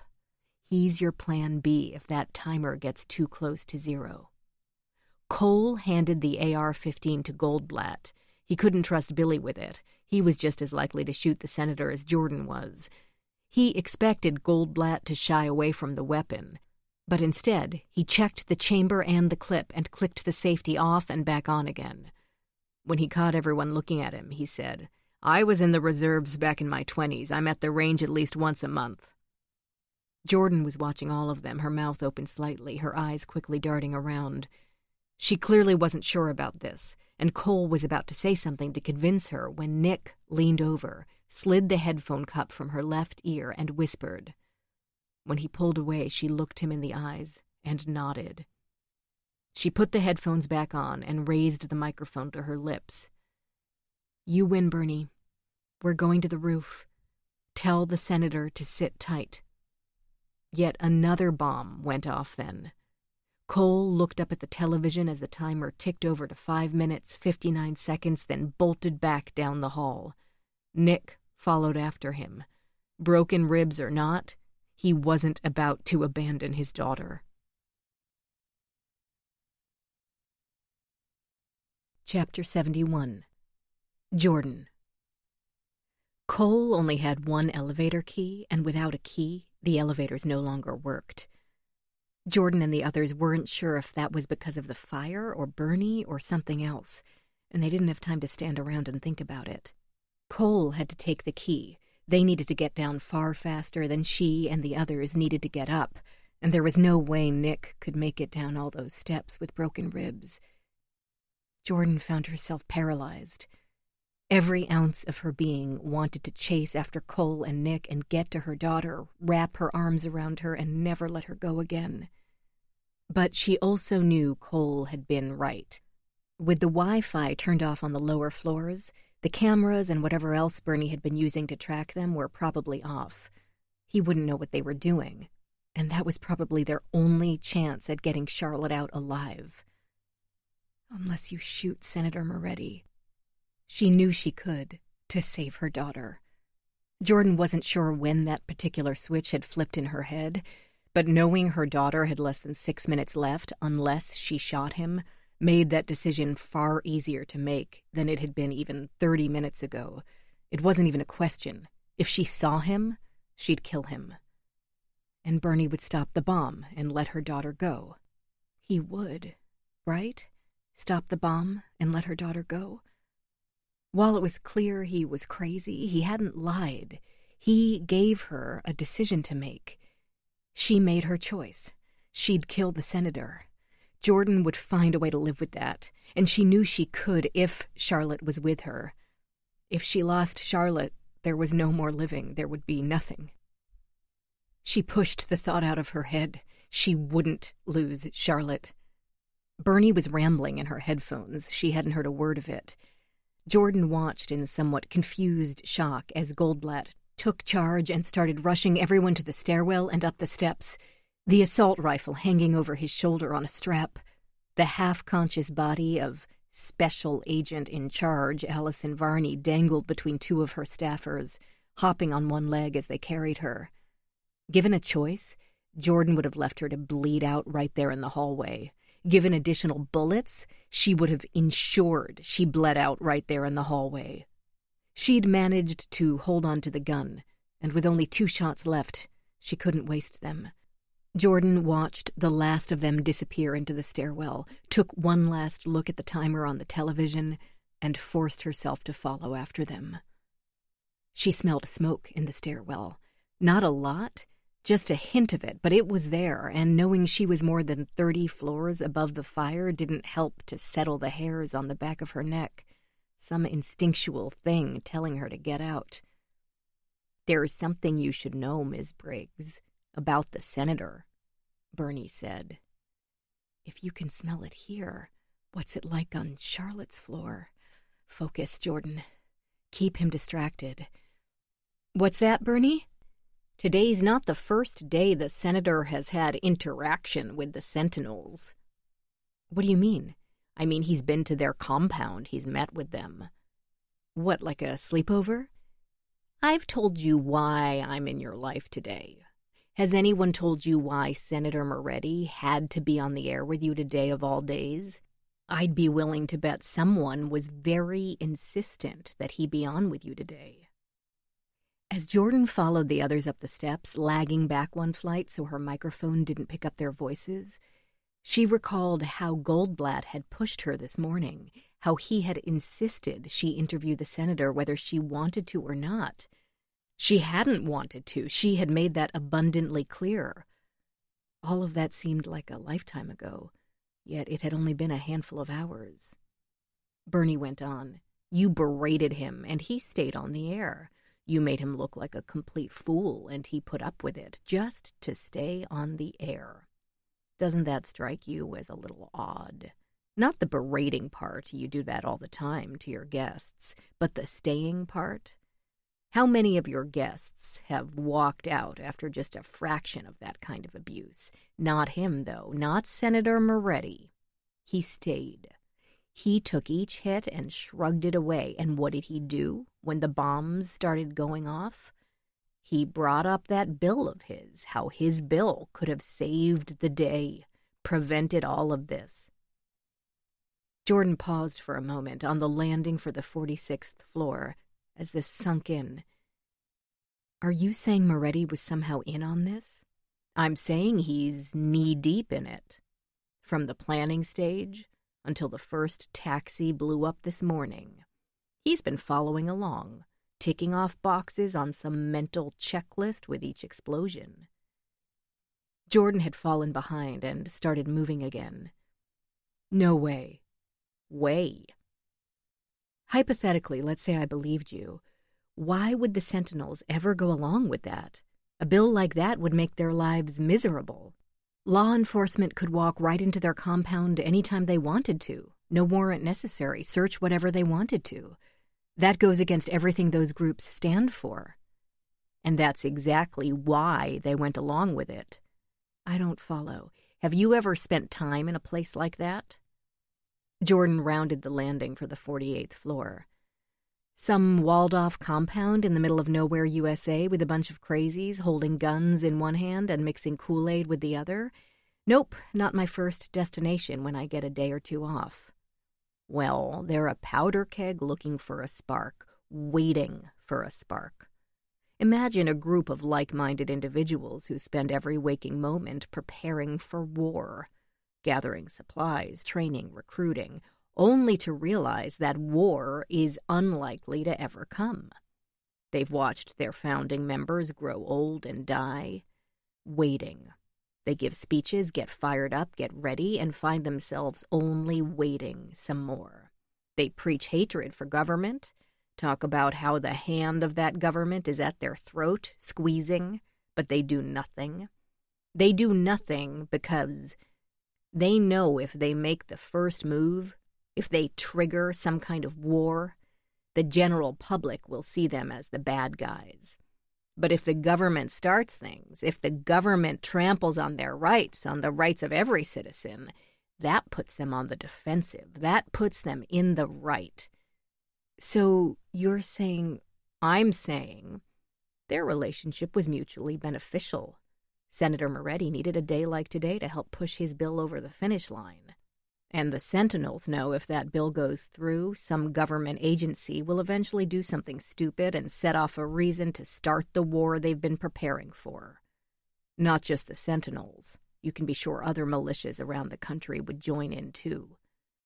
What's happened today in New York isn't the end. It's just the beginning. Chapter 72. Cole. Cole had the 9mm ready as the elevator doors slid open on the 18th floor. Nick stood off in the corner near the control panel, hunched over slightly, his left arm wrapped around his chest, pressing against his damaged ribs. In his right hand, Nick held the baby monitor, but that had proven useless since Bernie cut the Wi-Fi. Although they still had a signal on the 44th floor, the moment the elevator began to descend, the signal vanished. Cole tried not to think about Charlotte, alone in the dark, still singing, unaware she was now completely alone. As the door opened, a ripple cascaded across the otherwise still tile floor, rolled into the far wall, and came back again. Water rolled over the elevator's metal threshold from the hallway and fell through the crack down into the shaft, the only visible movement. The sprinklers were no longer on. A smoky haze filled the air, no doubt coming up from the floors below. A single emergency light flickered near the ceiling, a flashing red light beside it. A large gold sign mounted into the wall opposite the elevator doors, read Tierney, Lubbock, and Holton, attorneys at law. Cole glanced over at Nick, held a finger to his lips, and slowly stepped out of the elevator. He quickly swept the gun to the left and right, but with nearly half an inch of water on the tile floor, there was no way anyone was nearby unless they were perfectly still and had been long enough for the water to settle. Cole motioned for Nick to follow behind him and turned to the left, leading with the gun as he recalled Charlotte's directions. He followed the hallway for 20 short, child-sized paces, then turned left and found himself facing a closed office door. A small metal nameplate identified the office as belonging to Gary Tierney, attorney. Cole tried the knob. Locked. With the butt of his gun, he smashed the glass on a side panel next to the door, then reached inside and unlocked it.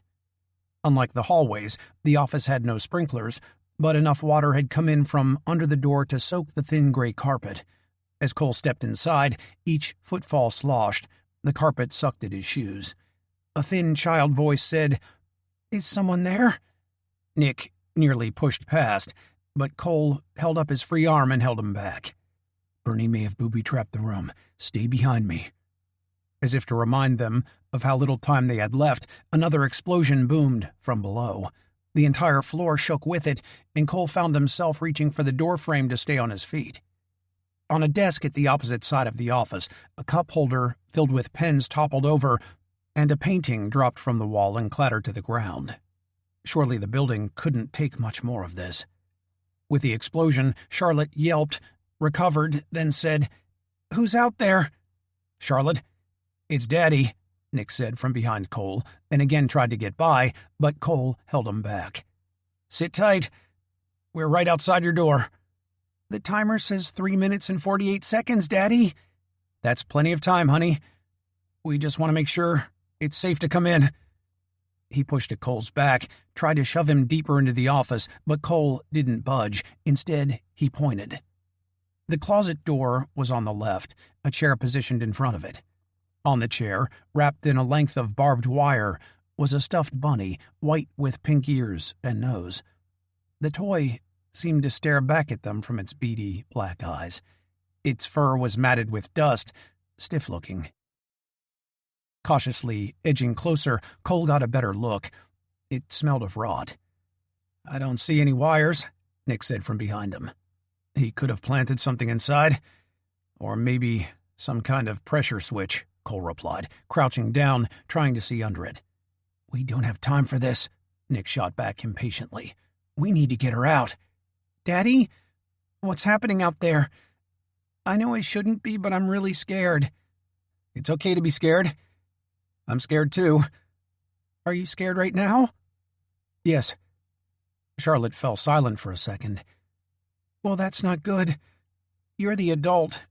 You're supposed to exude confidence." "Ha ha." If the stuffed animal was rigged to somehow explode, Cole didn't see how. Nothing was visible. He nudged it with his finger. The building rocked with another explosion.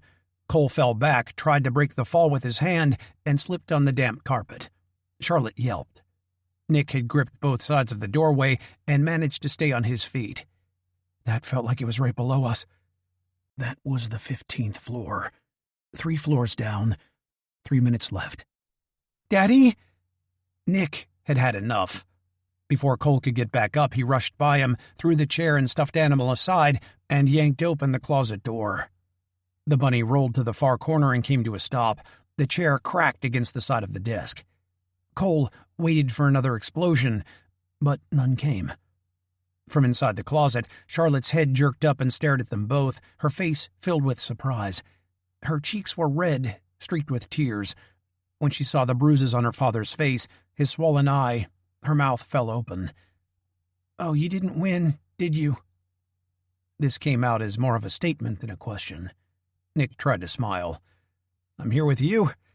Of course I won." Charlotte was tied to an office chair with the same plastic zip ties Bernie's people had used on Nick and the others. Her wrists were bound to the chair arms, her legs were bent under the seat and fixed to the center bar above the wheels. A black cloth hood was on the floor beside her. The bomb was on the opposite wall of the closet. The timer read 2 minutes, 24 seconds. "Find something to cut the zip ties," Cole told Nick.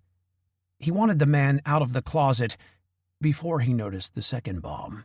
This one wrapped around Charlotte's waist, held in place by a steel cable, and fastened to the back of the chair with a heavy silver padlock. Chapter 73. Jordan. Jordan continued up the steps. "Bernie, where is the senator now?" "Close, real close."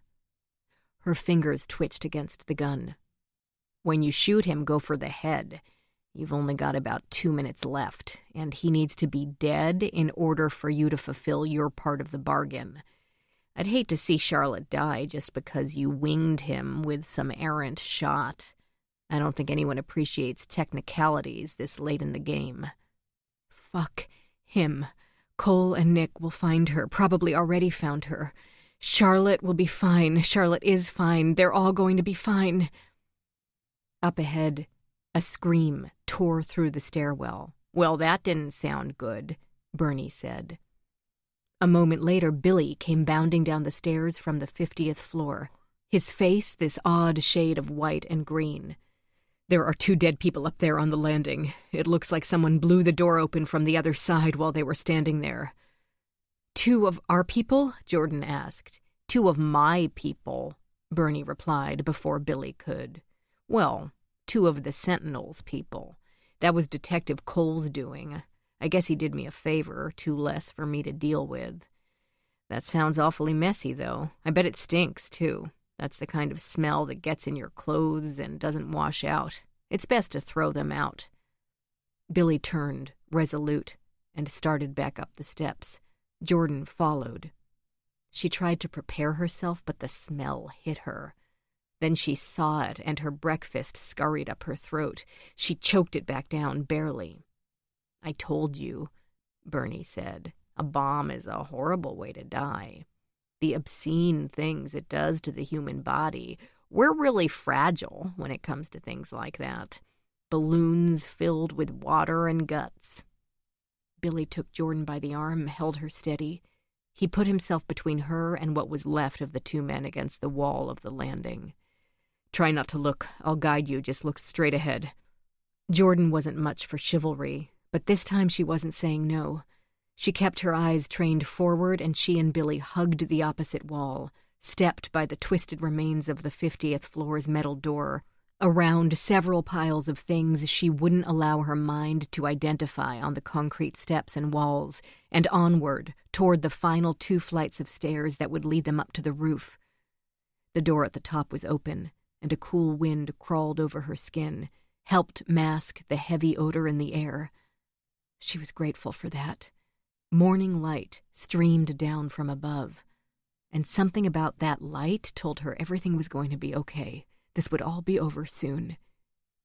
As Jordan and Billy stepped out onto the roof, she realized that was all an illusion. While she could see daylight above, when she looked over toward the sides of the building, she was met by a wall of black smoke, a thick, living thing breathing, undulating, creeping up toward the outer walls from all the burning floors below, drifting up toward the heavens as if someone above lifted them on heavy cords, a curtain isolating them from the rest of the world. The air held a dry heat. Specks of soot drifted about, and Jordan understood this was where she would die. Another explosion came, and she just stood there as the rumble rose up through the structure, a belch from down below. She stood there as others screamed, as the rooftop rocked under their feet.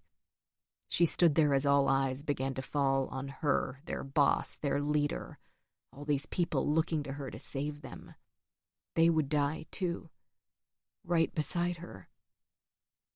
"You have less than 2 minutes, Ms. Briggs," Bernie told her. "What are you going to do?" "If I shoot the senator, will the bombs stop?" As she said this, Billy released her arm. She expected him to say something in protest, but he didn't. He didn't say anything. "You shoot the senator, everything stops." "Where is he?" Jordan looked out over the roof at all the faces, but she didn't see him. He had to be up here. There was no place else to go. She supposed he might have hidden on one of the floors below, but those floors were a death trap. More bombs, smoke within the building, structural integrity of the building itself. Then there was Bernie. Bernie wanted her to shoot him. He was watching all of this far too close to let that man cower in a corner somewhere and hide from that. He wanted the senator in her sights. Bernie would have found some way to drive him up here as surely as he had driven them. She was under no illusion now that they had found their way to this roof under any semblance of free will. She was standing exactly where Bernie wanted her to be. Whoever had carried Varney up had left her on the ground, slumped against the western wall. Her lifeless eyes looked out across the rooftop. Jordan had no idea when she died, but she was clearly gone. Jules Goldblatt came running out from behind several of the HVAC units with the assault rifle bouncing against his back, holding 2 white bundles in his hands. "We found the parachutes, boxes of them. Reuben from accounting said that detective was right. They're called SOS chutes, designed for escaping high-rises like this in an emergency. According to the instruction card, they deploy automatically in under 100 feet. He jumped. I don't know where or if he landed. Can't see through all the smoke. But he cleared the building. I saw that much. We're all going. These are for you." He handed 1 chute to Billy and tried to give the second to Jordan, but she made no effort to take it. Instead, she asked Goldblatt, "Where is the senator?" "There."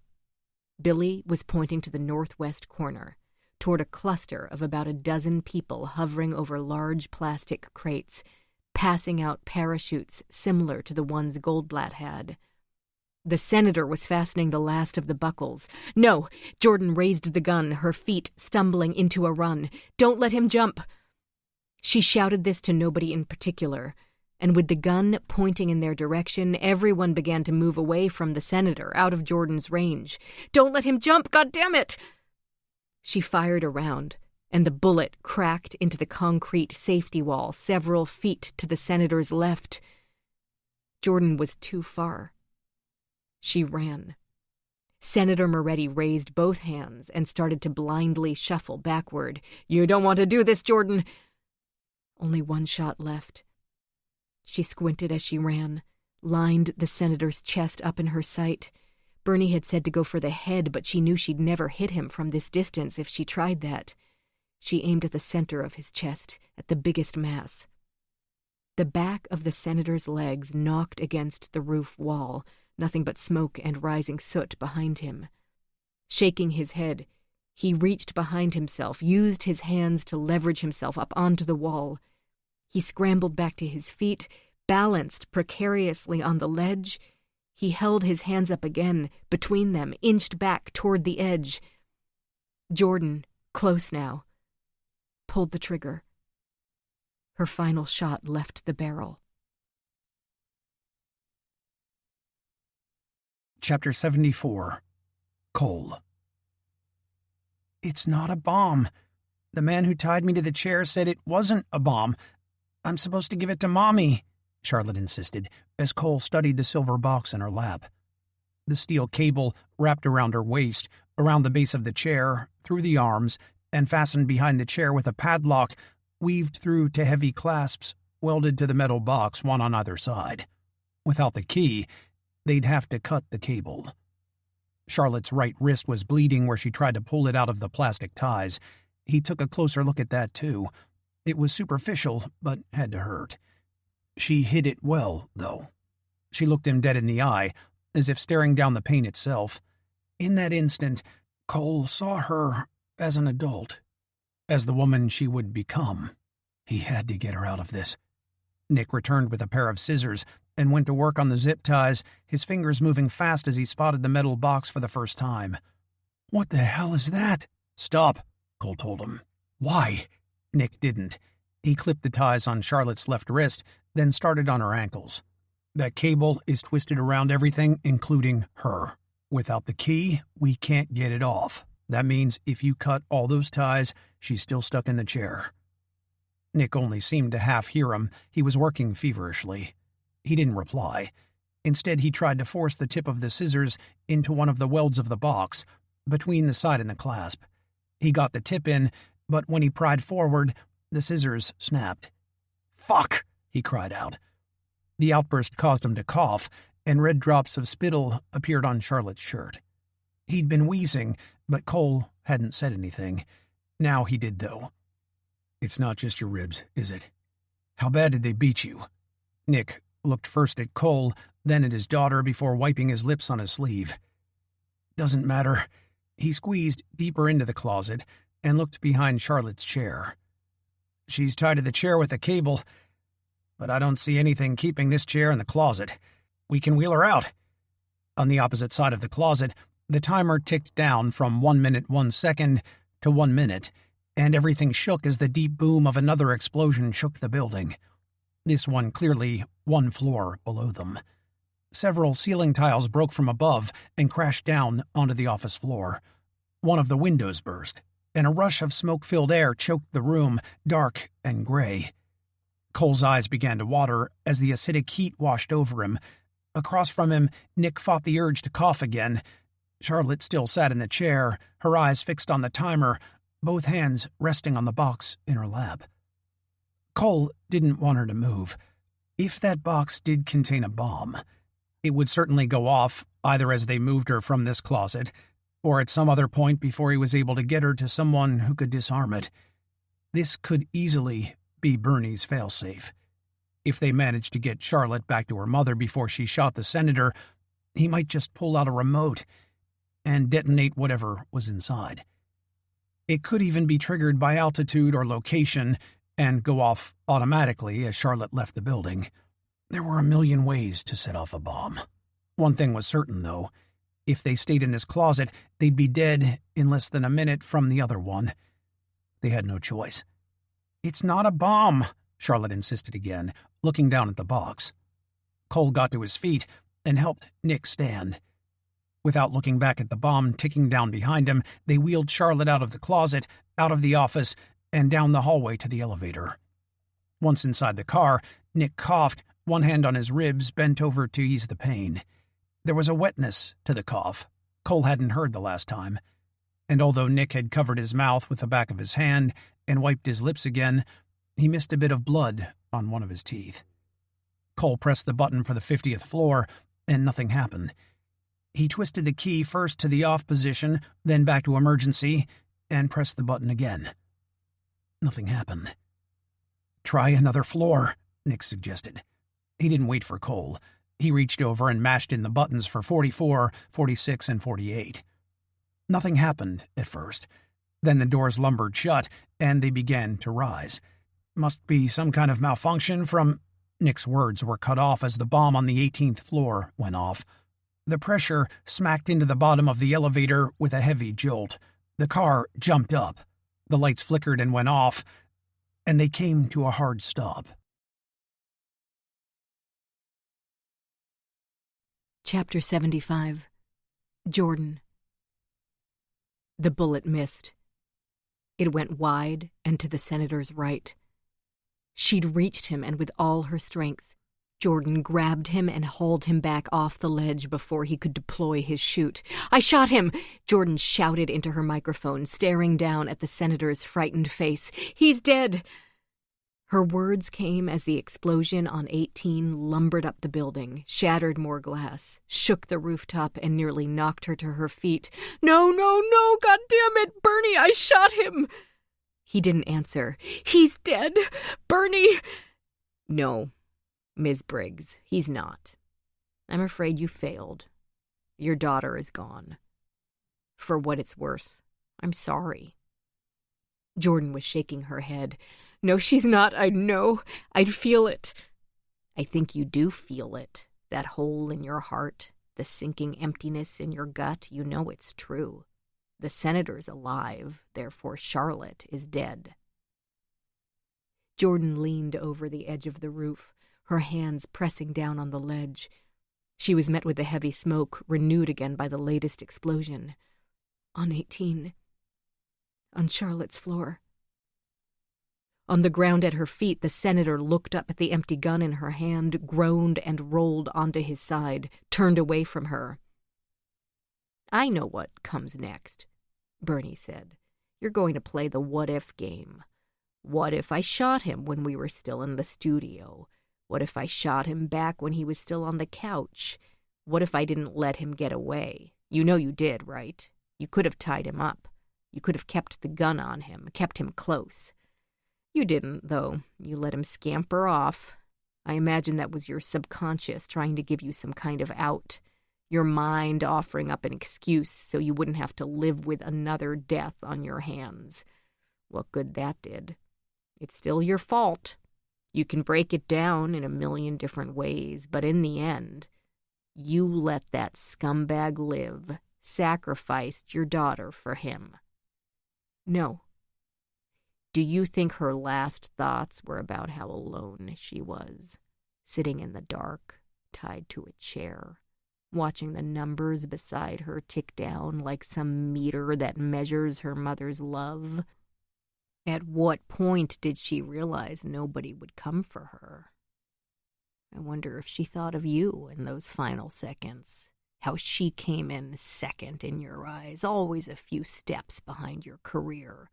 That's not true. Sure it is, just look at today, Bernie said. Those first bombs went off, and what little comfort you gave her you did on the air. Then you pawned her off on someone else and went back on the air. As you and I started talking today, got to know each other, you locked her off in a room somewhere, got her out of your hair. That's bullshit. Even after you learned I was in the building, you jumped at the chance to send her away with Ms. Varney and her friends. The last thing you wanted was to be saddled with a child through all this. Charlotte was a thorn to you. Jordan's eyes welled up with tears. She tried to stifle the sobs, forcing their way out. They said they were FBI. They were supposed to take her someplace safe. I was trying to protect her. All your daughter wanted was a hug. She wanted her mother to hold her close and tell her everything was going to be okay. Nothing more. Instead, you pushed her away. Think about that last moment, Ms. Briggs. When you handed her off and they led her out of your studio, think about the look on Charlotte's face. She wore this forced mask of confidence, tried to show you how strong she was, but all she really wanted was her mother. All you really wanted was to be rid of her so you could get back to me, your audience, your show. The things you considered to be so much more important than her. Those are the thoughts that went through her head when the bomb beside her ticked down to 0, as she sat there and died alone. Jordan's knees didn't want to work anymore. Her legs felt as if they might drop out from under her, and she found herself leaning on the ledge of the safety wall, black smoke billowing up around her. Soot and grime thick in the hot air, filling her lungs with each breath. Her body fought to expel it, cough it back out, while her mind wanted nothing more than to inhale, suck it all in, let it choke her from the inside out and end all of this. Another explosion shook the building. The 19th floor, one above where Charlotte had been. Gone now. Through the haze, the increasing smoke, she watched Jules Goldblatt and one of her interns helping others into parachutes. She watched as they stepped up onto the very ledge she now rested against, and hesitantly jumped over the side, vanishing as the senator had. One by one they were all gone, too, all of them leaving, deserting her. They don't care about you, Ms. Briggs. Not a single one of them.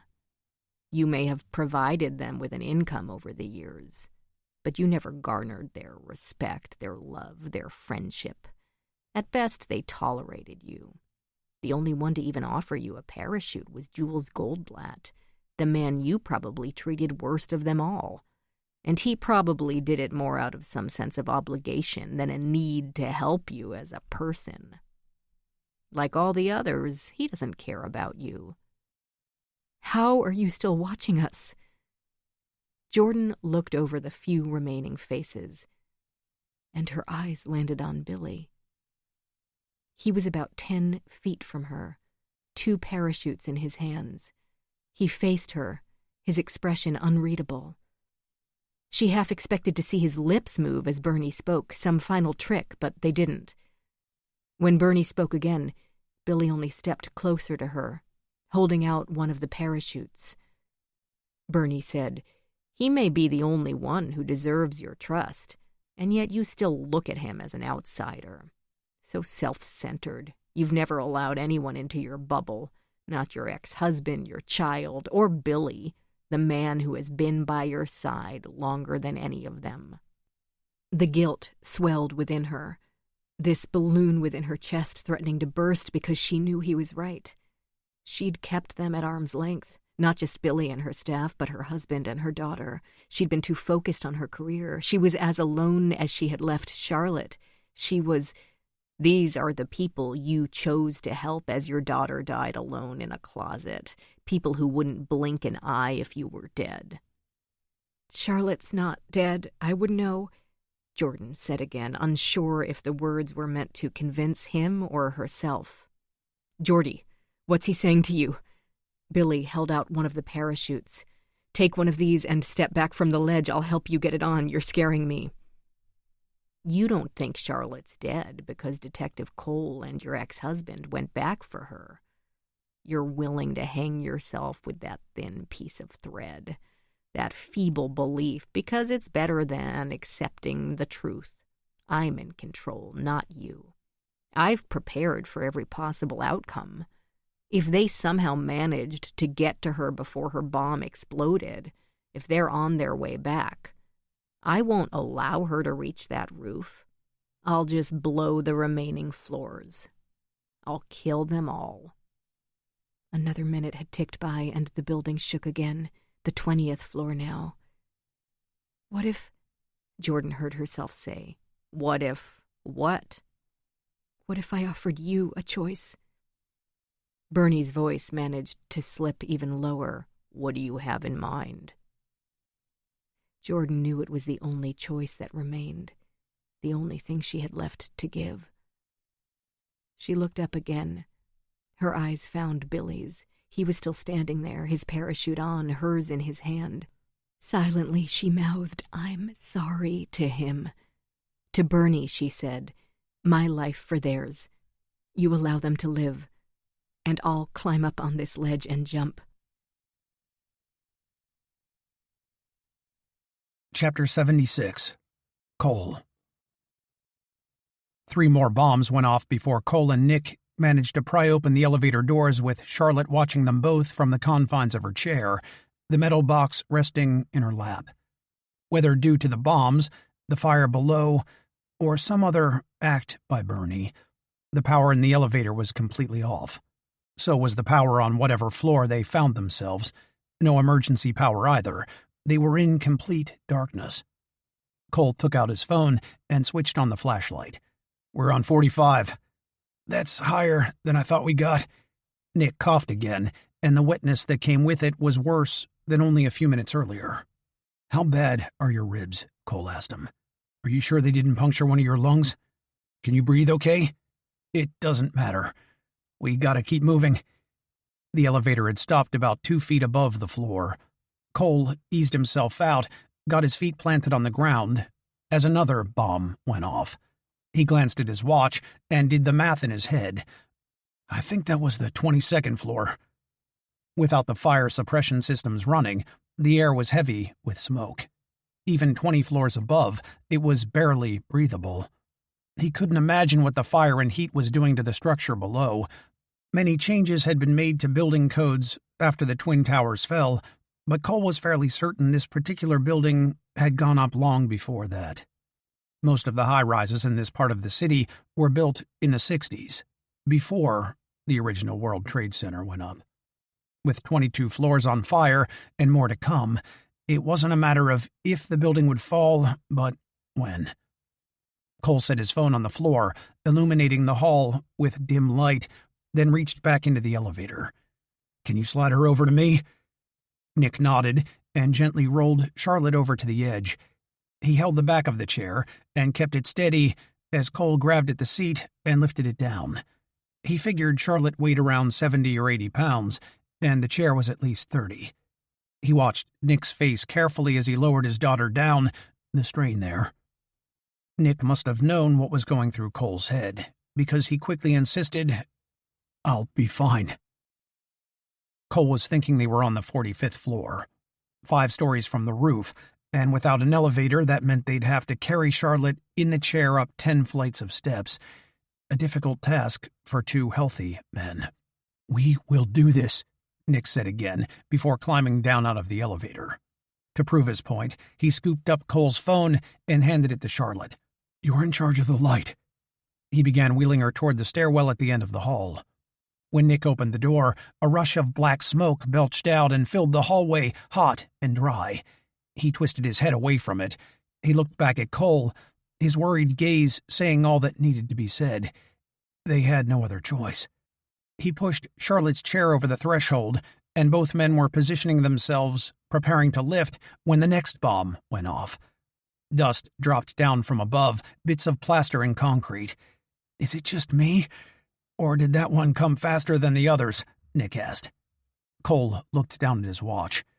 "You're right. That was only 30 seconds. He's speeding up." "Get her feet," Nick said.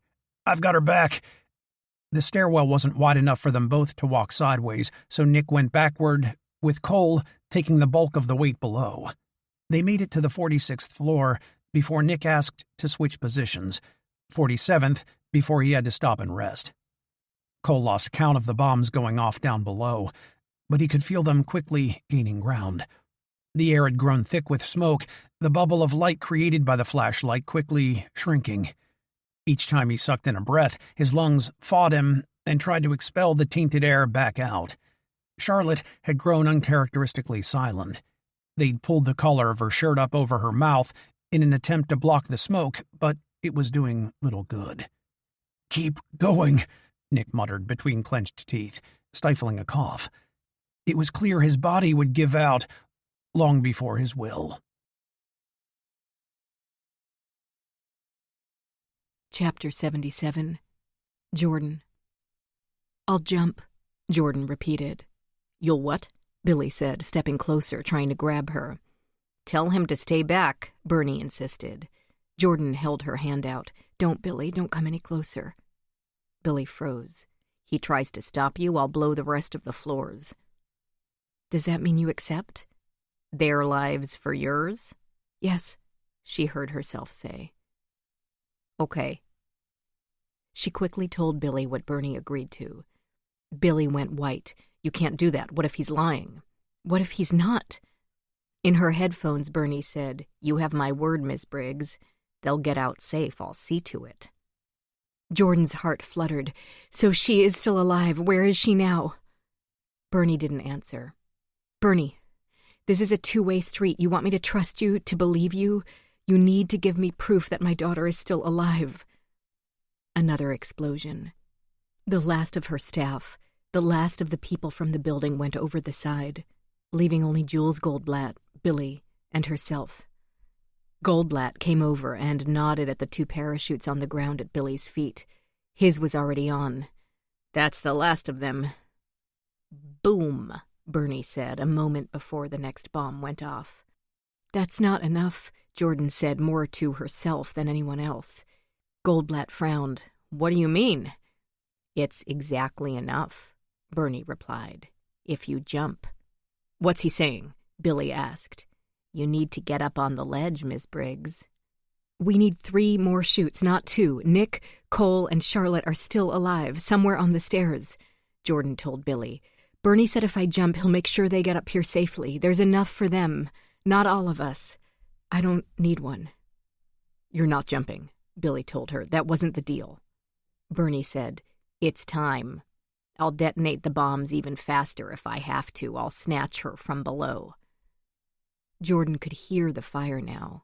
She told herself it was just her imagination twisting the growl of high winds weighed down with smoke, the hiss of it between buildings, not flames eating away at the lower floors, slowly reaching up for her and the others. But every time her eyes blinked shut, she saw deep red curling through black hallways. She saw her daughter stumbling through it in the dark, her lungs choked with foul air, one hand groping for the wall, the other searching frantically for a way out as she called out to her, the mother who left her behind, as she called out to the one person who was supposed to keep her safe. Jordan braced herself on the concrete ledge of the wall surrounding the building's roof and climbed up. First on her knees, then to her feet, she forced herself to stand. Billy was shaking his head, but when he tried to step closer, she told him to stop. She held her palms out to him and inched closer to the edge. "I have to, Billy." Although she was only a few feet above the rooftop, the wind was far stronger. It didn't seem to blow in any particular direction, the heat from below, the walls of the surrounding buildings, all of that funneling the harsh air. It smacked against her from all sides, with the sharpness of a hefty blade. Another bomb detonated. Jordan felt the wall roll out from beneath her, felt the weight of her shoulders and upper half twist over the side as her legs struggled to regain some kind of balance. She bent at the waist, back toward Billy, Goldblatt, and the rooftop, held her arms out, and somehow managed to find a center and steady herself. All of this took less than a second, but felt like another full minute. And she knew another bomb would go off soon, each closer to her daughter than the last. Bernie said, "Jumping will be the only caring thing you've really done as a mother, Ms. Briggs, the only selfless act of your life. Your daughter will grow up knowing what you sacrificed for her, what you gave." The building let out a loud groan. This was followed by a shudder, and Jordan knew something deep down in the structure had finally given way. From the ledge, her eyes found Billy's again, and for one brief second, every moment they spent together played in her mind. Rather than trying to grab her again, he was backing up, mumbling, talking to himself. "That wasn't the deal. Is that what he said?" He looked first to her, then back at the stairwell, dark smoke bellowing from there too. Before she could object, he dodged around Goldblatt, ran across the roof, and disappeared back down into the burning building. Chapter 78. Cole. They were half a flight above 48 when Nick nearly dropped Charlotte.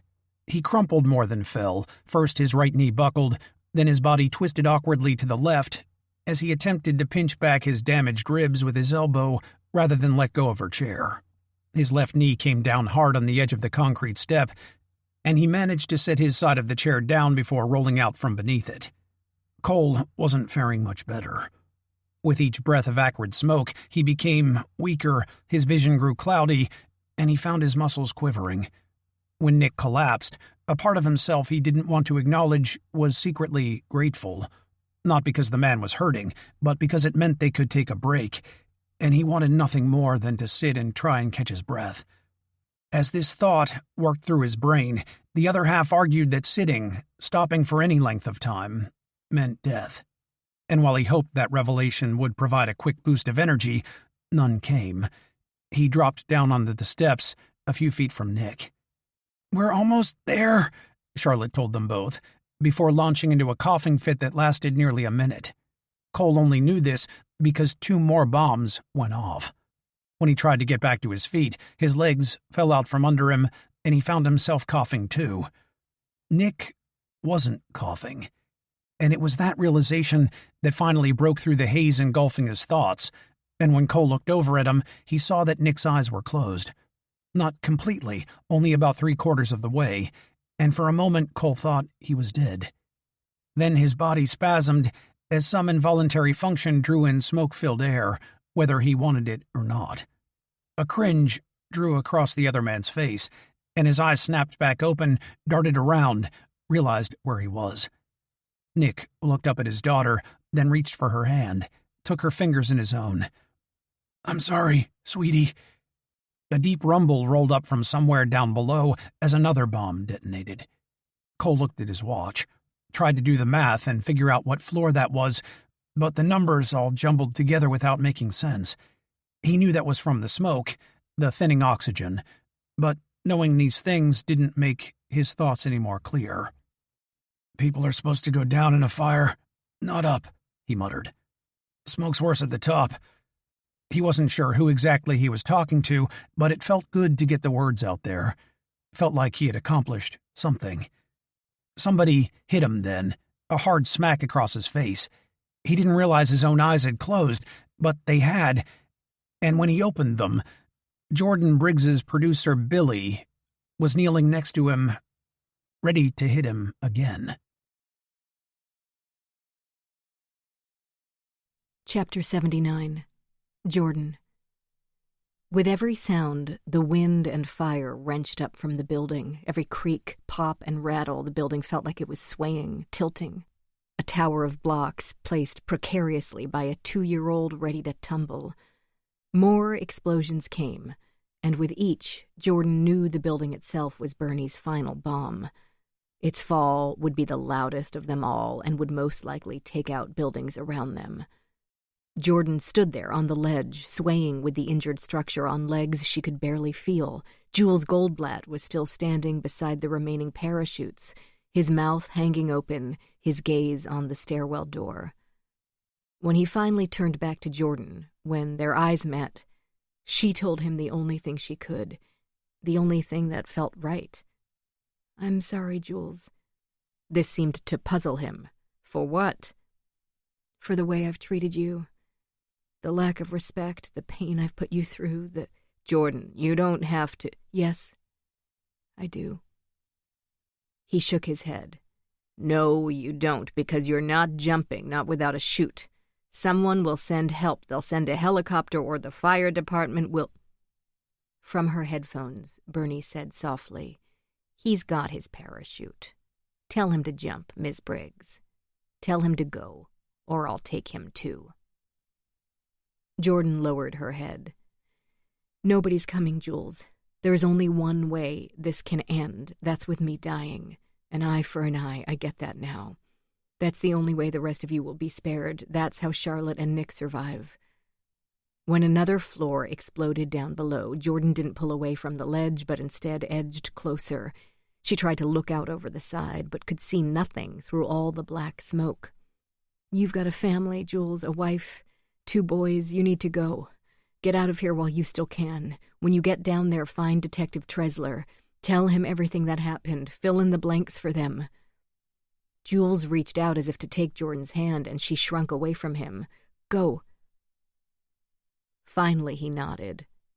With one last check of the buckles on his parachute, he climbed up onto the ledge several feet down from Jordan, gave her a final weak smile, and disappeared over the side. "Just us now, Miss Briggs." "Just us." "I like to think we have an agreement that I can trust you, but I think it's important we spell out the rules. I'd hate to see something happen because of a misunderstanding between the two of us in our remaining time together." "What kind of misunderstanding?" "Charlotte will be there soon, and when she gets to the roof, you may think she's safe and you don't have to jump. But I assure you that's not the case. If you don't jump, if you make any attempt to get her off that roof before you do jump, I'll take out what's left of that building and everyone dies. Every remaining bomb, all at once. Do you understand?" "Yes." As she said this, Billy appeared at the open stairwell doorway, hunched over, holding the back of an office chair. Detective Cole was on the other side, carrying the chair by the base, and sitting between them both. Somehow fastened to the chair was her daughter, her Charlotte. Jordan felt her next breath catch in her throat as relief washed over her, flooded every ounce of her being. Several moments after Billy and Cole came through the door and set Charlotte down, Nick followed, horribly pale, his beaten and bruised face a mix of white, purple, and blue under a dark layer of soot. He looked like he was about to collapse, like he should collapse, but instead he stumbled over to her. "What are you doing up there?" "Not too close," Jordan warned him. She quickly told him what Bernie said, and saw what little life still filled his eyes vanish. Bent at the waist, both hands on his knees, Nick eyed the remaining parachutes. One of us could probably hold Charlotte, but she's fastened to that chair with a cable and lock, some kind of box.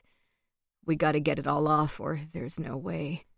Coughing, Billy stumbled over to the 2 remaining parachutes. He tossed one toward Nick, another toward Cole, and double-checked the straps and clasps on his own. There wasn't much to them. They were like backpacks with 2 additional straps around the legs. The building roiled with another explosion. "What kind of lock?" Jordan asked. Nick told her. Jordan remembered the key, the one she found in the doll. "Billy, where's that key?" Billy fished the key from his pocket and handed it to Nick. Nobody asked where they'd gotten it. There was no time for that. "You should say goodbye to her, Ms. Briggs. I never got the chance to say goodbye to my wife or daughter. It may be hard now, but I'm sure she'll appreciate it when she gets older." Charlotte was facing away from her, and Jordan was thankful for that. She wasn't sure she could look into her daughter's eyes and do what she needed to do. "I can't." "You should, though, for her." Nick fumbled the key into the lock and twisted. The lock, the cable, the box fell away. Nick scooped Charlotte into his arms and pulled her to his chest, buried her in a deep hug. He was obviously in a lot of pain and didn't care. Jordan wanted nothing more than to be a part of that hug. Another blast from below. They were getting close now. Cole had the metal box that had been secured around Charlotte. He placed it gently down on the rooftop and thumbed open the latches. He studied the contents for a moment, then reached in and carefully took out a stack of folded pages, opened them, and scanned the text. He quickly looked up, alarmed. "What is it?" Jordan asked him. "What are those?" Several of the pages fell from Cole's hand. "They're visitors' logs from Rikers, nearly a decade." Bernie said, "You should ask Billy how well he knows Marissa Chapman." Chapter 80. Jordan. Billy pressed a hand to his ear and shook his head. "Christ, Bernie, why did you have to—" "Cole, stop him!" Jordan shouted out. Cole was on his feet, reaching for the gun tucked under his belt, but Billy was faster. Jordan had no idea where he had concealed it or how he managed to get it out so fast, but he was pointing a small pistol at her. He shook his head at Cole. "Don't, man, don't." Cole froze. "Take it out with 2 fingers and throw it over the side of the building. You do anything else and he'll make me shoot her. I don't want to hurt anybody." Cole did as he was told, and the 9mm vanished in the black smoke. To Nick, Billy said, "Do you have any weapons?" Nick moved closer to Charlotte, got between her and Billy, and shook his head. Jordan glared at her producer, this man she'd known for so long. "Billy, put the gun down. Give it to Cole." When he looked back at Jordan, his eyes welled up with tears. "He said he'd kill her, Jordy. I couldn't. I had to help." "He's been visiting Marissa Chapman for years," Bernie said. "Unlike you, Miss Briggs, Billy has a conscience. He understood what the 2 of you did was wrong, and he tried to make amends. Apparently, somewhere along the line, he fell for Miss Chapman." Jordan saw it then, clipped to the pocket of his jeans, no bigger than a pen cap, what had to be a small camera. He was wearing a tiny earbud, too. "You've been helping this monster the whole time?" "Oh, he's been instrumental," Bernie said. "I think he saw this as a way to take your ratings to the next level." Billy sniffed. "That's bullshit, Bernie, and you know it. I don't give a shit about ratings. I just wanted to keep Marissa safe, draw some attention to her case, and maybe help get her out. You took this way too far. I didn't agree to any of this. It was supposed to be a couple of mailboxes, empty cars. Nobody was supposed to get hurt." "Now's not the time to lose your spine, Mr. Gluck." "Why would you even go to see her?" Jordan cut in. Billy turned on her. "Because we did that. We put her there. Unlike you, I have a conscience, Jordy. I couldn't pretend what happened to her wasn't our fault and just move on like you did. We ruined that girl's life. People died. I wrote letters. I called the governor's office. I spoke to her family. None of that mattered, though, because I couldn't do a damn thing to make it right. In the end, all I could do was see her, visit, offer her that little bit of comfort, bring her books, make her laugh. That's all I could do. And you know what? After a while, that became enough for her. She's a better person than either of us, that's for damn sure. She forgave me. Hell, she even tried to forgive you in those early years. Maybe if you'd pulled your head out of your ass long enough to go and see her, apologize, maybe she would have. Who knows? I'm not going to tell you I'm sorry for visiting that girl in prison. That might be the only righteous thing I've done with my life. I had to try and get her out. He took several steps toward the ledge and attempted to peer over the side, but the smoke and heat was too much. He leaned back. That piece of shit senator fought me every step of the way. Every letter I wrote to help her. His office wrote a goddamn novel to keep her in there, called her a murderer, a terrorist, a heartless killer. He didn't even know her. I don't think he even took the time to review her case. All he ever cared about was advancing his own agenda, using her to set an example. He scratched the side of his head with the gun. Christ, Geordie, why didn't you just shoot that prick? This would have all been over. It didn't need to go this far. Billy pressed the earbud again. I do this, Bernie, and you keep her safe. That was your promise. I expect you to keep it. Of course. You have my word. Yeah, your fucking word. Another bomb went off, and the roof shook with such force Jordan nearly lost her balance. She took several steps, held an arm out, and somehow managed to regain her footing before a secondary explosion rattled the rooftop. The ledge felt as if it were tipping to the side, ready to break from the building, and she stumbled again, almost jumped down to the roof, but caught herself. Stay on the ledge or go over the side, but do not set foot back on the roof, Bernie said in Jordan's headphones. That was the 39th floor. Tell everyone they can either do as Billy tells them, or wait for the bombs to come. I'm fine either way.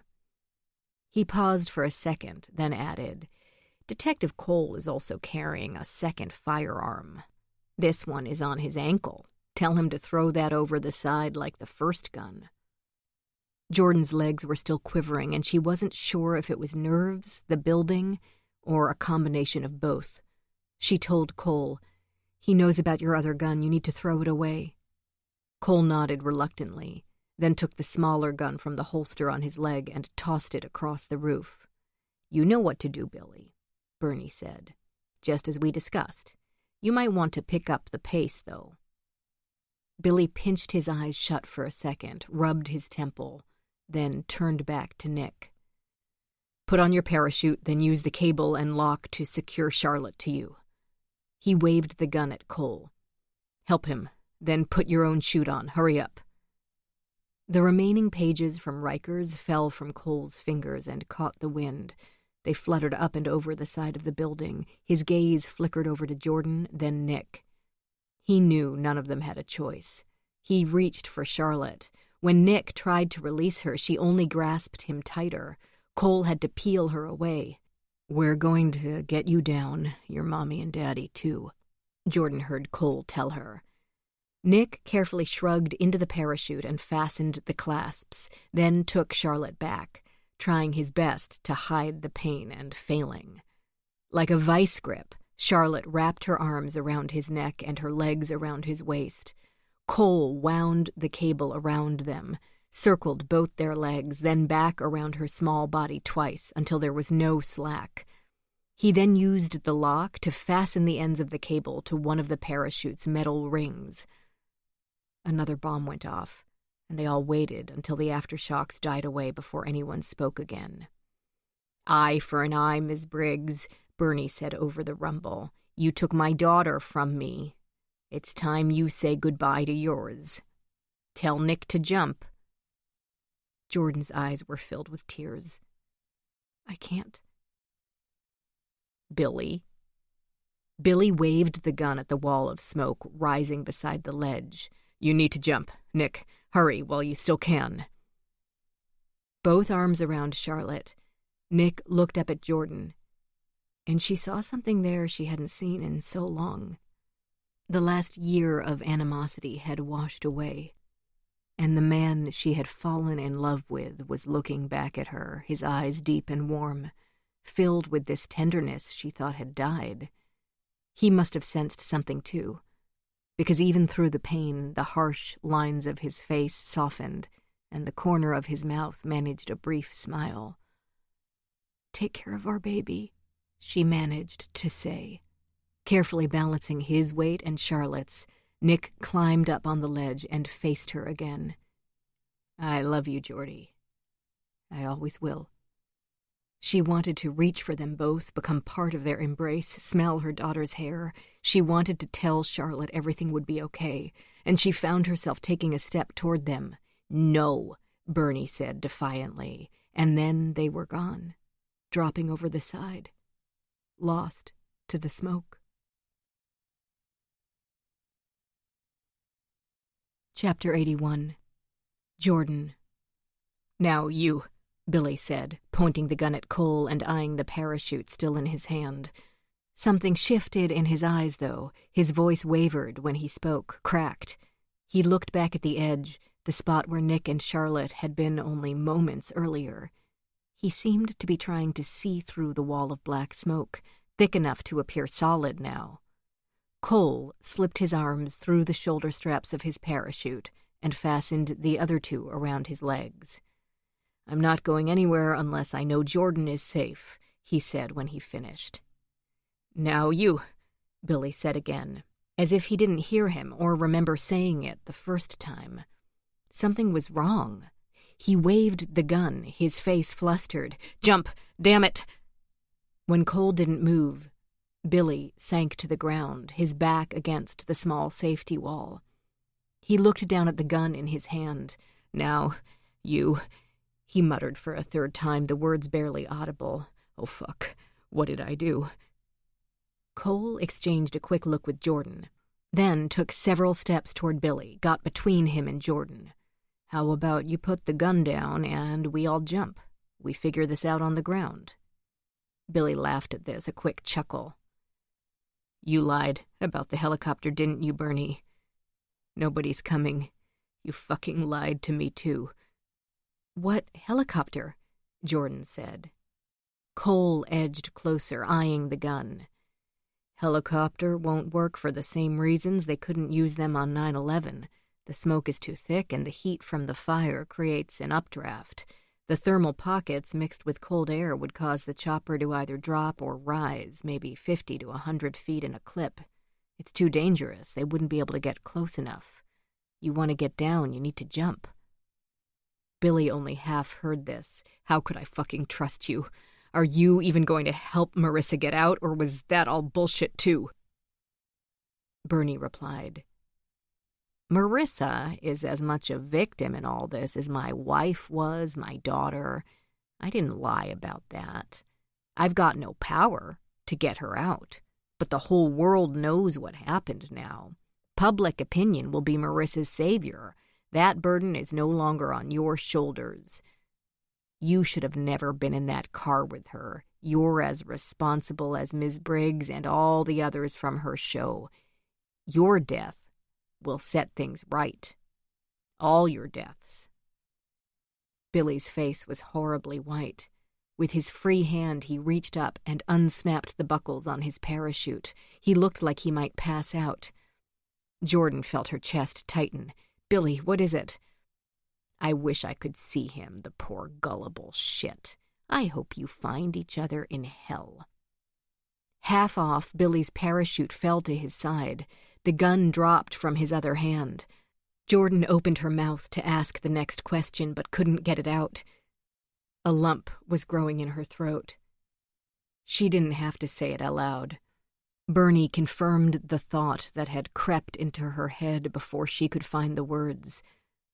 Billy knows it took the better part of a day to get through all of the parachutes. A cut string here, a torn strap there. Nylon is durable until you take a knife to it. Then it cuts up pretty easy. That was part of the deal. That was his choice. If he wanted Marissa to finally receive justice, everyone else needed to jump. Everyone associated with that damn show of yours." He paused for a beat. "Jordan, everyone who jumped is dead." Jordan's blood thumped so loud in her ears she only half heard him. Her eyes pinched shut, and she saw Charlotte strapped to Nick going over the side. She saw her staff dropping, one by one. She saw them falling, arms and legs flailing as they screamed all the way down, silenced only as their bodies thumped against the sidewalks, the street, the cars below. Dead. All dead. Because of her. "Your debt to me is finally settled, Miss Briggs. You owe me nothing else. Thank you for giving me your daughter and making things right." Jordan felt her legs vanish from beneath her, replaced with a nothingness as the world began to spin. She heard Charlotte's name slip from her lips in a voice that did not belong to her, and that fell, too, so soft it dropped and vanished behind the deep rumble of the fire below. "There's only one way to end your own pain. Only one way to ever see your daughter again." When the next explosion came, when it threw Jordan completely off balance, when the ledge pulled out from under her, she made no effort to recover. Instead, she leaned into it, wanting it all to be over. She fell back into the wall of smoke and tumbled over the side of the building. Chapter 82. Jordan. Jordan hadn't noticed how close Cole had gotten, but even before the rooftop vanished from beneath her feet, Cole lunged up at her over the wall. He dove through the air, both arms outstretched, reaching. He punched under her arms with his, forced his legs between hers, and squeezed her in this awkward embrace she found herself returning as another explosion thundered. She expected to feel as if they were falling, but there was only wind, smoke so thick there was no point of reference. Jordan couldn't see anything but Cole's hair. Unlike the other explosions, this one didn't come from below, but beside them as they dropped. 40th floor? 41st? The heat of it hit them like a wall, and that was followed by a million shards of glass as she caught a glimpse of the windows bowing out and shattering in some adrenaline-fueled slow-motion vision. She was certain that explosion would kill them, and it might have if Cole's parachute hadn't opened and yanked them away. Cole's arms jerked under her shoulders with such force she was certain one or both had dislocated. Then they were rising, not falling, or at least it felt that way, their two bodies entwined so close they might have been one.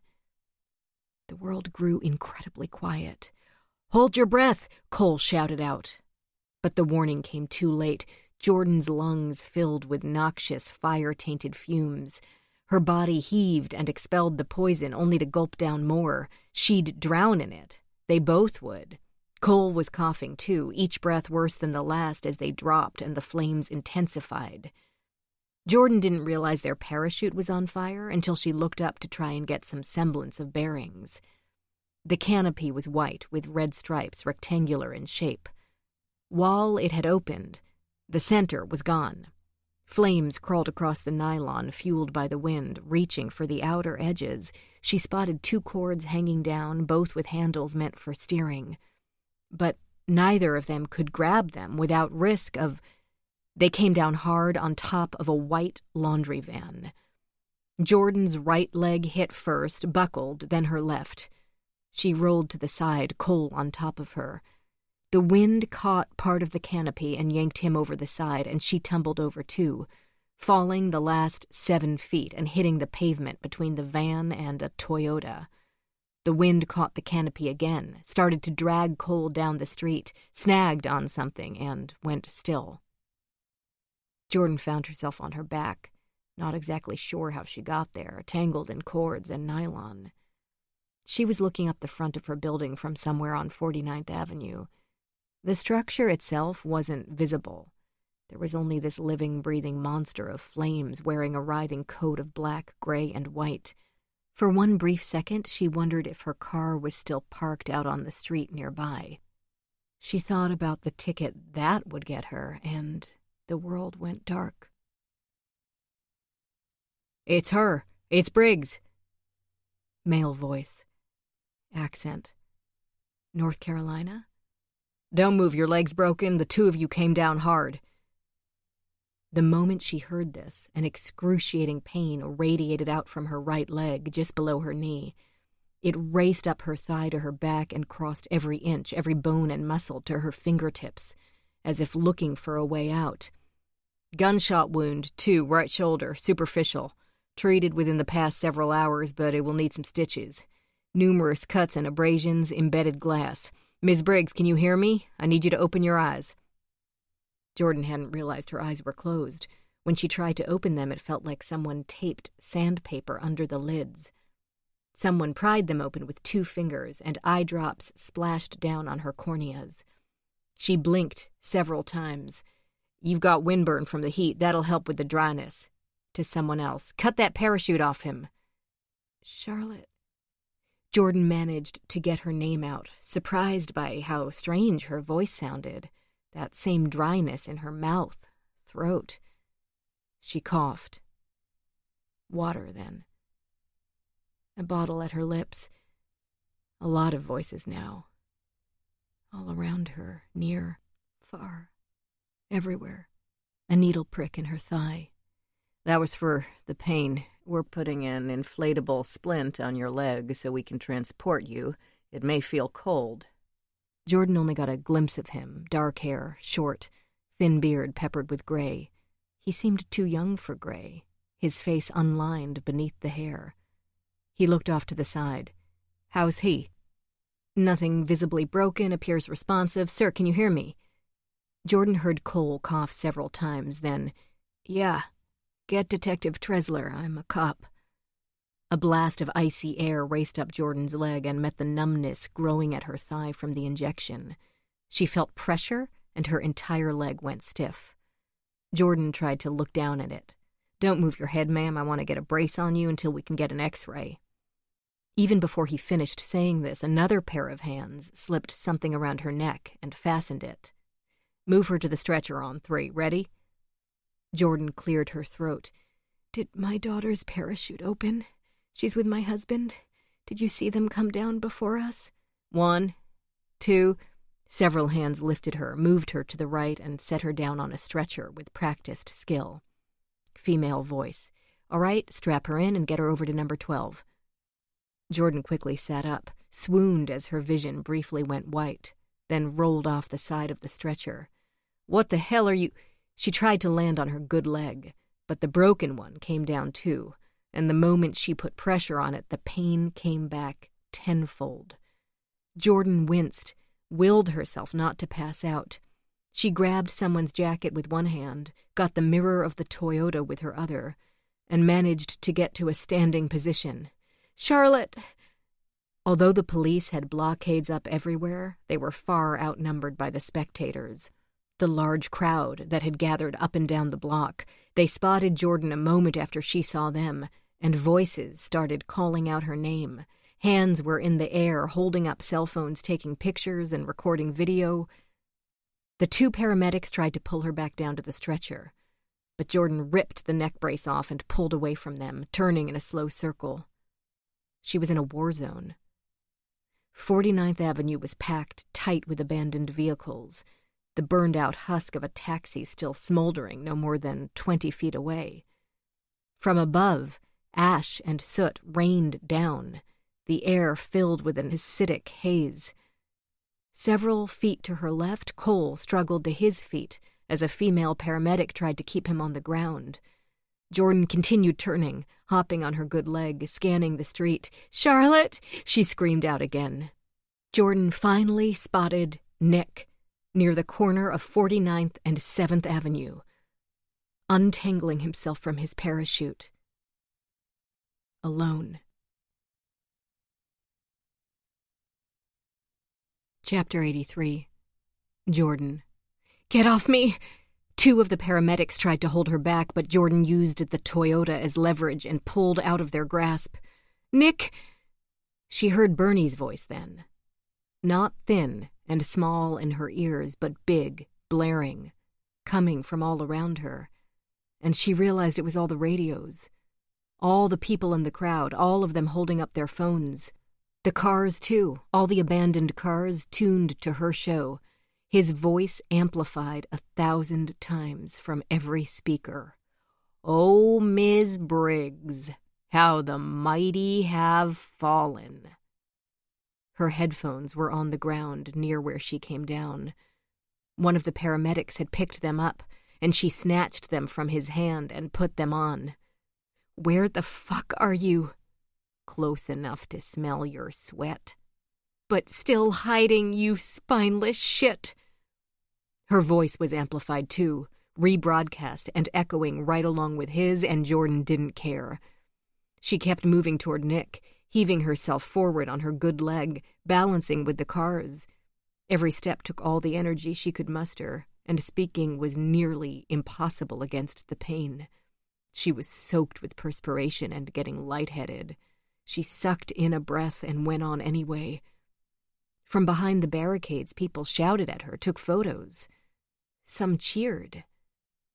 Why were they even here? Was this just some kind of spectacle to them, entertainment? Is that all she was to them? Her family? There were television cameras, too, at least a dozen of them, all shuffling around on the sidewalk trying to get some kind of shot of her. How many dead now? And these people couldn't get enough. Some asshole actually had a sign that read, "Bernie's the bomb." Just a few hours earlier, when the taxis had exploded, she had wanted to take a crew down to the street. She was no better than any of them. This was her spectacle. She was responsible. On you, Jordan. All of this was. All on her. Every second of it. As she neared him, Nick glanced up, hunched over, one hand on his knees, the other pressing against his ribs, out of breath, exhausted. His parachute was bunched up around his feet. The metal cable they had used to secure Charlotte was lying in the street, discarded. Jordan frantically looked around. "Where is she? Where's my baby?" Nick nodded toward an ambulance no more than 20 feet away. "Oh my God!" Jordan gasped. He raised a hand to calm her. "She's okay. We came down hard, but I took the brunt of it. The paramedic just wanted to get her off the street and check her out. He said he'd..." Jordan didn't hear the rest. She was making her way to the ambulance, scrambling as best she could, the broken bones in her leg grinding against each other with each step, causing her vision to go white, then red. Through the haze, she saw Charlotte sitting inside, looking out. A gurney covered with a sheet beside her, a paramedic between them, leaning out with a gun in one hand and some kind of switch in the other. A trigger identical to the one Daly had held. Bernie. God. That was Bernie. He had Charlotte. Their eyes met, and Bernie held her gaze for what seemed the longest time. He watched her hobble closer before tugging the back door of the ambulance closed between them.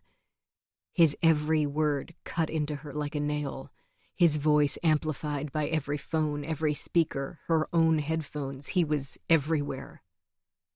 "After the accident," he said calmly, "when Courtney died on the way to the hospital, they managed to get my daughter out. Kimberly lived for almost 9 minutes. 9 minutes, and she saw only her mother's dead face and the inside of an ambulance just like this one. Your daughter won't see your face in these final moments, but she will hear your voice. I suppose there's some comfort in that." Jordan reached the back of the ambulance and yanked on the door handle. Locked. She beat on the back of the door, and for a brief second she thought she heard Charlotte scream her name from inside. Her small voice was cut off by the gunshot. Chapter 84. Jordan. The bullet tore through the back door about 5 inches above the bumper and less than 3 from Jordan's thigh. It cracked against the blacktop and vanished in a plume of dust. "This is no different from the building, Miss Briggs. Tell the officers gathering around you not to come any closer. Anyone attempts to breach, and I'll detonate this last bomb manually. You'll lose those 9 minutes with Charlotte. Well, 8 minutes, 12 seconds now." Cole came up behind her with another detective. When the second man spoke into his phone, she recognized his voice. Tresler. Tresler spoke softly, but Jordan's microphone still picked him up. "He's in an ambulance on the corner of 47th and 6th. I want all exits blocked. Set up a perimeter. He doesn't move from that spot. Get sharpshooters in position, all surrounding buildings." "That's a North Bergen ambulance," Cole pointed out. "That's how he got away from the bombing in Jersey this morning." "It's how I got everywhere this morning," Bernie replied. "No need for sharpshooters or roadblocks. I won't be leaving. This is the last stop for me. You may want to tell everyone to get back, though. You're all way too close. 7 minutes, 23 seconds. "I did everything you asked of me, Bernie. Everything," Jordan said, her voice booming as loud as his. "You didn't kill the senator. You didn't even kill yourself.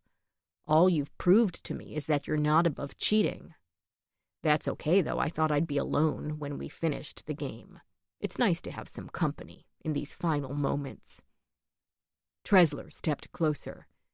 "Bernie, this is over. The senator is dead. Most of the chutes opened just fine, but not his. He caught on something, tore it wide open. 50 stories down, nothing to slow him. I don't think there's a single bone in that man that didn't break. I can get you proof. Open the door so we can speak face to face, and I'll—" "It's too late for that. Ms. Briggs didn't follow the rules," Jordan said. "You didn't damage all the parachutes, though. You didn't kill everyone like you said." "I'm not sure any of the parachutes were damaged," Tresler pointed out. "We haven't seen any indication lines were cut. The ones like the senator, the couple that didn't deploy properly, it was due to external factors, jumping too close to the building, caught in the updraft, tangling, things like that, not sabotage." "So you didn't kill any of my staff, did you, Bernie?" Jordan wanted to pace, but her broken leg held her still. Her mind was working, though. Her mind was churning. "Everyone who deserved to die has. All but you," Bernie replied. "I spared the rest." "Well, I'm right here. Let me trade places with Charlotte." "No." "Why not? I'm the one you really want to punish, right?" "You living, knowing Charlotte died because of you. You living with that knowledge. That was the original game. I changed the rules for you, and you lied to me. You broke them. Fool me once, maybe. But not again. Original game. Original rules. 6 minutes and 8 seconds. Killing the judge, in my case, the jurors, that's one thing. You're a twisted fuck. And in a twisted way, killing them probably makes perfect sense to your twisted fuck brain. But you couldn't bring yourself to kill my staff, even though you had the opportunity. It would have been so easy. Damage the chutes, just like you said. But you didn't. Jordan let that last sentence hang, hoping he'd take the bait and speak, but he didn't. He didn't say anything. When she went on, she lowered her voice. She looked directly at the back of the ambulance as if she could see right through it to his eyes. "I don't think you could kill an innocent child any more than you could kill my staff." 5 minutes, 18 seconds. "If your daughter had lived, how old would she be, Bernie?" Again, he didn't answer. Jordan answered for him. "She'd be nearly 11, the same age as the little girl next to you. The little girl no doubt watching you with horribly frightened eyes. Imagine she's yours, Bernie. For 1 second, just look over at her and pretend she's your daughter. That precious child. Imagine that's Kimberly sitting next to you, wondering why Daddy wants to kill her. Could you look your own daughter in her eyes and tell her why you planned to take her life? 4 minutes, 21 seconds. My daughter's eyes were blue, Miss Briggs. I only know that because I read it on her death certificate. I never once got to look in them. I never got to hear her laugh or cry or see her smile. Yes, you did. You saw all those things whenever you looked at your wife, when you looked in the mirror. Because trust me, they're the same. Children are us. They're the best pieces of us.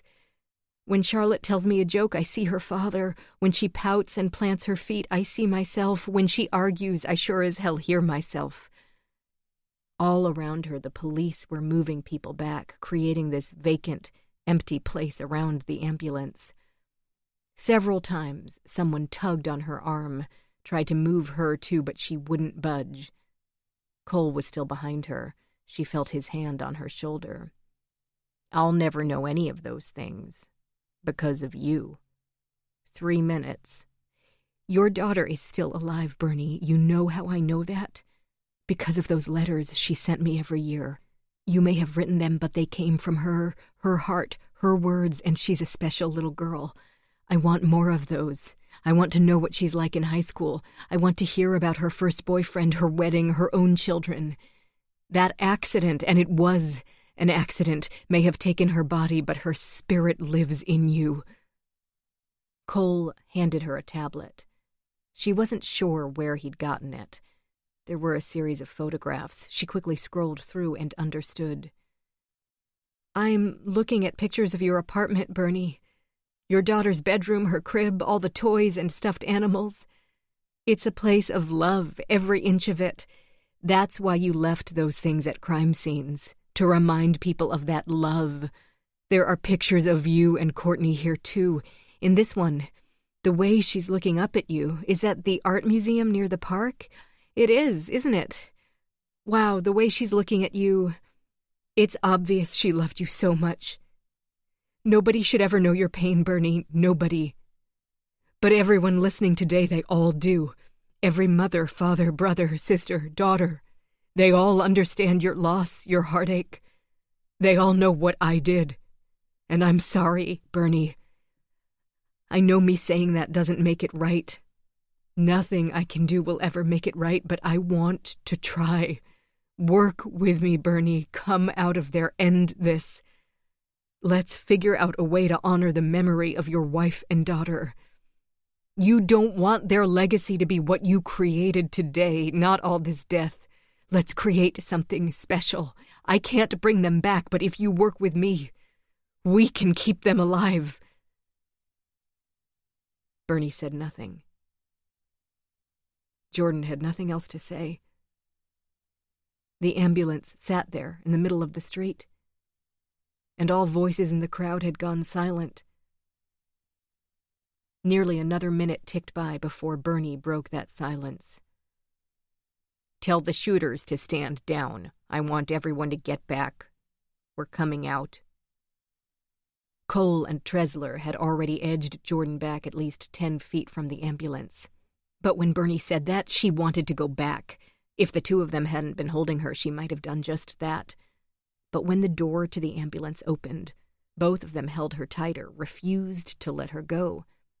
Even when Charlotte crawled out the back and jumped down to the pavement. Charlotte stood there for a moment, confused, dazed. Then she spotted Jordan and closed the distance in a second. She crashed into Jordan so hard she nearly knocked all of them over. Snot dripped from Charlotte's nose. Her eyes were red and puffy with tears. They almost didn't hear her when she spoke. Her voice was so thin. "Mommy, he said to run." Jordan looked up at the ambulance then. Her gaze locked with Bernie still sitting inside. Tresler scooped up Charlotte, and Cole's arm tightened around Jordan's waist. He yanked her back, and the four of them dove behind a carpet delivery van stuck in the surrounding gridlock as the ambulance exploded in a thundering fireball behind them. A deep boom rivaled only by the explosion of the final floor of her building half a block away. 1 week later. Chapter 85. Coal. Mac's Tavern wasn't large. It only held about 75 people, but it had been a staple in Queens going on 98 years now, first as a mob hangout shortly after the end of Prohibition, then taken over by members of NYPD in the 60s, commandeered as a cop bar. It had survived 2 fires, 3 recessions, 1 riot, and a flood that destroyed a kitchen already in desperate need of repair about the same time the wall came down in Berlin. The kitchen had been replaced, and now 30 years later needed another flood to wash it clean. The walls were covered in dark paneling nobody wanted to see with the lights on, and a tin ceiling stained gray from years of cigarette and cigar smoke, caked on thick enough to flake off and fall during the colder months of the year, like a poor man's snow.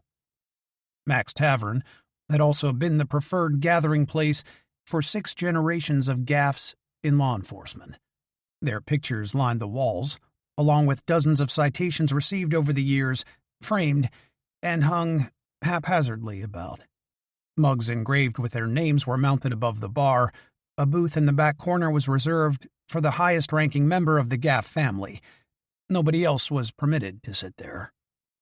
As Cole entered Mac's, already crowded for 6 o'clock on a Tuesday, voices dropped to a low murmur.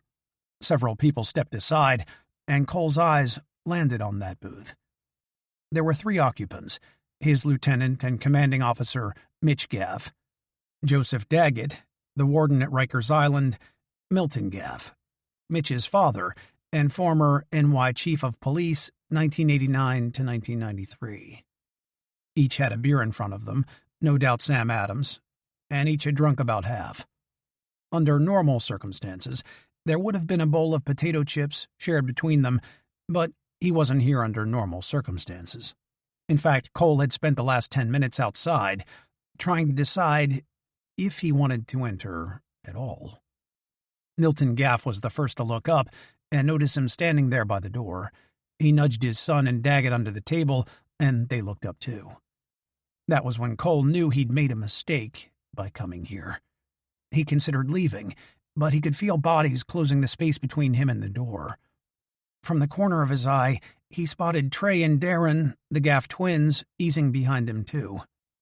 He wouldn't be leaving until they were ready to let him go.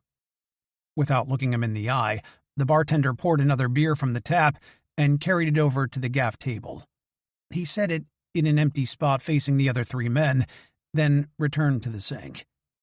"Now or never, Cole," he said, more to himself than anyone else, and went over to the table, slipped into the empty seat. "You look like a mule kicked the shit out of you," Milton said, taking a sip of his beer. "Not an inch on you, not cut, scraped, or bruised." "Traffic duty can be rough," Cole replied, eyeing his lieutenant, who said nothing. Milton smirked, easing back in the torn, red pleather seat. He tapped the lip of his mug. "Bernie left a list. All those people in the senator's pocket? Bad people trying to grease his bill. You know I'm not on it, right?" "I've seen it." "I'm not on it? Your partner's not on it." "A lot of people are, though." "Nobody at this table. Nobody in this bar." Lieutenant Gaff leaned forward. "Everyone on that list is either in custody or under investigation. I hear they've got Moretti's partner on the bill, Mercer, in a safe house upstate somewhere while the feds grill him. To me, it sounds like the Sentinels used all this as an excuse to flex their muscle. Moretti lit the flame to juice his own cause. Bernie played them all. Bunch of assholes all using each other to get what they want, and half of them ended up dead. This will shake out. Always does." Milton interrupted them. "The point is, those of us on the right side of things will come out on top. Always do in the end. Always will. The ones backing this thing, they'll hang themselves." "The feds raided the Sentinel camp and it was empty," Daggett said. "They cleared out. In the wind." Milton took another sip of beer. "They'll hang themselves," he repeated. "Give 'em enough time, every last one of 'em will turn up." Cole twisted the mug in his hands and looked at Daggett. "How's Marissa Chapman?" "We've got her in isolation," he replied. "I'll keep her there until things cool down. I've been talking to the warden up at Wilcox. We might transfer her, put some distance out there, haven't decided yet. Either way, she's safe. I'll keep her that way. There's a grand jury looking into her case, thanks to all this. Maybe she'll get a little justice, too." Lieutenant Gaff looked at his father for a moment, then into his beer. "You asked for my daughter's hand in marriage. I told you no. You understand, right?" "You don't want her married to a cop." "I don't want her married to a cop," he repeated. "You almost died, son," Milton said. The lieutenant placed a hand on his father's wrist, silenced him, then looked back at Cole. "What do you think Gracie sees in you? She sees the men who raised her, the men who protected her, kept her safe her entire life. I know you, Cole. You're me. You're the men at this table, the men in this bar. You see a fire, you run in. You hear a scream, you help. You put all others before yourself, and that's a damn good quality to have. But, not in the man who marries your daughter. No. I can't have my daughter wondering if you're coming home at night. I don't want her jumping whenever the phone rings, whenever there's a knock at the door. All due respect, sir, that's not your decision to make. It's hers. She's my baby. My little girl. One day, you'll understand that. She's a grown woman. Probably tougher than all of us." Cole hadn't realized how quiet the bar had gotten. Nobody else was talking. All eyes were on them. He took a sip of his beer, weighed his words carefully. "I love Gracie, with every ounce of my being. She's my first thought in the morning and my last thought at night. When I was in that building, when things were at their worst, I closed my eyes and thought of her. I thought of her smile, her laugh, the little crinkle in the corner of her left eye when she giggles. Thought about the warmth of her hand in mine, the feel of her in my arms, and how more than anything, I wanted to get back to her. She kept me safe. She pulled me off that roof and out of the fire. There is not a moment when anything else became more important to me. She will always come first." Cole looked him in the eyes. "I would love to have your blessing. All of you, everyone in this room. But not having your blessing isn't going to keep the two of us from each other. Some things are too strong. The love I have for your daughter is too strong." The 3 men at the table looked back at him, but said nothing. Several minutes passed before anyone spoke at all. Lieutenant Gaff was the first. He finally said, "You ever hurt her, and the people in this room will make you disappear. You know that, right?" This brought up a soft murmur around the room. Cole nodded. The lieutenant glanced at his father and Gracie's godfather, then reached across the table and offered his hand to Cole. "Welcome to the family, son." 2.5 hours, 6 beers, and numerous shots later, Cole stepped out of Mac's Tavern into the chilly night air. He stood on the corner for a moment, located Gracie's 1984 black Firebird across the street, and shuffled over, doing his best to walk in a straight line and failing miserably. Gracie was leaning against the driver's door in jeans, a white tank top, and a brown leather jacket.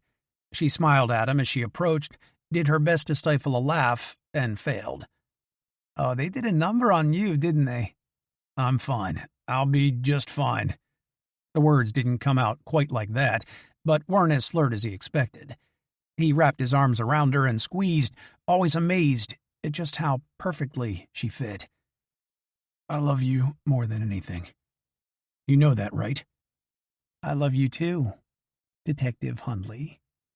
"I love you more than peanut butter," she giggled. "Oh boy, I need to get you home." "We need to make one stop?"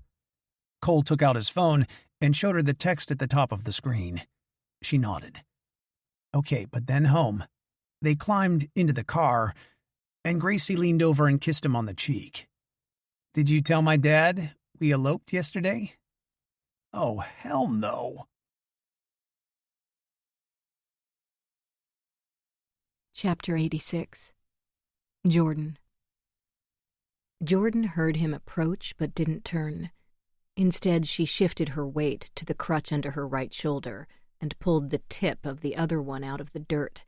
She'd been standing still long enough for it to sink nearly 2 inches into the grass. It made a sucking sound as she pulled it out. For a detective, you're not very good at sneaking up on people.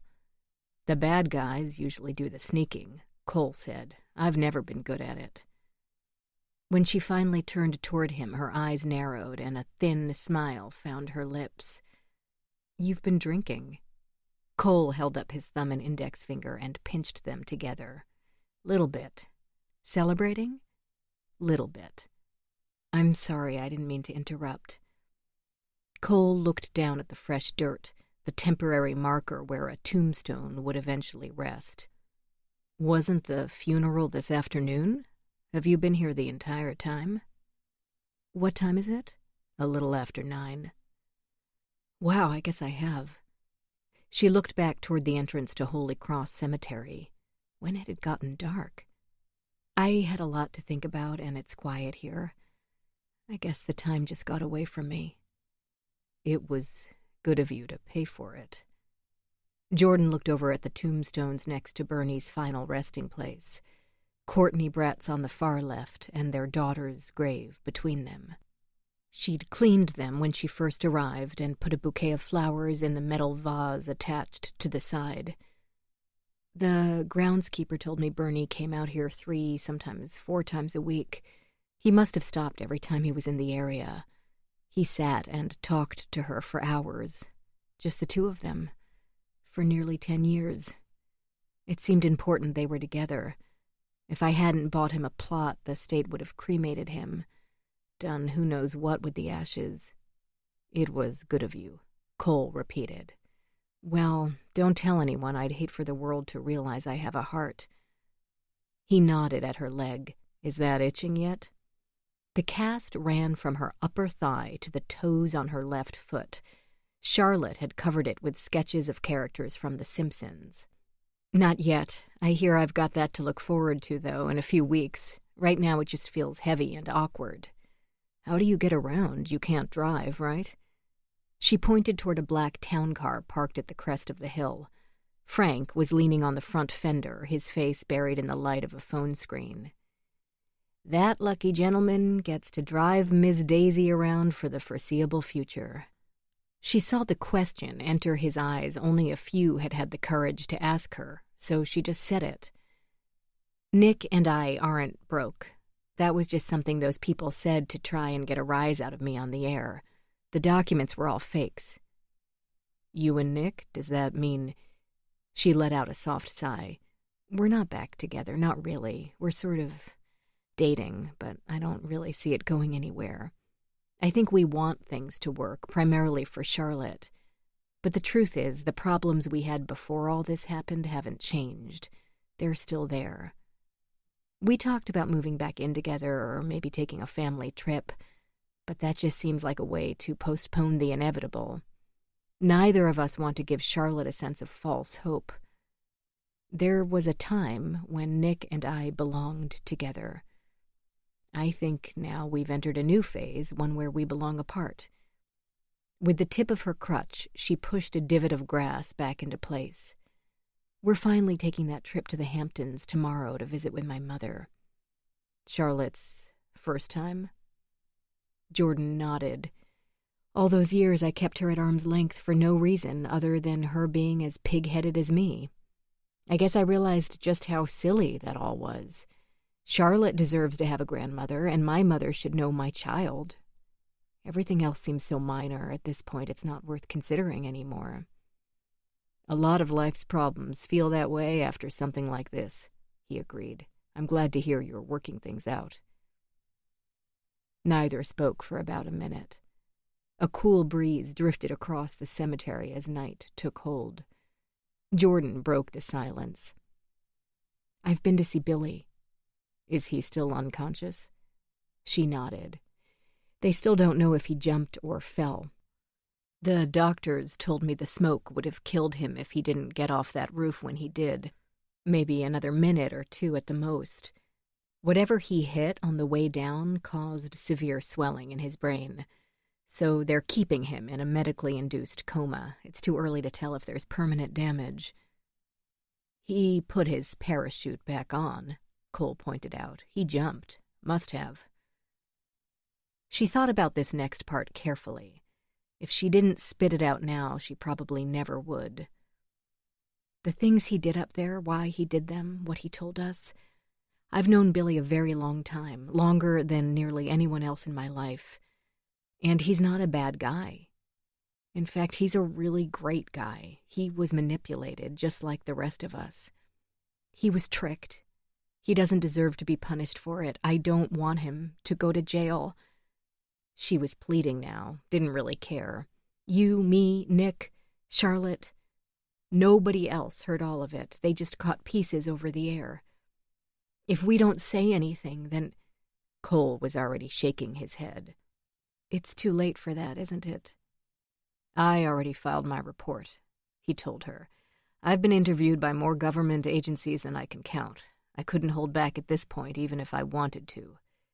A lot of people lost their lives. The city suffered billions in damage, and it could take years to fully recover. The part he played, even if it was relatively minor, was a piece of the entire puzzle. It's not my job to determine who gets punished and who doesn't." "Always the Boy Scout," she said softly. They both fell silent for several moments. Cole shuffled his feet, and she caught him looking back over his shoulder at a Firebird parked at the curb. "Is that why you called me out here, to ask about Billy?" She shook her head.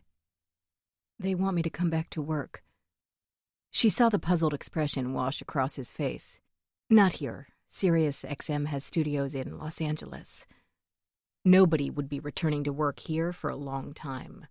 While her building hadn't come down, there was nothing salvageable after the fires were finally put out. Most likely it would be imploded and eventually rebuilt.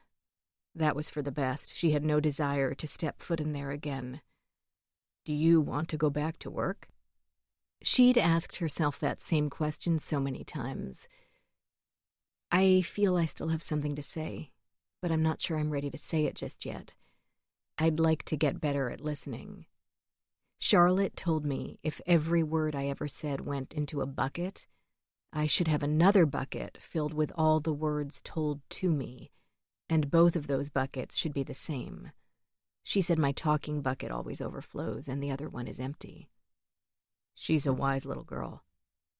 Jordan sighed. "I'm not sure anyone wants to hear from me. Not anymore."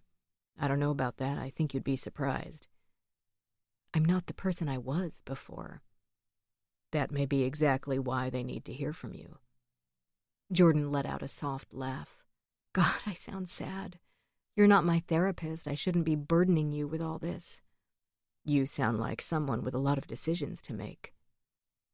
She smiled at him. "You're one of the good guys, Officer Detective Cole of the NYPD.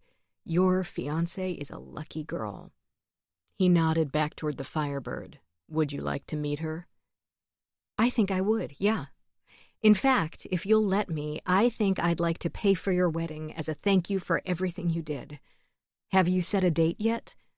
Cole laughed and kicked at the dirt. "About that." Author's note. As I write this, the date is March 25th, 2020. It's about 20 past 8 in the morning, a Wednesday.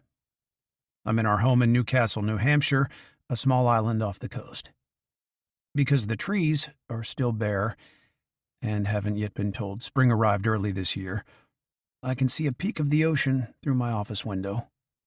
A large cargo vessel just sailed by, heading toward the shipyard in Portsmouth. Thin wisps of smoke coming from its stacks. I can hear my daughter, in the other room, 2.5 now, yelling at Alexa, trying to get that little box from Amazon to understand her well enough to follow her instructions. It sounds something like, "Alexa, turns on the V, please," and it's not working. The TV's still off. My wife is cooking up some kind of breakfast in the kitchen. Smells like French toast. Normally, our house would be crawling with contractors. We are deep into a renovation. When we bought this place, not a single surface had been touched since Reagan was president. Red tile bathrooms, a once custom kitchen in complete disarray. A hot tub, yes, a hot tub in the living room, surrounded by green shag carpet. Not just a little hot tub, but a 12-seater. I refuse to think about the things that have happened in that room over the years. I imagine there's video floating around somewhere. Or maybe they used film back then. I've dared my wife to go in there with a black light, but she has yet to take me up on it. Normally our house would be crawling with contractors, but nobody is here today. We sent them all home a few days back with instructions to sit tight for a bit. We'll reach out when we're ready to let them back into our lives, our home. As of this morning, 54,968 people have the coronavirus in the United States. 435,374 worldwide, 108 cases here in New Hampshire, nearly 30,000 in the state of New York, where many of my friends live. 1,467 in Florida, where our families live. Much of the world is in some kind of lockdown, with a few places still lagging, seriously considering heading in that direction. Most believe this ride is just getting started. The roller coaster is still clicking on its way up the first steep hill. When you read this, some time will have passed. That's the nature of the publishing world. It takes a long time to write a book, far longer to get it out into the world. If I had to guess, it's mid-2021, maybe coming up on fall. Am I close? I'd like to believe the virus is in your rearview mirror, and you know how this whole thing turned out. For better or worse, knowing the outcome is far better than sitting on this side of the keyboard, wondering where this whole mess is heading. Being an author, it's my job to wonder, what if? To take a relatively normal scenario and spin it on its head. Find the crazy in the world and throw a spotlight on it. Find the scary and turn down the lights, give it a chance to breathe on you from some dark, wet place. That's all fine and dandy when I'm able to get up from my desk, when I'm through and can head outside into the sunshine for my daily 5-mile walk, run, maybe wave at the neighbors out on their porches or working in their yards. It's not such a good thing when the real world is more frightening than the fictitious one on my virtual paper. And that's where we are today. I can't turn off the what-if gene. My brain wants to play that game whether I want to participate or not. And when real-world events such as these are feeding the machine, the output can go dark. Really dark. I woke last night around 2:30, firmly believing my wife and daughter were gone. Our neighbor's house had a big red X on the door. They were gone too. I wasn't in my own time anymore. I was in yours. A year or so into the future, looking back with thoughts like, why didn't we all wear masks? Gloves? When my wife said she was going to get the mail at our little post office, why didn't I tell her to skip it? When she said she wanted to take our daughter with her, get her out of the house for a minute, why didn't I object? Mail isn't delivered here, you have to pick it up. And our daughter loves going to the post office. She says hello to everyone. When you live on a small island, the post office is the local gathering spot and is really crowded. The building itself is several hundred years old, filled with ancient reminders of our little island's past. She loves to play with all the shiny metal knobs on the antique boxes, peer through each tiny window, nose the glass, look inside. The coronavirus, COVID-19, as they're now calling it, likes those things too. It can live a long time on any one of them. I woke at 2:30 believing my wife and daughter took the quarter-mile walk to our post office with their little red wagon in tow and brought something back to the house with them. Something bad. Something that took both of them away from me. That didn't happen. My wife did go to the post office and pick up the mail yesterday, but she wore gloves, a mask, and took a Purell bath the moment she was back outside. She sprayed every letter and package with disinfectant before it came into our house. Our daughter stayed home with me. Nobody got sick. But the damn what if gene. At times like these, I think we all start to realize what's really important to us, what really matters. I've been fortunate in life, and if I lost absolutely everything, I'd be okay with that.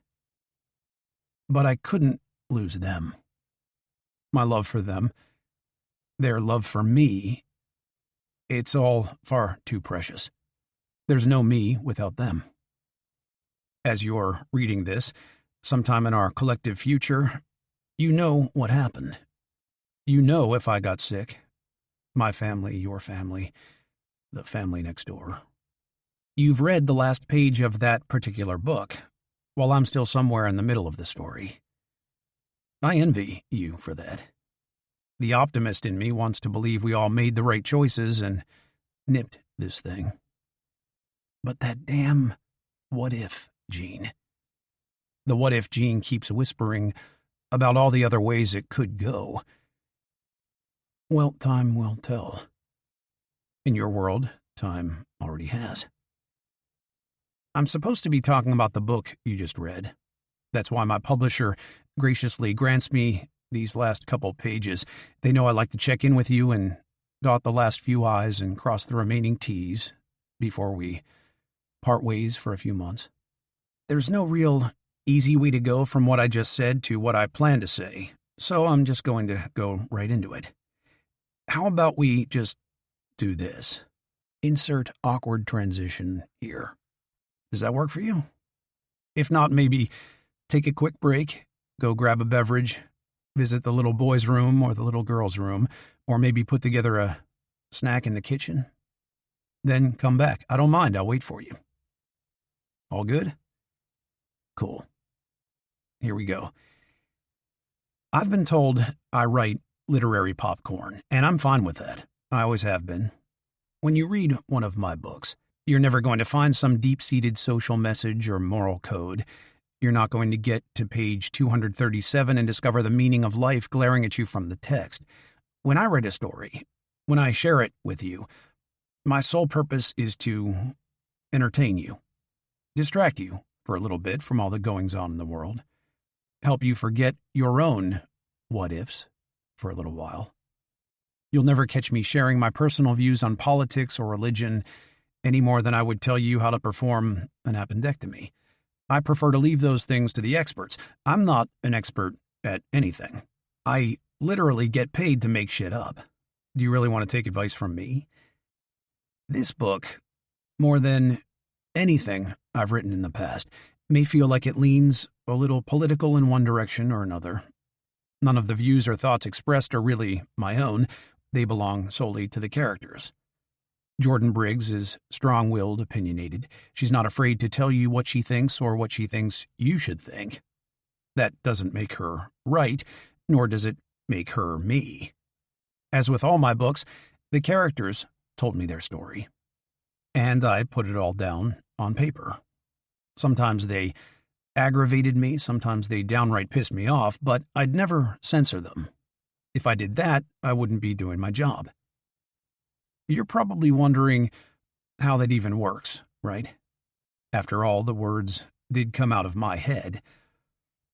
This is tough to explain to anyone who hasn't tried their hand at writing fiction, but I'm going to give it a shot. When it's working, when I'm in the zone, when the words are flowing, I see the story play out like a movie in my head. The characters are as real to me as you are.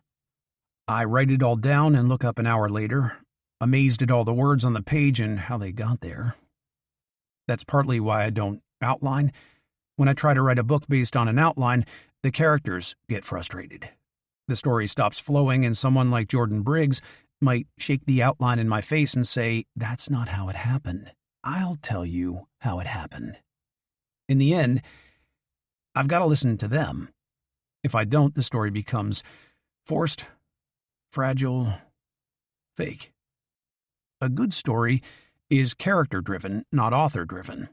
If it's author-driven, it becomes commentary, and nobody really wants to hear from me. I'm frankly not that interesting. I certainly wouldn't do the things Bernie did.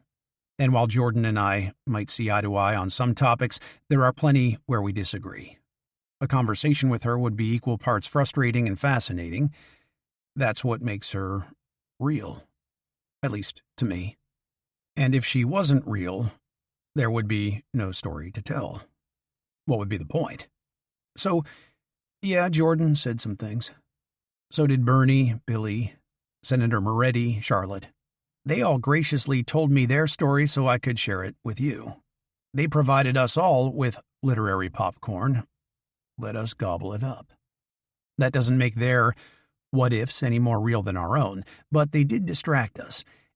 And in the end, isn't that all a good book should really be about? Particularly now. I'll end this, as I've been ending all my emails and letters lately, with stay safe. If you're reading this a year and a half or so in the future, you clearly did stay safe, and I'm glad to hear it. Until next time, J.D. Newcastle, New Hampshire, March 25th, 2020. Author's note.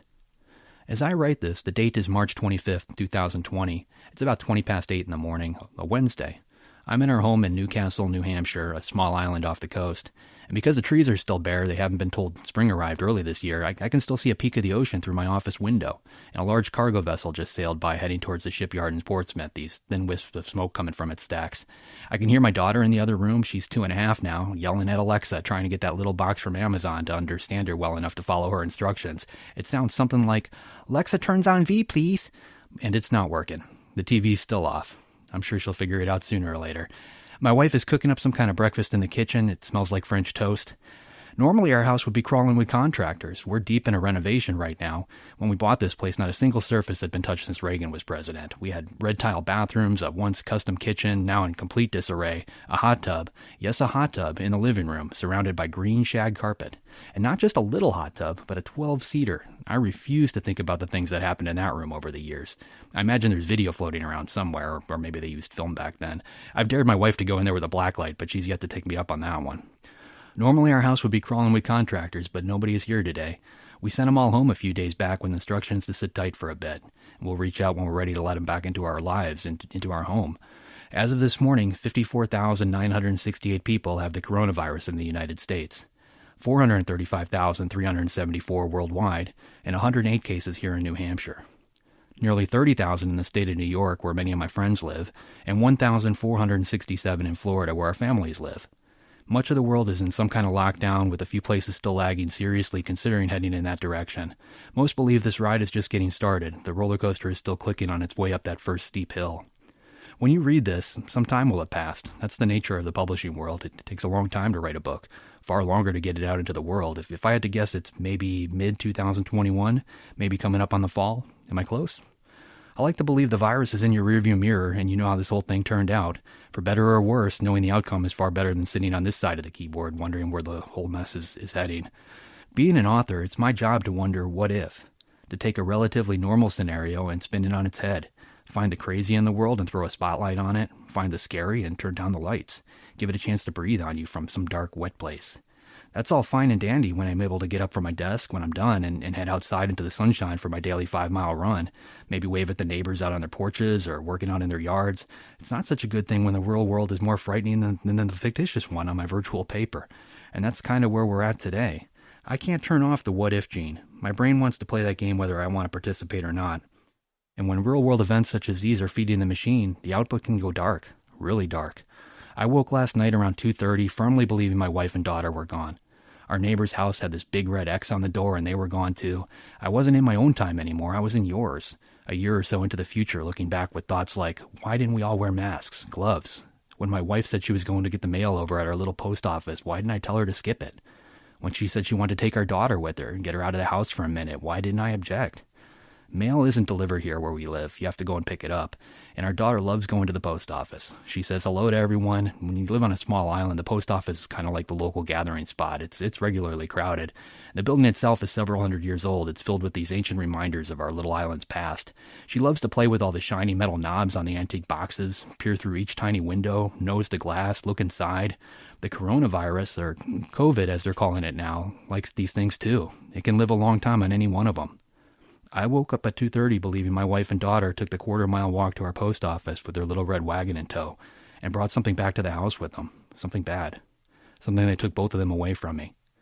That didn't happen. My wife did go to the post office and pick up the mail yesterday, but she wore gloves, she wore a mask, she took a Perel bath the moment she walked back inside. She sprayed every letter, every package with disinfectant before it came into the house. Our daughter stayed home with me. Nobody got sick.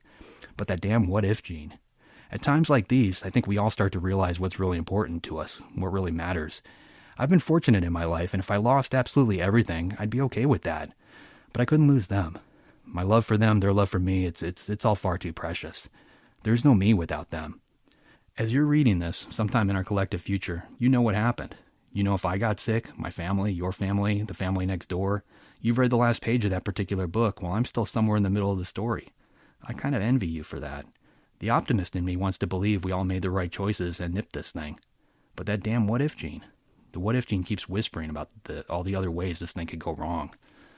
Well, time will tell. In your world, time already has. I'm supposed to be talking to you about the book you just read. That's why my publisher graciously grants me these last couple pages. They know I like to check in with you and dot the last few I's and cross the remaining T's before we part ways for a few months. There's no real easy way to go from what I was just talking about to what I planned to say, so I'm just going to go right into it. How about we do something like this? We'll just insert an awkward transition here, just a little pause. Does that work for you? All right, maybe if not, take a quick break, go grab a beverage, visit the little boy's room, the little girl's room, maybe put a snack together in the kitchen and come back. I don't mind, I'll wait for you. All good? Cool, here we go. So I've been told I write literary popcorn, and I'm fine with that. I always have been. When you read one of my books, you're never going to find some deep-seated social message or moral code. You're not going to get to page 237 and discover the meaning of life glaring at you from the text. When I write a story, when I share it with you, my sole purpose is to entertain you. Distract you for a little bit from all the goings-on in the world. Help you forget your own what-ifs for a little while. You'll never catch me sharing my personal views on politics or religion any more than I would tell you how to perform an appendectomy. I prefer to leave those things to the experts, and I'm not an expert at anything. I literally get paid to make shit up. Do you really want to take advice from me? This book, more than anything I've written in the past, may feel like it leans a little political in one direction or the other. None of the views or thoughts expressed are really my own. They belong solely to the characters. Jordan Briggs is a strong-willed, opinionated person. She's not afraid to tell you what she thinks or what she thinks you should think. And that doesn't make her right, nor does it make her like me. As with all my books, the characters told me their story and I put it all down on paper. Sometimes they aggravated me, sometimes they downright pissed me off, but I'd never censor them. If I did that, I wouldn't be doing my job. You're probably wondering how that even works, right? After all, the words did come out of my head. And this is tough to explain to anyone who hasn't tried their hand at writing fiction, but I'm going to give it a shot. When it's working, when I'm in the zone, when the words are really flowing, I see the story play out like a movie in my head. The characters are as real to me as they are to you. I write it all down and look up an hour later amazed at all the words on the page and how they got there. That's partly why I don't outline. When I try to write a book based on an outline, the characters get frustrated. The stories